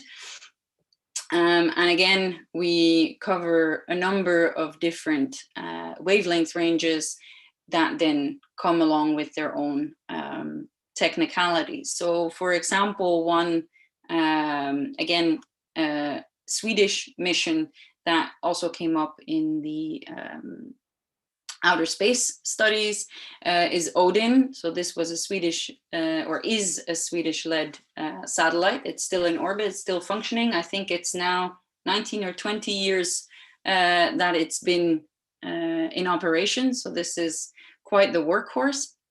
And this is actually run by people at Chalmers. We also have several other projects in the pipeline that are about to be launched. So when it comes to the infrastructure that we have at Chalmers, we have, for example, Onsala Space Observatory. As the name says, it's an observatory. It has a number of telescopes. Those are the most obvious things when you come in to the observatory grounds. We have a 25-meter telescope that would be the one that in the very top picture you see staring up, and then we have a 20-meter telescope that is hidden in this white golf ball-like structure. Those two are both used for both astronomy and geodesy. Then we have a telescope that we are partnered in called Apex, which you see also in one of the top pictures, which is situated in Chile, because there we can make use of the very good atmospheric conditions at an altitude of 5,000 meters. It's a very specialized observatory used for only astronomy. But we also are, so for all of these telescopes, we are involved in the development of the receivers and different components at different stages in the telescopes to actually make these work. So there's many stages at which people from Chalmers are involved in these infrastructures. So we have receiver development groups, electronic labs that then make sure that we can actually build these telescopes and get useful data out of these. And there's a lot of technology development that lies behind this, and pushing the boundaries there is a large topic of research for us. Another thing that the observatory does is timekeeping, which has to do with our global positioning and understanding how the Earth actually moves, how the planet behaves. So to do all of that, we also connect many of the different types of instrumentation that we have. So this includes the telescopes, the tide gauge that we have. In the top picture, you see like this concrete cylinder. In the middle of the picture, there's a tide gauge there. So this measures the exact levels of the tides in Onsala. And these things are all connected together also with a gravimeter, where the gravitation is measured. And this forms a network that gives a very, very precise measurement that then feeds back into this international framework for global positioning and timekeeping. So we help set the time, basically.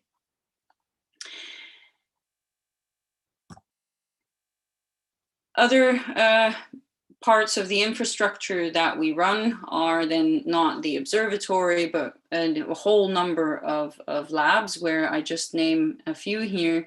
The nanofabrication laboratory at the Department for Nanoscience and Microtechnology, MC2. This laboratory actually produces a lot of the microwave electronics that goes into these different telescopes, space telescopes. So there's a direct connection between an observatory, which obviously operates on a big scale, and the nanofabrication laboratory, which works on nanoscales. So there is a need for people to work on both ends and to actually communicate well between these. So this is where scientists with different backgrounds can come in, and it actually offers a very exciting environment to do research in, because everyone is constantly trying to break the next barrier. So in terms of instrument development, which I already mentioned, we have different types of instrumentation that need to be developed to make the next step, to build the next generation of telescope or of Earth observation instrument, or any kind of space-related measurement, because these need to be extremely sensitive and very smart in a way. So we're always pushing the limits of the materials and of the technology involved. So we have a whole range of different technologies that different research groups at Chalmers have specialized in. So there's the receivers, there's the antennas, and there's the photonics, and those are the main three things that would be included there. So this can mean that graphene researchers that work on graphene might end up producing receivers that go on to the next big, let's say the next Hubble telescope, kind of. But okay, so we have all our telescopes and our receivers and all that, but if we want to actually get this up into space, if we want to get our satellites into space, we need to enable that. And even there are researchers at Chalmers, different research groups that are involved in this connection to space. So for example, what you see on the right side at the top is it's a nozzle for an Ariane rocket. So the satellites get launched on the Ariane rocket, but of course you need to actually have your launcher be good enough for this kind of extreme environment. So there's different production processes that come along with this. They also want to constantly make improvements to the materials that are being used, to the efficiency of building these different components, and their additive manufacturing, so basically 3D printing, has become more and more important to produce these different components. And different testing methods are, of course, extremely important, because you do not want your materials to fail on the way up. Otherwise, you lose your entire mission that you're trying to launch.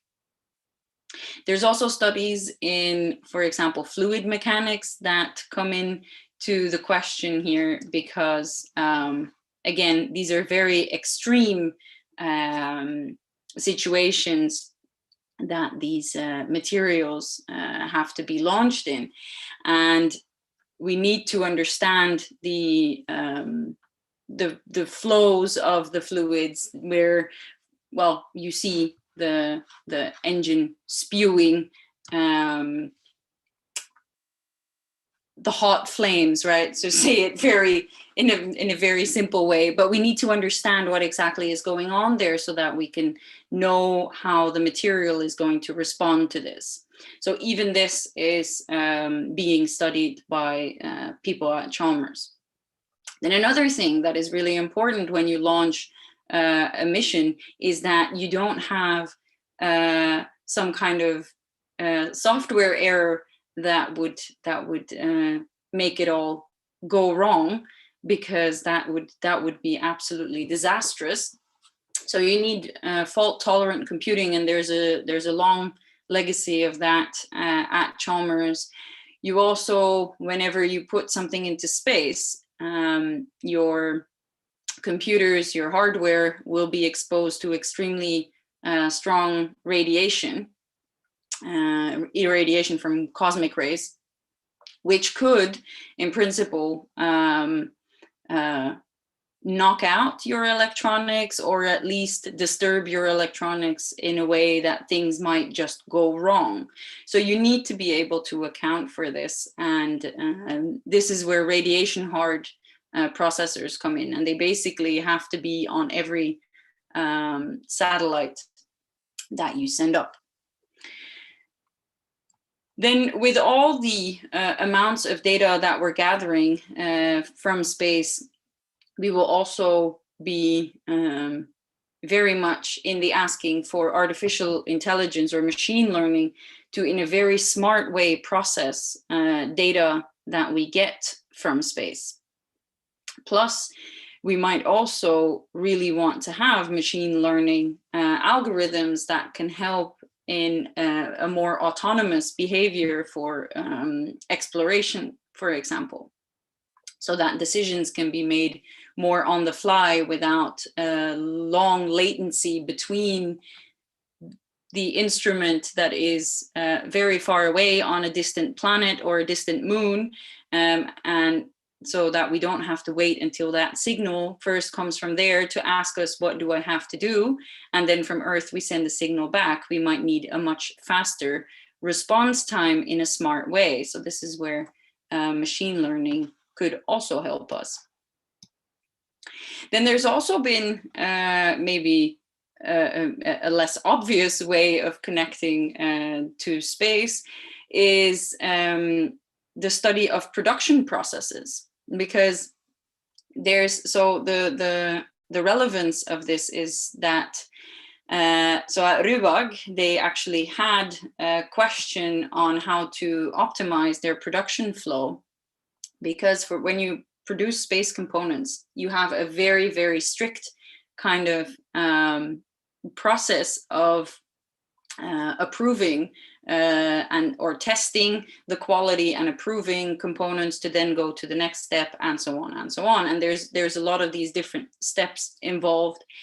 And there have been studies to also optimize these production flows, but still living up to the standards of space production, of course. But so all of these things are maybe less obvious when you say space, but they all do have a connection to space. And we're doing plenty of these at Chalmers already.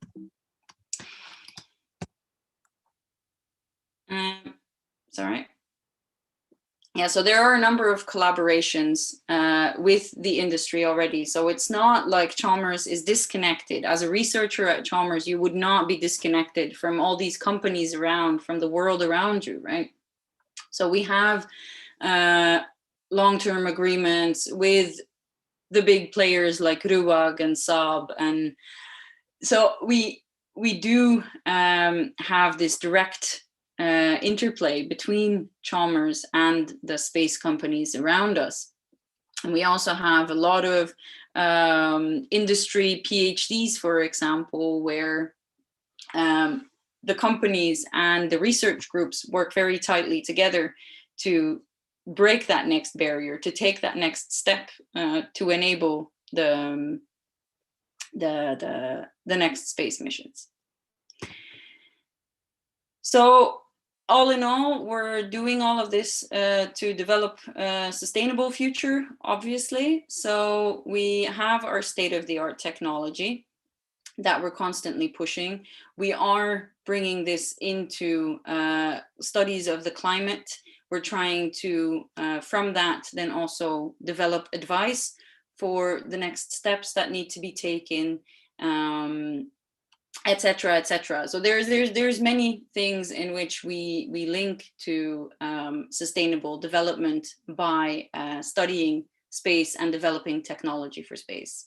And so maybe as a researcher or as a student now, you might actually want to consider a career in space research and be a part of this solution. So please come to Chalmers and have a say in this problem solving. Thank you.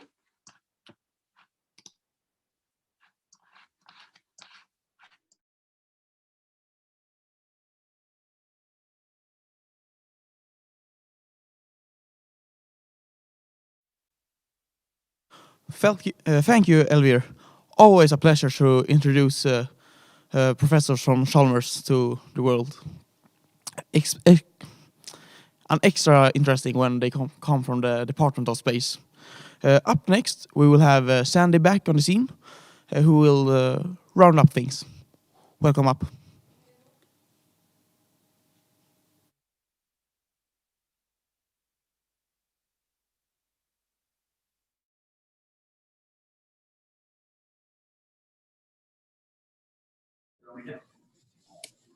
Ska jag dela?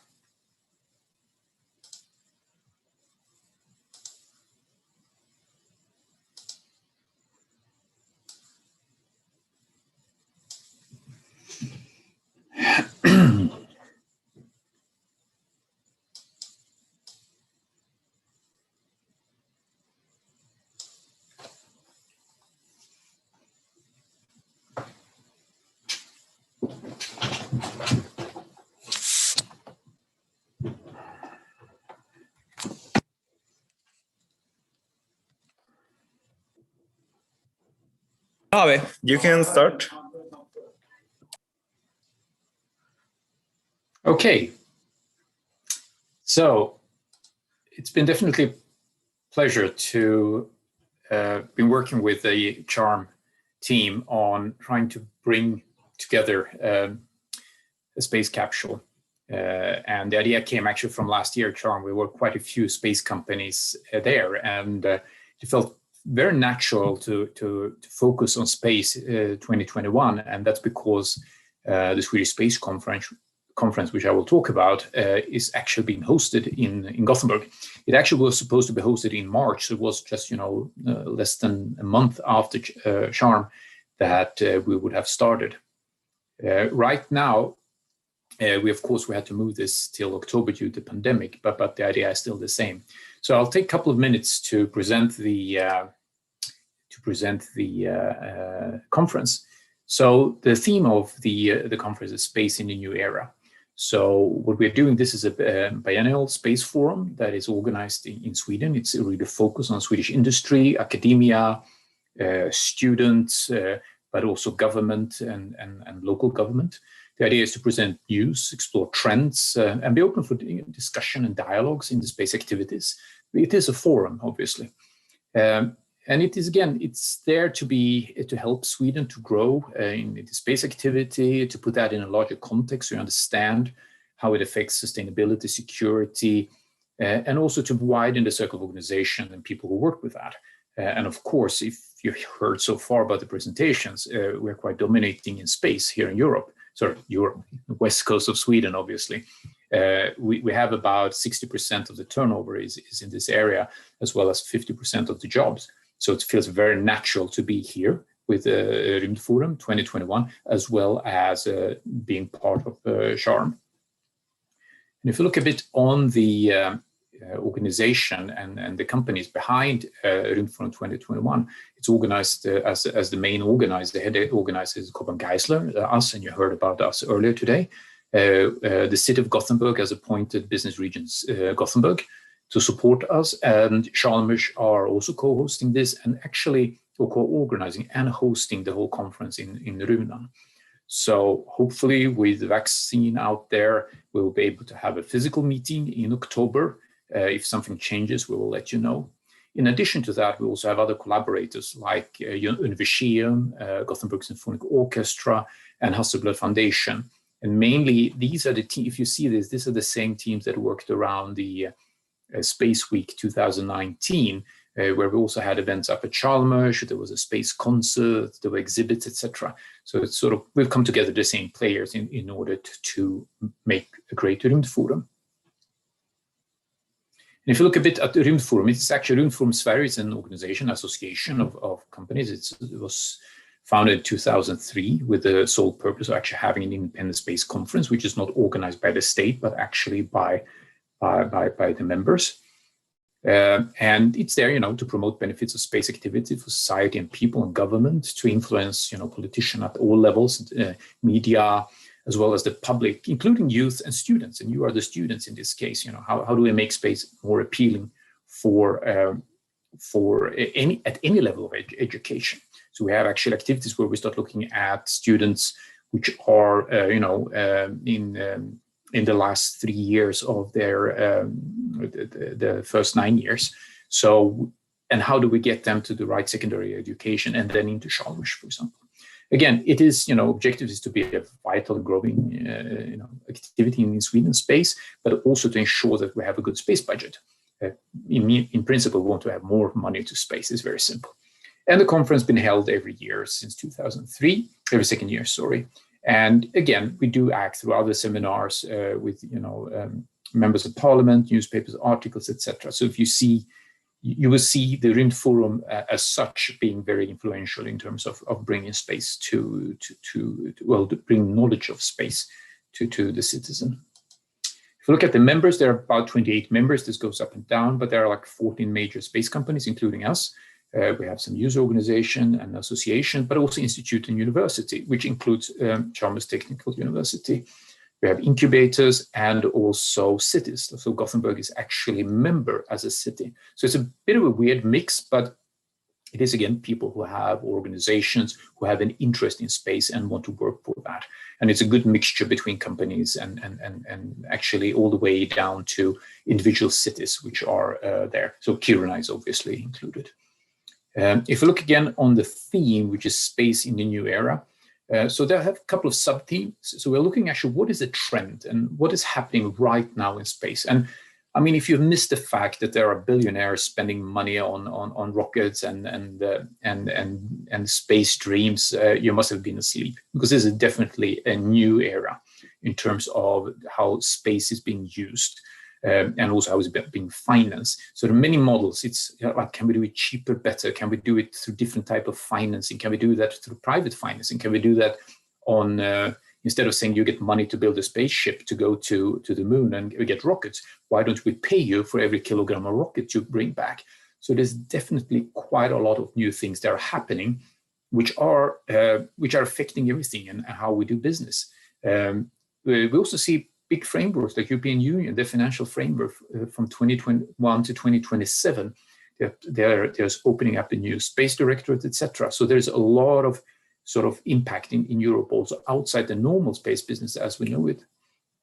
We have the Swedish R&D bill or proposition, which is valid for 4 years, which is now put in place. Again, it's going to affect a lot of the funding to universities, etc. Of course, a lot of money is put into COVID, but actually there is money from the COVID incident that have been used for space, because basically observing how the world is changing, due to less people commuting, due to less, less travel worldwide.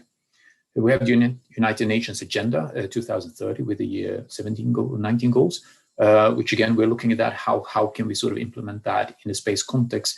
And also there's a lot of geopolitical security and safety issues in the world. I mean, we have a world that's more devised and they're sort of divided. And we see there are different players going into the space market, and space might be sort of the next frontier also from a military aspect. Again, how does that affect Sweden as a small neutral country? And other things like technology, like big data, artificial intelligence, where will that take us? And how will that influence how we look at space and what we do in space? So if you look at the program, you can see basically the main program blocks do cover this. The conference starts actually on a Sunday evening with a welcome drink with the Lord Mayor, and then on Tuesday we have a full day. We are focusing on politics on the Monday morning, because that's where we get the politicians joining us. VIP would be Minister of Higher Education.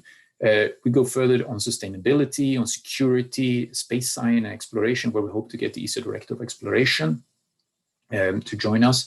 Technology trends, services, capital investments I mentioned before, but also the whole new space segment, which is sort of a combination of many of these. We also have an exhibitor show and a student program, which will be a bit outside. And since we are at Chalmers and we do stop at about 2-3 o'clock on Tuesday, we're trying to open up and do a specific forum also for students on the Tuesday afternoon. There are plenty of co-arrangements. Many of these co-arrangements were planned in the time window of March 2021 and without a pandemic. So not all of them will be sort of taking time, occur at the same time as the Rymdforum conference, but they do occur over the year. And we have collaborated with many of these. So Camp Vera, Weekend for Girls with university. We can look at the Universium space students that we are holding. But also Space Science School with Astronomisk Ungdom, and we have Chalmers Venture involved. And at the bottom there, we also have Chalmers SpaceCapsule. So this is part of that co-arrangement where we try to increase the awareness of space throughout the year. And as you know, 2021 is also the 400th anniversary of Gothenburg. Now that has been delayed to 2023, but there are still activities ongoing like this one in this year, 2021. So if you look at the countdown, it's about 250 days to go. So it's a long time for you to remember that, when you come back from the summer vacation, that you will actually should attend this. We will update you. We will get the information about that as we go and how it develops. And obviously being at Chalmers and physically close to you, it would be great that you come and visit us during the normal program. You're welcome, but also during the student programs that we're going to have.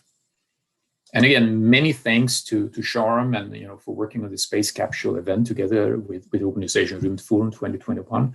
As you've seen, there are many commonalities that we have, but Charm being the focus, but also industry like us, and we have the RUAG and the others, as well as the agency, European Space Agency and the Swedish Space Agency, which all will somehow present at the Rymdforum 2021. We think this was a great way of advertising what's going to happen at your school and who will be there and what opportunities you have, hopefully to meet all of us live. So I would again thank you all for having us and welcome you to Rymdforum in October this year. Thank you.